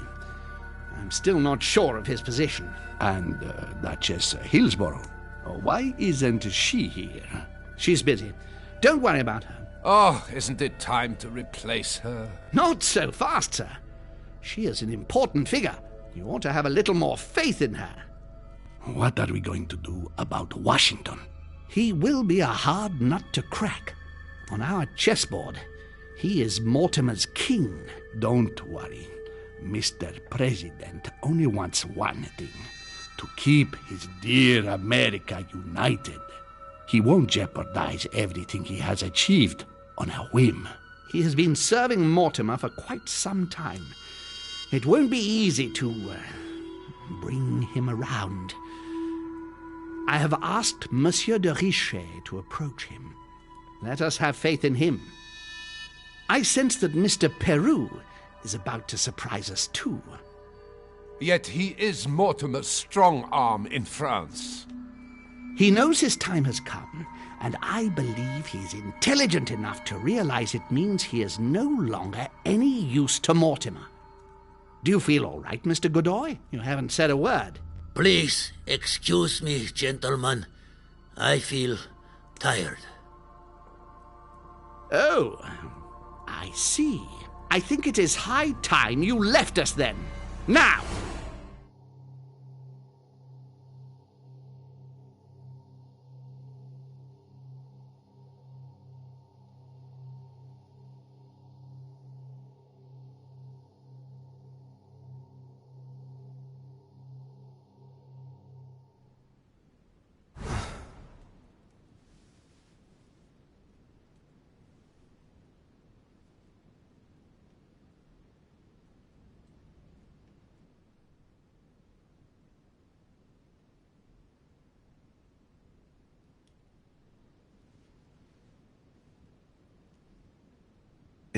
Emily?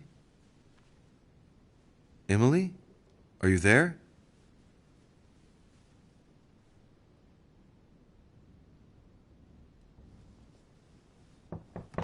Sir, the conference is about to begin. You are expected in the conference room. Tell them I'm coming. Thank you. Come on, Louis. The game is back on.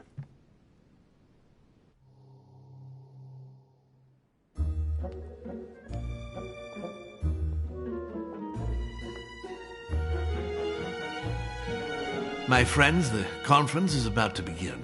Please excuse me if I troubled you last night with my project. I understand that you might well have a few questions to ask. As you know, the final vote will be cast in a few days. This morning's aim is to answer your questions and check the temperature of your respective positions so that we may reach a greater understanding. As always, Lord Mortimer. We parted in perfect disagreement, my lord. Where would you like us to take it from? Come, sir. Please let William believe he still has a chance of winning us over. Otherwise, his imprecations will lack panache, and we shall be bored stiff. Oh, let me assure you, I am convinced that a good night's sleep has brought sound advice, and that this morning will be even more interesting. Therefore, I would like to go around the table in order to hear everyone's first impressions. Well, I am still firmly against it, even though my choice won't count. Against. Against. Against. And you, Luc Manuel? Against, of course. Well, as for me, I am for Lord Mortimer's project, despite Duchess Hillsborough's overwhelmingly convincing nocturnal attentions. What? So Emily was playing at trying to win over guests last night? It was nothing more than a friendly little chat, of course. How could it be otherwise? And by the way, remember me to your husband when you see him. And you, President Washington, what is your position? Well, you see, Monsieur Bonaparte, I would rather you'd have forgotten me for a minute. William, I am sorry, but I cannot follow you this time. George? What? I am against William. Please excuse me. I cannot commit the United States to such an enterprise. It's just too risky. Well, that leaves just yourself and Monsieur Peru, Louis. You're all making me sick. Look at yourselves. What? You are pathetic! Have you been drinking or what? There you are, quibbling away. My Lord Duke this, and Madame Duchess that. You know very well that we're nothing but puppets on a damn string! Jacques, really? Let's end the charade. It's over! Jacques. My lord, thank you for everything you've done for me over the years. But it didn't come for free. And now I see the price is too high to pay. I'll stop. Come, Jacques, we'll talk it over. No, I'm finished. I want my freedom back, my lord. I shall no longer work for you. Wait! De Richet, you just can't help it, can you? Stop trying to play the hero, man!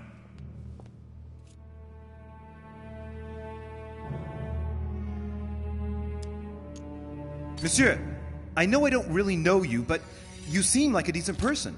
I have done so many horrible things! You blame yourself, I can see that. Everything's not lost. I don't want to do bad things anymore. You can take control of yourself again. You can fix whatever it is you've done. Do you really believe that? Of course, Jacques. You'll have all the time you need.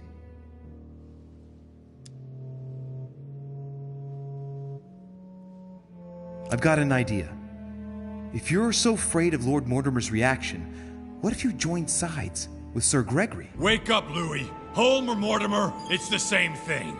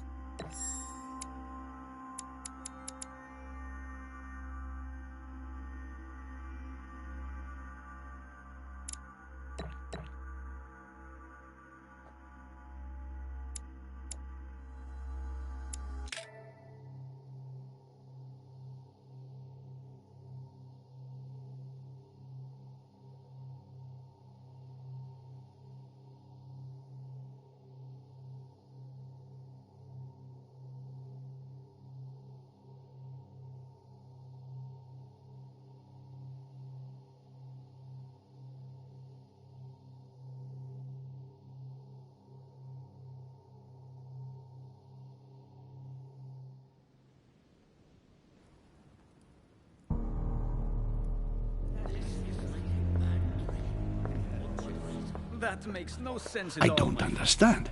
I spoke to him only recently. Monsieur Perrault has lost his mind. It's obvious. Yet another way for the French to make a spectacle of themselves. Well, once again it has worked. My friends, let us settle down, please. We are all in shock, of course. Let us praise Louis's gesture anyway. You did what you could. Yes, it was very noble of you, Louis. It wasn't your fault. There was nothing else you could have done. I think everyone needs a little rest. Can you stay a moment? Of course.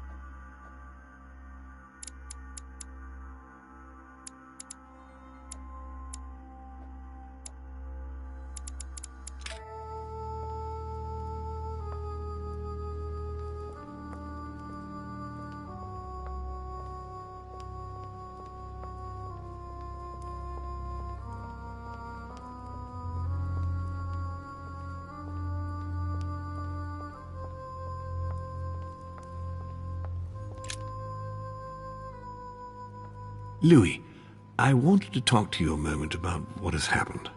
All this is tragic, but I wanted to thank you for doing what you could. I wasn't able to save him. You couldn't, Louis. You mustn't blame yourself. It is not your fault.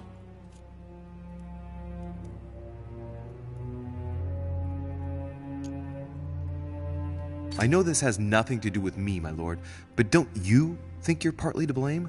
It won't escape your attention that he incriminated you before he took his own life. I heard what he said, yes. Monsieur Peru appeared to blame me for his condition. I certainly encouraged him to succeed, but I wasn't aware he couldn't handle the pressures of the situation. Of course, his duties in Paris were very difficult. The choices he had to make were burdensome. But that was the path he had chosen. Should I not have helped him to succeed, perhaps? You heard him yourself. His duties as judge got the better of him. Did you push him into it? I wouldn't say push, but I did encourage him, yes. I thought it was my duty to help him as much as I could to become the court judge he dreamed of being. I thought he was capable of it. It appears I was mistaken, unfortunately.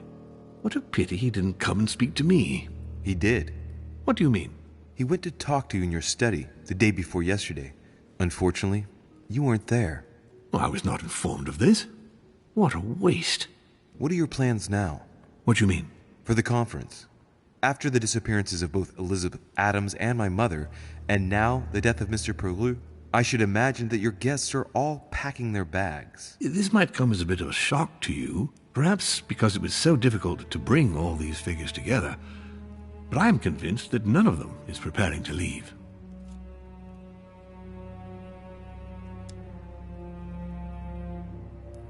And you endorse that? For God's sake, that's totally immoral. Morality and politics don't go well together, my boy. Like water and oil, they cannot mix. By definition, politics is not immoral as much as it is amoral. It must not take into account any morality that would constitute a hindrance. Otherwise, it could not be free to make tough decisions. Do you realize what you just said? It's a question of duty, Louis. Look, morality evolves over time and differs depending on the habits and customs of each country. It must not be a criterion. What we are doing here, Louis, will change the very face of the world. I'm not saying it's easy, but it is our duty. The future is in motion, and nothing must stop it. If you say so, allow me to take my leave, please. Of course. You ought to get some rest. Oh, Louis, one more thing, please. What a pity you didn't support me during the conference. I hope I can count on you on the day of the vote. This major project needs men like you, Louis. I'm flattered, my lord, but I don't know what could possibly make me change my mind. Please, don't refuse me my last hope. Don't mix hope with illusion, my lord. And you, illusion with strategy, my friend. You win. I'll let you have the last word. I'll see you later, my lord.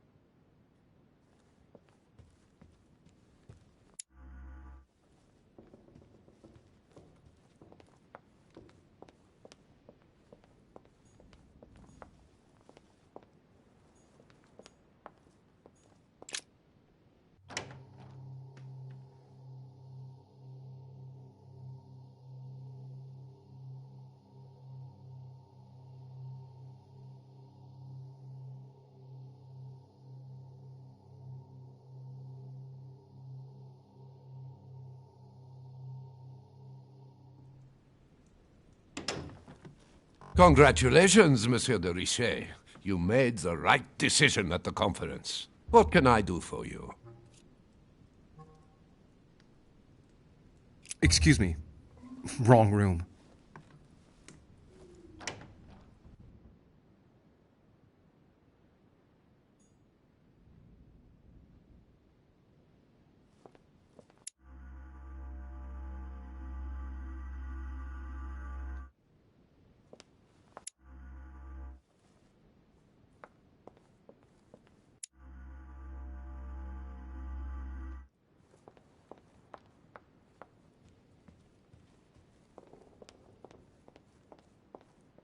I already mentioned it yesterday. Either to you or to someone else. Impossible to tell with you people. Yes, sir. Your yes is not sufficient. Tell the others, for crying out loud. Remember to close my window once you've done my room. This isn't Corsica, you know. I'm freezing. Of course, sir. I'll see to it straight away. Good. Proceed. Yes, sir. Monsieur Bonaparte.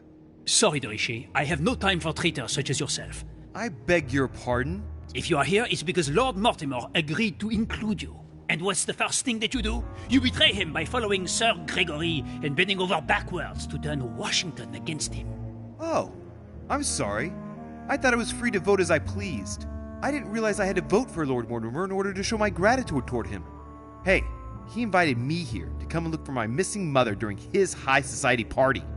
I'm sorry, truly sorry. I don't know all your customs yet. It's just common decency that when invited to a man's castle, you don't go and to pee on his boots. Is it too much to ask? I guess it is.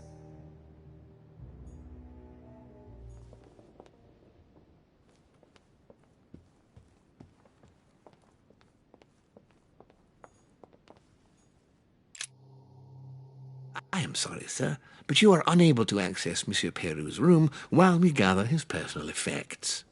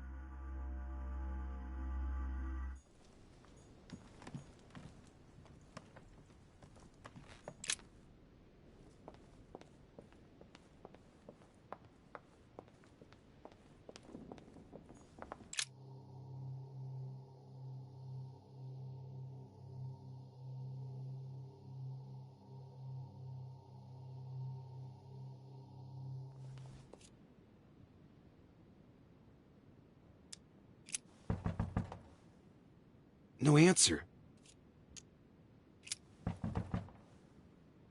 Nothing. Emily? Emily, are you there?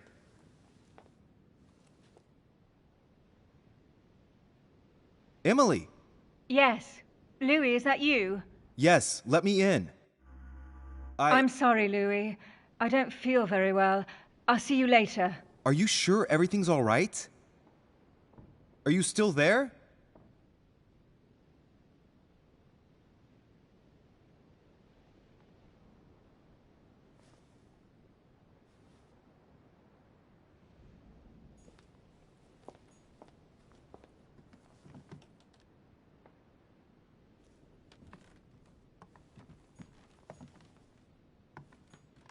Duke Manuel Godoy. Monsieur de Richet, I have no time. I was about to join Sir Gregory. Come back later. I wanted to talk to you a moment and... I am expected. I'm sorry. We shall talk later.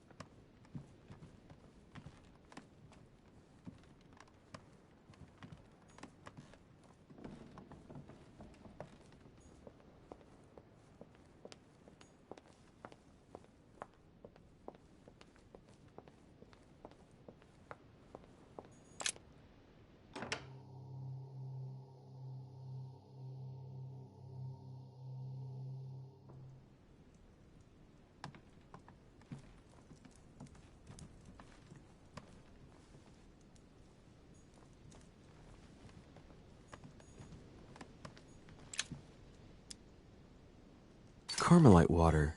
They say that if you drink this, it gives you a real boost.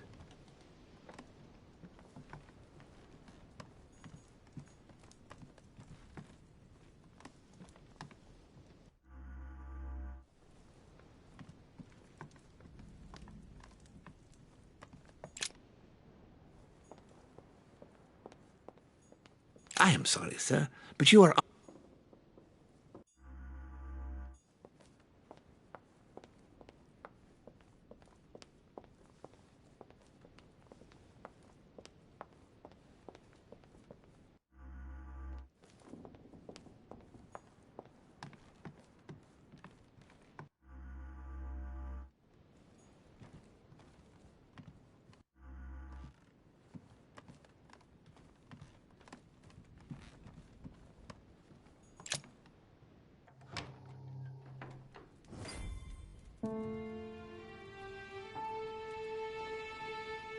Next time, I'll listen to my mother.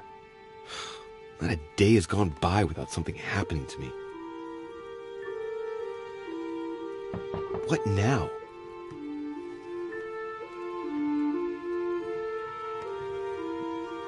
Louis, open up, please. Coming, Mr. President, I'm coming. Louis. Ah, there you are at last. Yes, I just saw your mother.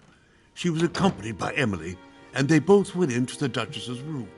I tried to join them, but I was refused entry. Louis, this does not bode well. Oh, shit. Emily might want to avenge her sister. I must act quickly. You're right, Mr. President. Thank you.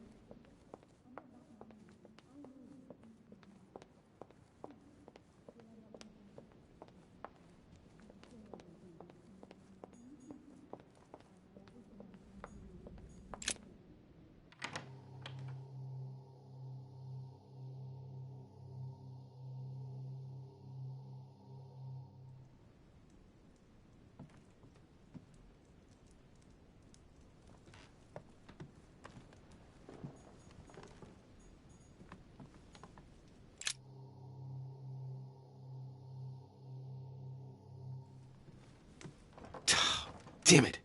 It's closed. Seems like the key is still in the lock on the other side. That means I won't be able to pick it. Or I could do as I did the last time in the tower room.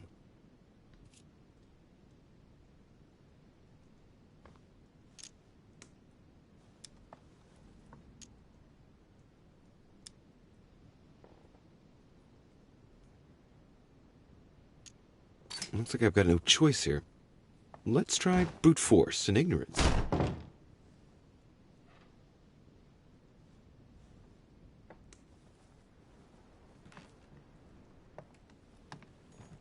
My dear Napoleon.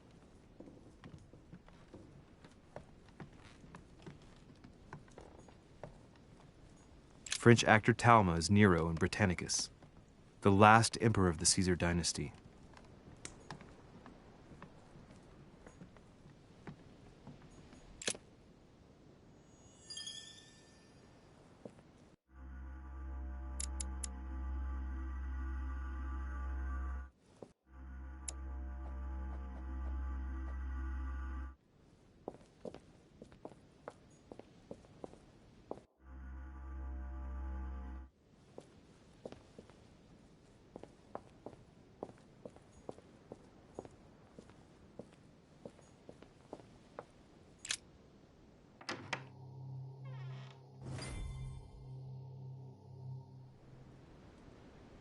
Huh.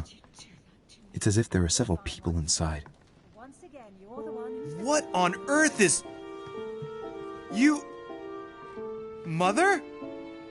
How dare you do this to me? You can talk. After everything I've done for you. You are joking, I hope, right?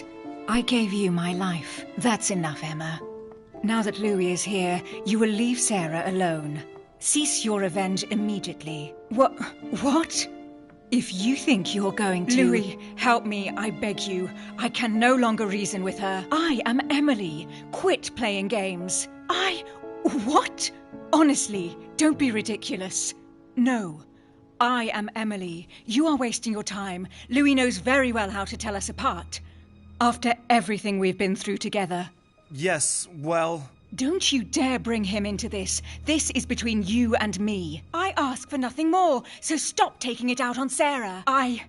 You prissy little bitch! How dare you! Now that I've told you everything, you want to take my place, do you? You are joking, I hope. I'm the one who told you everything that's been going on while you were away. Go on, then. That's what you want, isn't it? You want to kill me. Go on, then. Shoot! After all the trouble I've gone through to find you. Go on. What are you waiting for? Here, Louis, take this.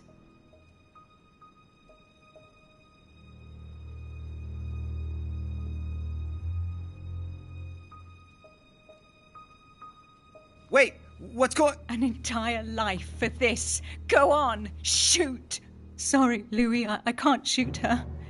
She's my sister. That's enough, Emma. Louis, out of the way. She's dangerous. Don't trust her. What are you trying to do? Louis, out of the way. I am not Emma. Come on, Louis, tell her who the real Emily is. Wait, That's right, Louis. I'm fed up with this little game. Tell him who the real Emily is. Why do these things always happen to me? Well, Louis, come on, you know how to tell us apart, right? Yes, but I'd like to ask you a few questions to make sure there's no doubt. Rational and open, Louis. Let's see.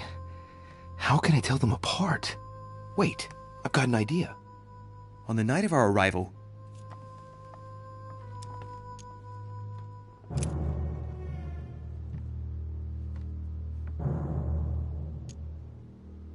You had asked me what had become of me since we last met in London some years before. What did I answer? You are an occultist, Louis. You told me what happened to you at Hexham Abbey. I already told her, Louis. I was there.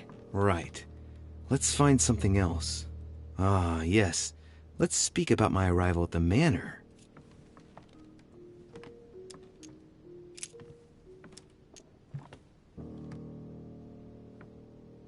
On the night of our arrival, we were warming ourselves in front of the fire.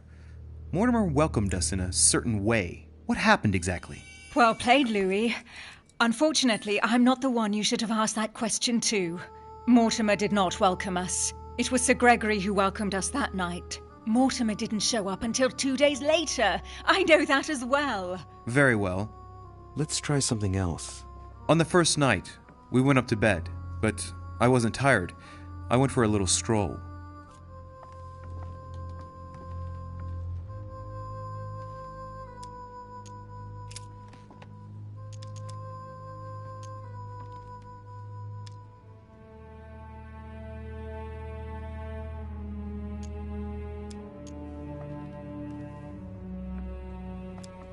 Do you remember if we saw each other that night or not? Of course. How could I forget? In my room, in fact. In my room. You wanted to spy on Bonaparte's room from the balcony and thought it a great idea to go through mine. I am sorry for putting that knife to your throat, by the way. I hope I didn't leave any marks. Don't think you're going to get away with this deception so easily. I can assure you, you're going to regret pretending to be me once Louis has exposed you. Right. I don't think I'll get very far like this. I'll have to find something better. Oh, I don't think I'll even wait until he's finished. Take it easy now. Are you mad, Louis? Lower your arm. I better act quickly if I don't want things to get out of hand. Come on, she's putting one over on you. Look at yourself for crying out loud. You were prepared to shoot me down.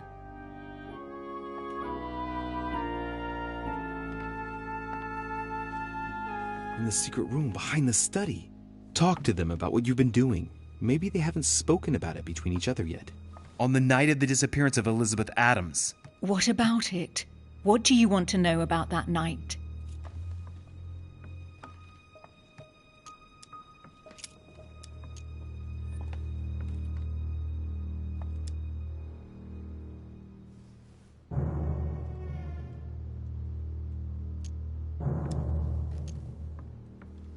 In the portrait gallery, we found ourselves in a singular situation. What happened to us? We both went around the manor all night like sleepwalkers, searching. And that's how we found ourselves in Mortimer's private gallery, behind the chimney. That doesn't prove a thing. I told you all that. That's enough! I've had enough of this charade. Louis, there's only one way to tell us apart. There's just one thing I didn't tell her about in detail. Too bad for you, Emma. I didn't want it to come to this, but you leave me no choice. Ask her about you and I. You just lost, Emma. I indeed didn't tell you everything about it. Come, Louis. Speak about our intimacy. Very well, let's talk about us.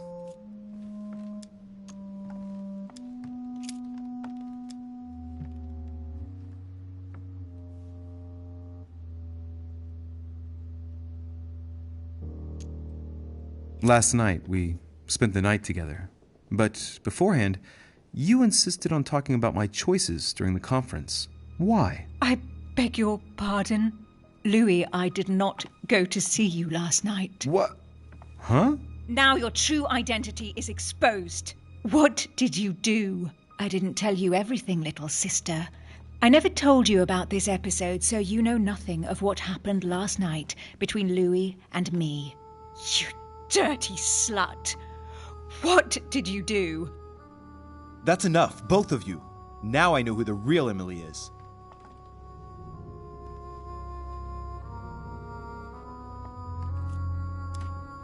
It's you, Emily. No, Louis! She is manipulating you! No, Emma. It's her. I know it. Despite all the trouble you've gone to put one over on me, I know it is her. That's enough now, Emma. You little slut! Don't think you are going to get away with this so easily.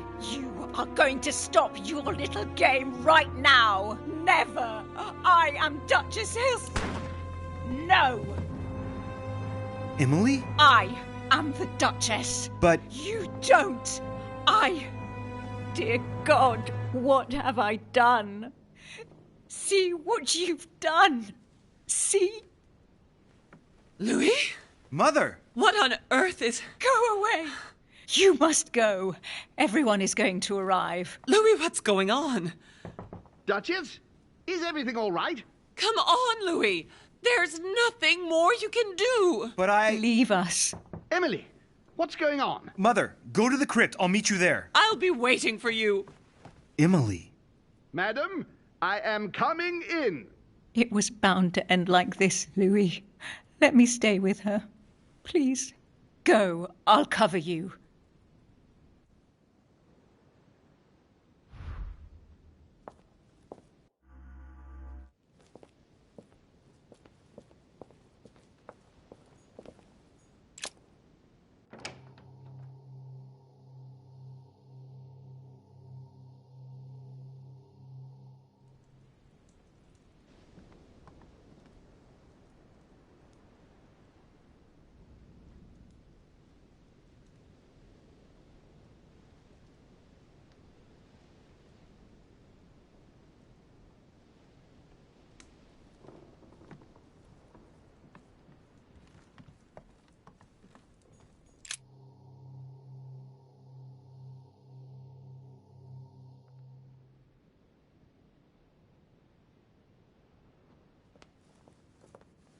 Good God!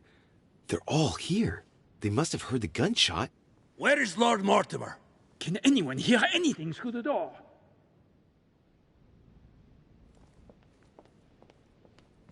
Did you hear that? I was not dreaming, was I? Certainly not, Duke Godoy. What's going on? Someone had the bang coming from the Duchess's room, and she isn't answering. Gentlemen, go back to your rooms. Go back to your rooms. I shall find out from Lord Mortimer what this is all about. Thank you.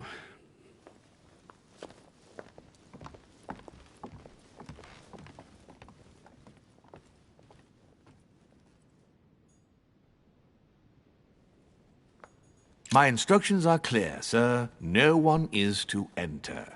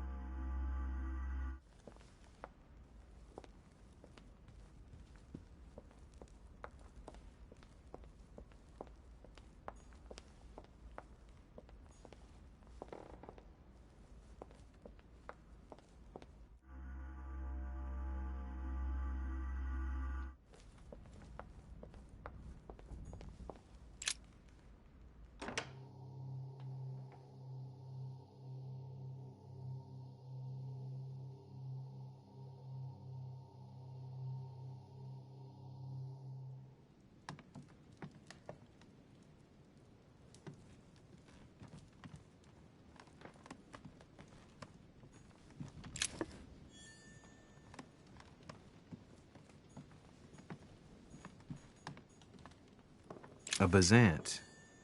I have no space left. I'll retrieve it later.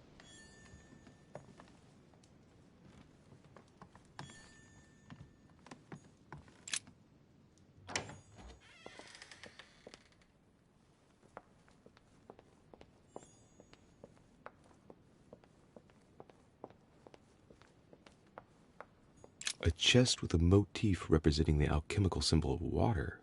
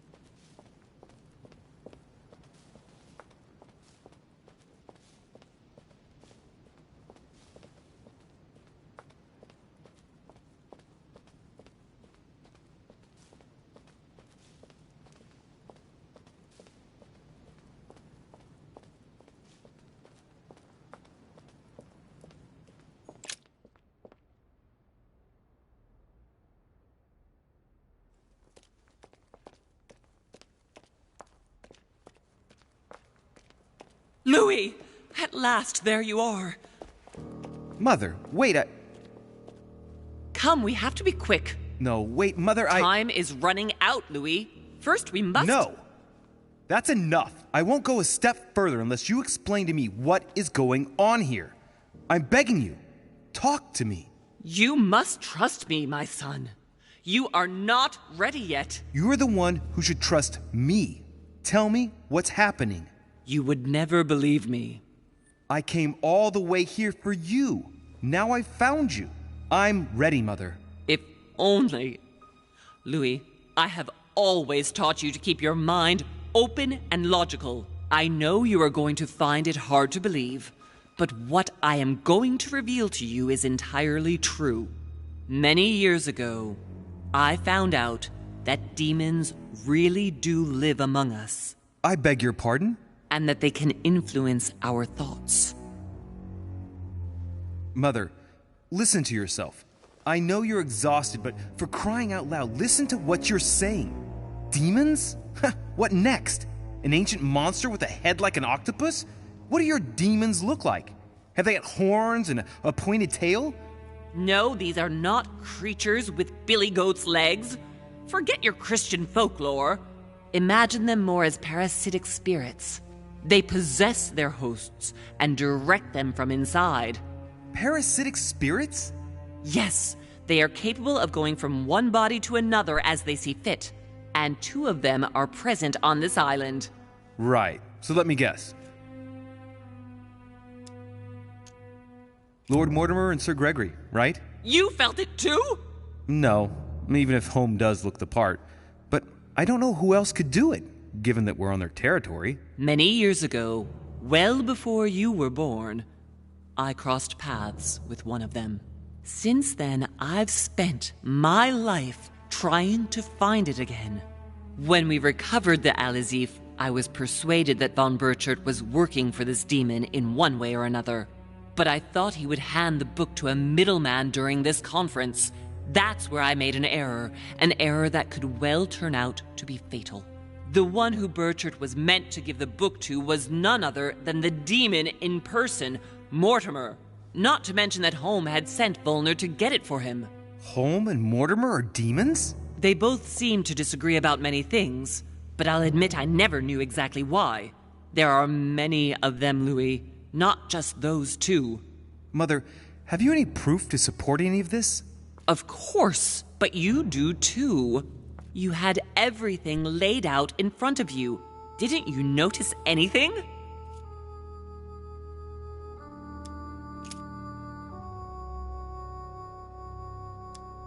Well, those property deeds across the world, all signed by the same hand and over several centuries. I am proud of you, Louis. I found your notes, written in lemon juice.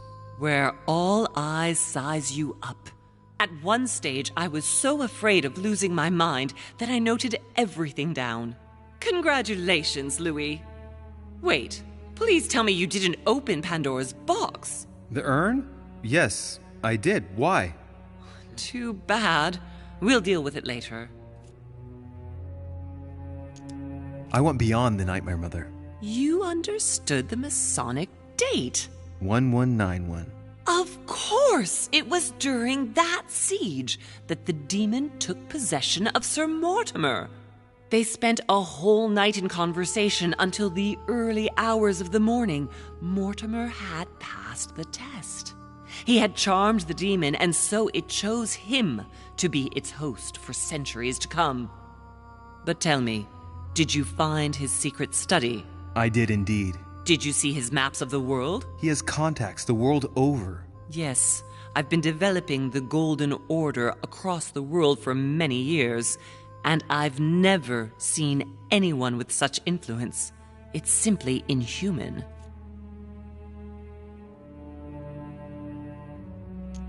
I must admit, I found it difficult to understand how and why Mortimer didn't have a place in history. On the continent, Mortimer and Home are mere dandies who organize society balls.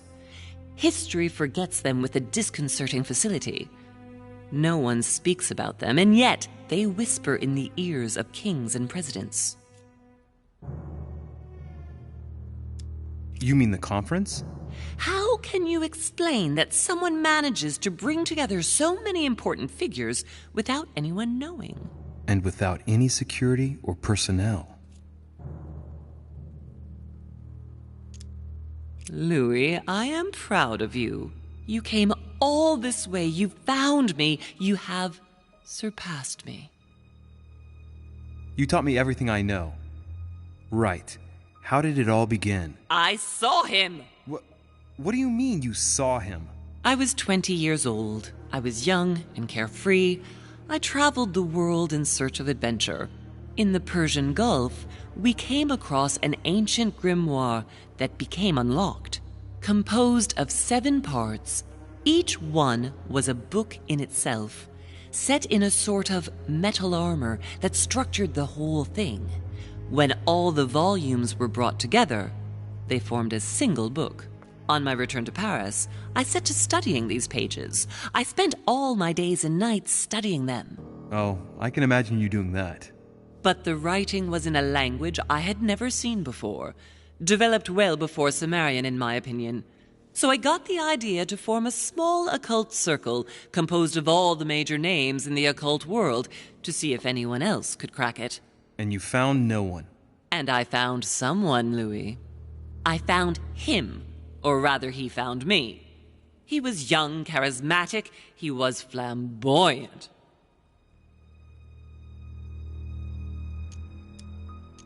You mean Mortimer? He was a veritable mine of knowledge. I showed him the book, and he was able to decipher a few passages. We spent several months together studying the pages.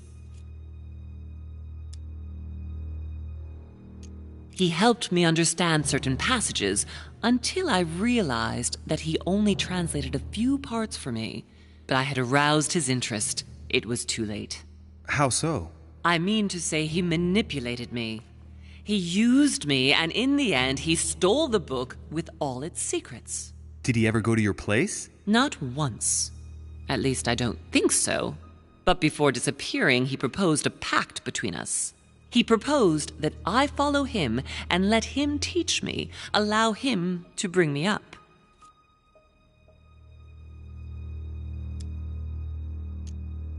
And you refused, of course. Why, naturally, Louis. You don't make deals with the devil. After that, I spent my whole life looking for him. 3 years later, in Berlin, I just missed him. In London, I lost 6 members of the order in a chase. In 1741, in Tunisia, I found a sect of fanatics who had crossed paths with him once. 1741, in Poland. 1749, in India. 8 years ago in Venice.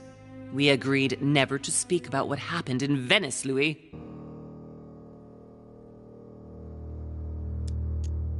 You agreed, and that was before you spoke to me about demons. Wait, the baby we delivered, you and me, that night in Venice, did he have anything to do with Lord Mortimer? The child was his son. We stole his son? Are you insane? I always thought we took him to save him. That was the case. It was precisely to save him from his father. Need I remind you the mother died during childbirth? What became of the child? Later. For the moment, that is not the key issue here. Once we found the Al-Azif in Paris, I followed von Borchart's trail here. I didn't think it would lead me straight to the demon. It was careless of me. He toyed with me for a few days, until I caught on, until I saw him as he was. But he had no intention of letting me leave. We are all his pawns, Louis, and if we don't want to spend the rest of our lives turning round in circles here, we must absolutely get off this island. All right, can we move on? Wait a minute, one last thing.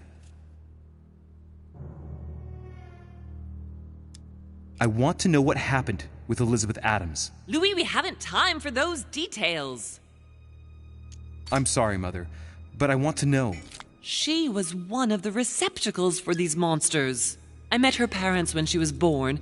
One of the demons got inside her. The demon used her to spy on her father, John Adams. He is one of the founding fathers and vice president of the United States, you know. Mortimer possessed her? No, I don't think it was Mortimer. Her father, John Adams, hired me to tend to her, but the evil in her was too deep. In spite of the various treatments I tried on her, I never succeeded in getting it out of her. It's not something I'm proud of, Louis, but I had to try everything.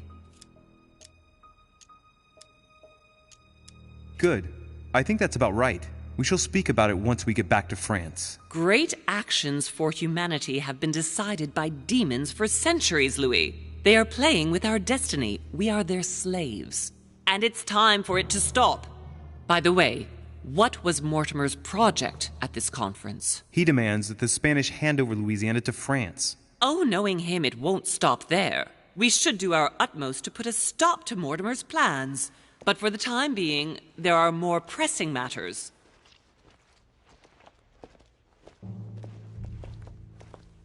Are you going to tell me why we're here?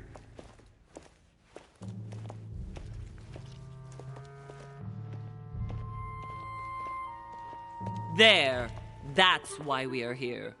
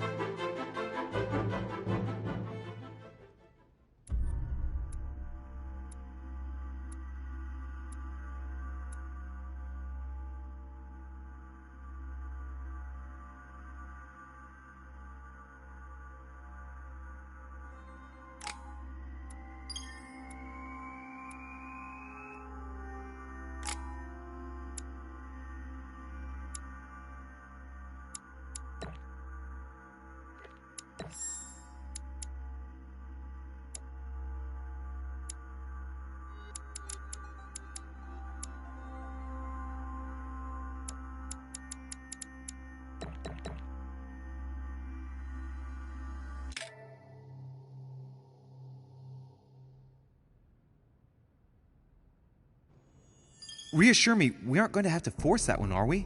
I don't think we're even capable of doing it. You're going to have to find a way to open it. Why, of course. And what's inside? Something to vanquish them with? Perfect. So, how does it open? We'll need several keys. I found a note from the architect who conceived the mechanism in Mortimer's secret study. We have to first gather 6 objects before we try anything. Are your 6 objects the keys? Exactly. We have the Clement III cross, the nails, the Gutenberg Bible, the exegesis of Judas, an armillary sphere, and all we need to match up the dates between the different calendars.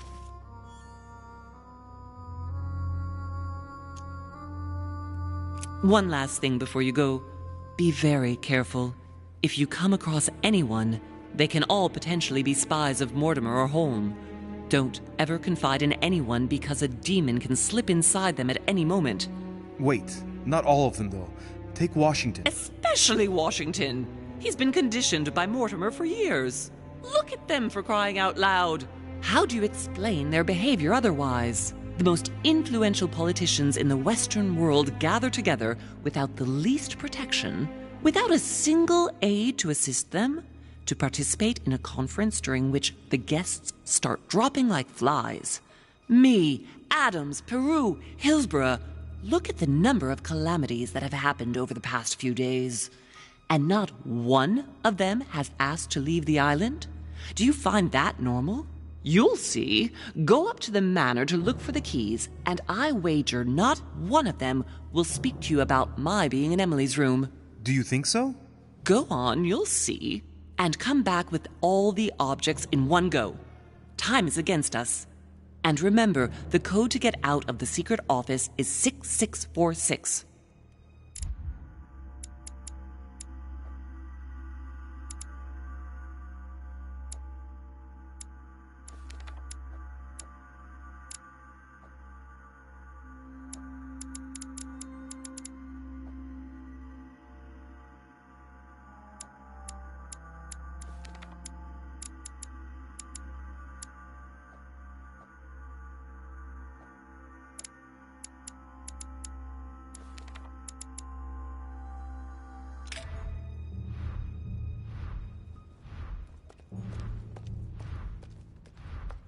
Golden elixir.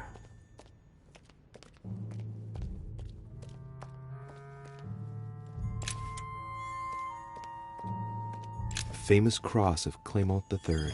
Perfect. In one... Devil's Thorn. I'll keep it.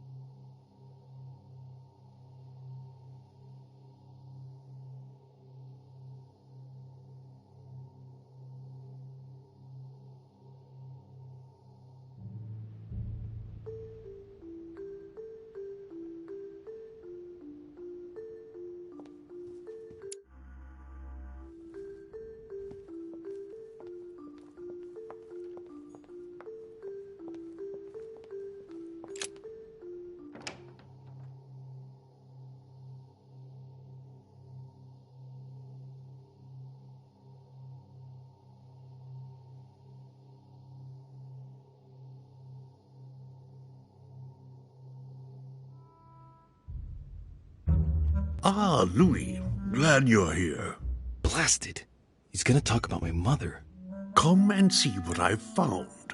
There are pieces of paper in the ashes of the chimney. Someone's been burning something here. Incredible. He doesn't seem to want to speak to me about what happened between my mother and the Hillsborough sisters. Show me a little. Look, it's possible to distinguish two different writing styles. The rest of the correspondence between my mother and Emma. Someone tried to burn an exchange of messages. I'm certain. There must be more. Shit. What on earth is he doing?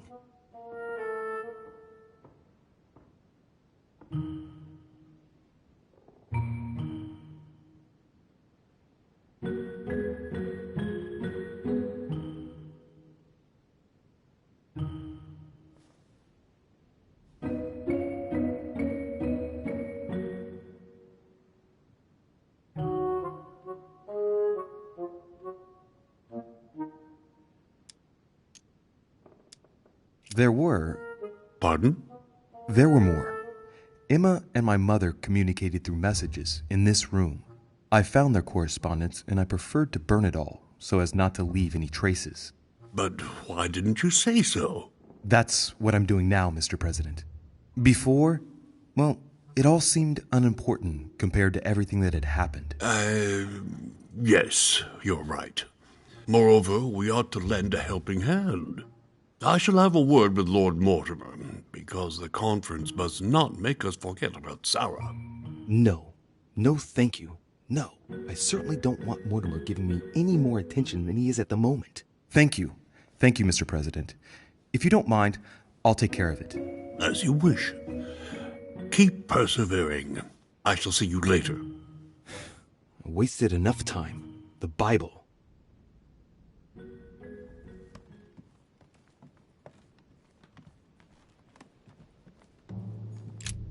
The Bible's still there.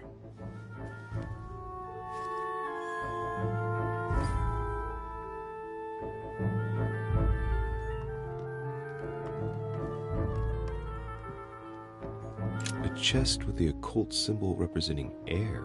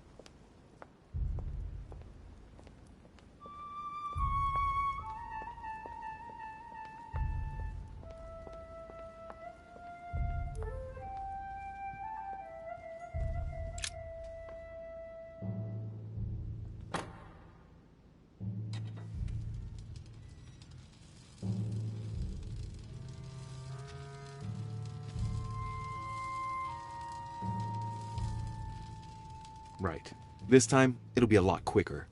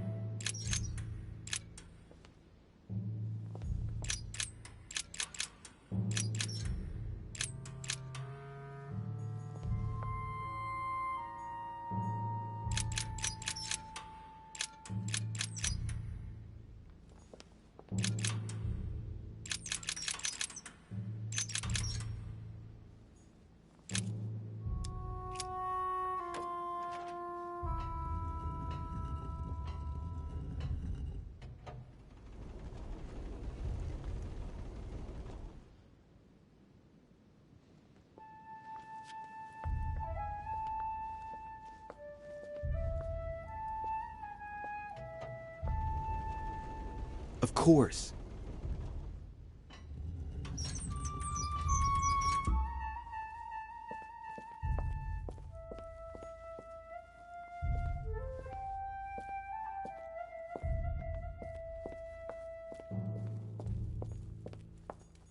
There. Those are the nails I was looking for.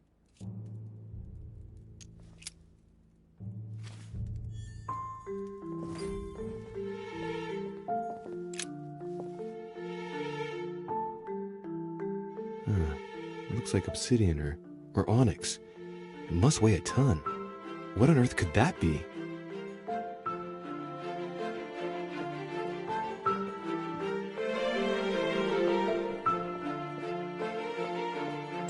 It's locked.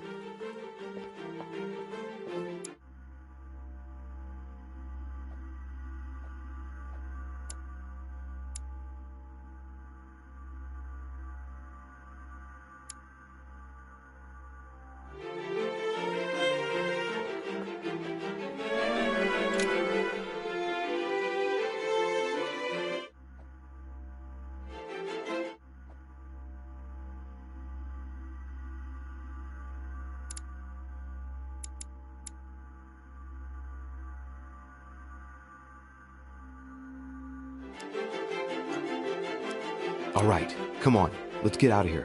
6466, if I remember correctly.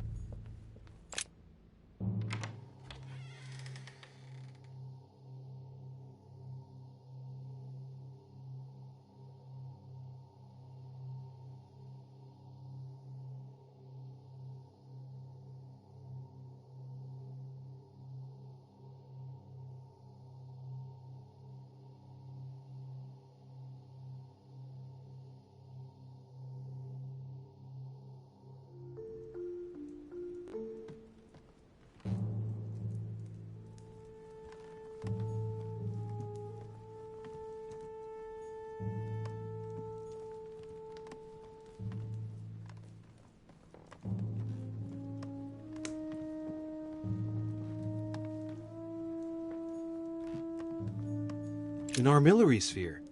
Perfect. That will save me some time. I only hope that he isn't going to realize it right away.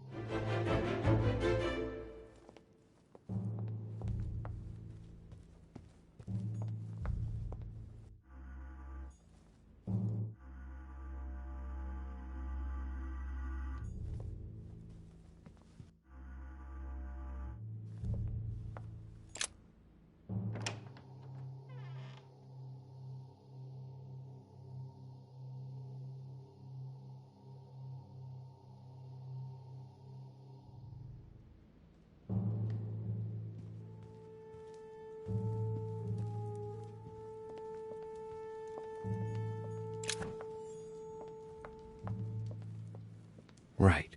Let's see if the statues are in place yet. That statue is not positioned correctly.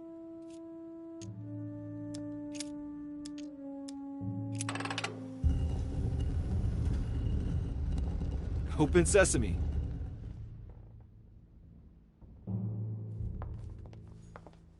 So that's Pandora's box? An urn? Mother seemed worried that I was able to open it. I wonder the ring of the Nibelungs. Even if Mortimer is several centuries old, I don't see what part he has in this legend.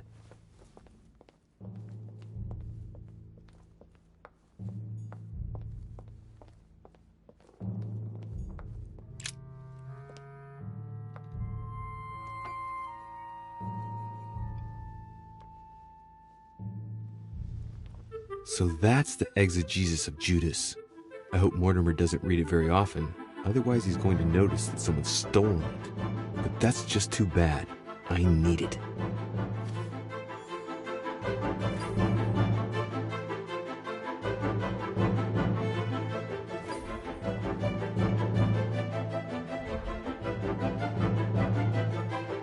Caesar's laurel wreath.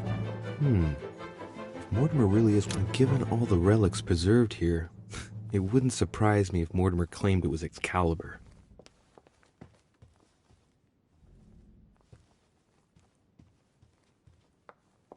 Right. I've got what I need. Now let's not waste any more time.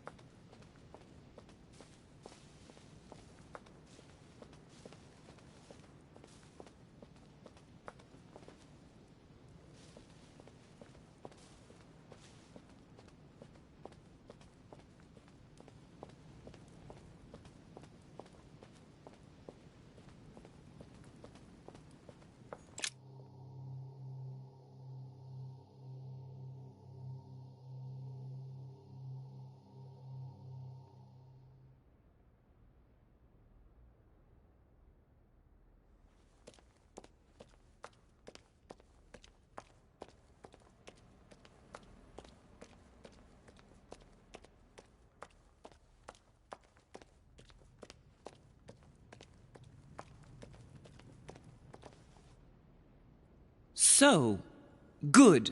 You've managed to gather all the keys. Yes, that's right. I have everything. What should I start with? Place the Clement III cross on the console. Then you have to put the nails on the disc of the door. All right, my turn now. Go ahead, impress me. I'll shut up and let you concentrate.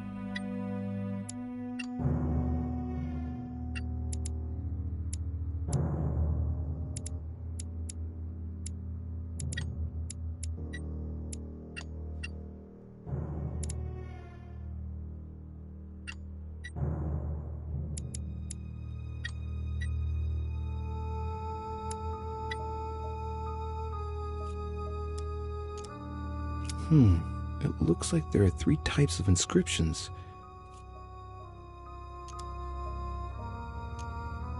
There are 3 styles of writing, and I've got 3 nails. There must be a link. I must surely put in 1 nail per category.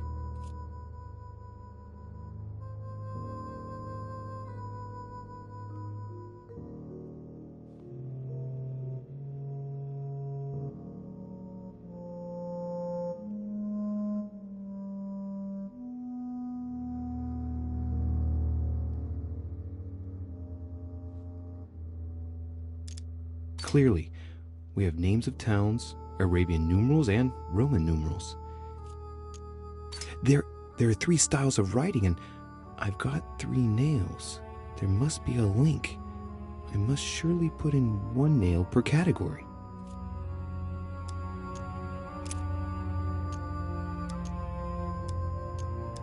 The fresco clearly shows the birth of Christ. Louis, I can assure you that that is not the solution to this enigma. This fresco's only purpose is to mislead. I know that now. Please, focus on another theme about Christ. I'll have to trust her.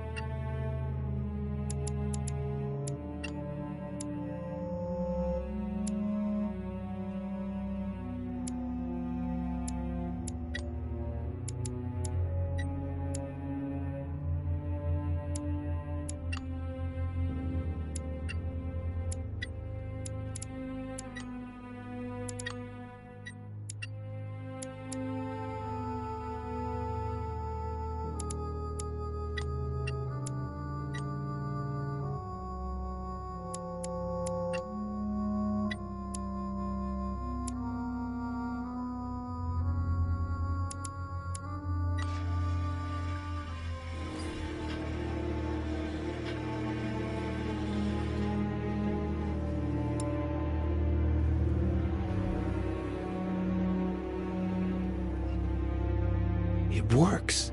Well done, Louis. I hadn't seen those other wheels. Try connecting the theme to see if it goes all the way.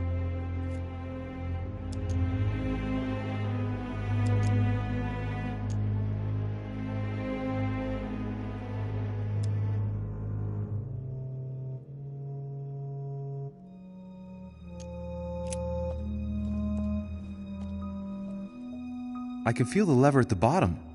Good luck.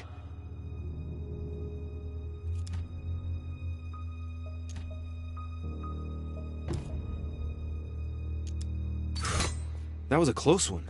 Louis, you frightened me. It looks like I've got another chance to find the right solution, just barely though.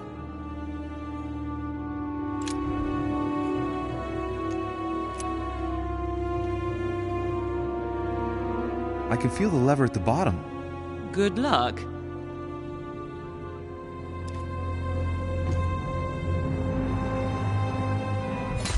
Louis!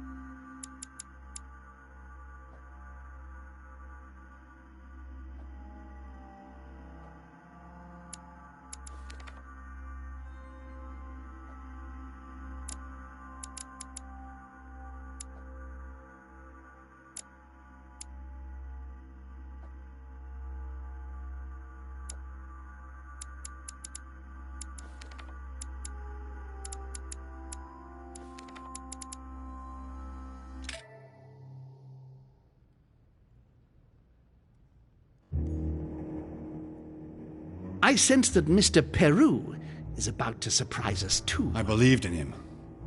I followed him to the best of my ability. I championed his ideas, defended his decisions, and then, without even realizing it, I became lost. Now that I've told you everything, you want to take my place, do you? No. I am Emily. You are wasting your time. Louis knows very well how to tell us apart. Someone had the bang coming from the Duchess's room, and she isn't answering. Louis, you really must learn to conceal your weaknesses better, if you don't want your foes to use them against you. Our desire is to steer the destiny of our respective countries for the good of all, and to no longer suffer the random hazards of history. It is the natural order of things, Monsieur de Richet. There have always been men who govern other men. That is simply the way it is. History forgets them with a disconcerting facility. No one speaks about them, and yet they whisper in the ears of kings and presidents.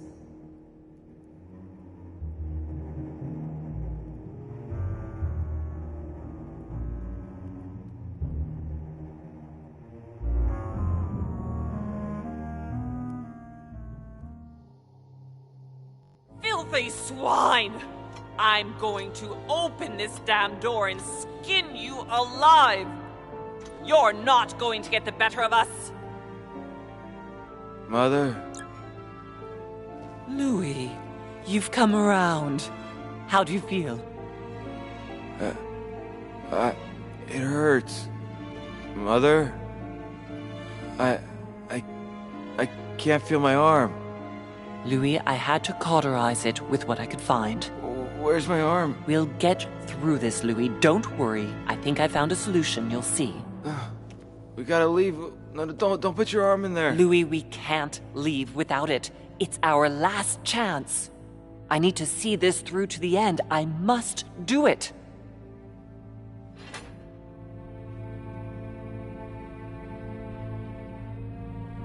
We've done it, Louis. Look. Stubborn as a mule. Come on, up you get. I'll help you. Easy does it. You've lost a lot of blood. And now what? Let's take what we came for.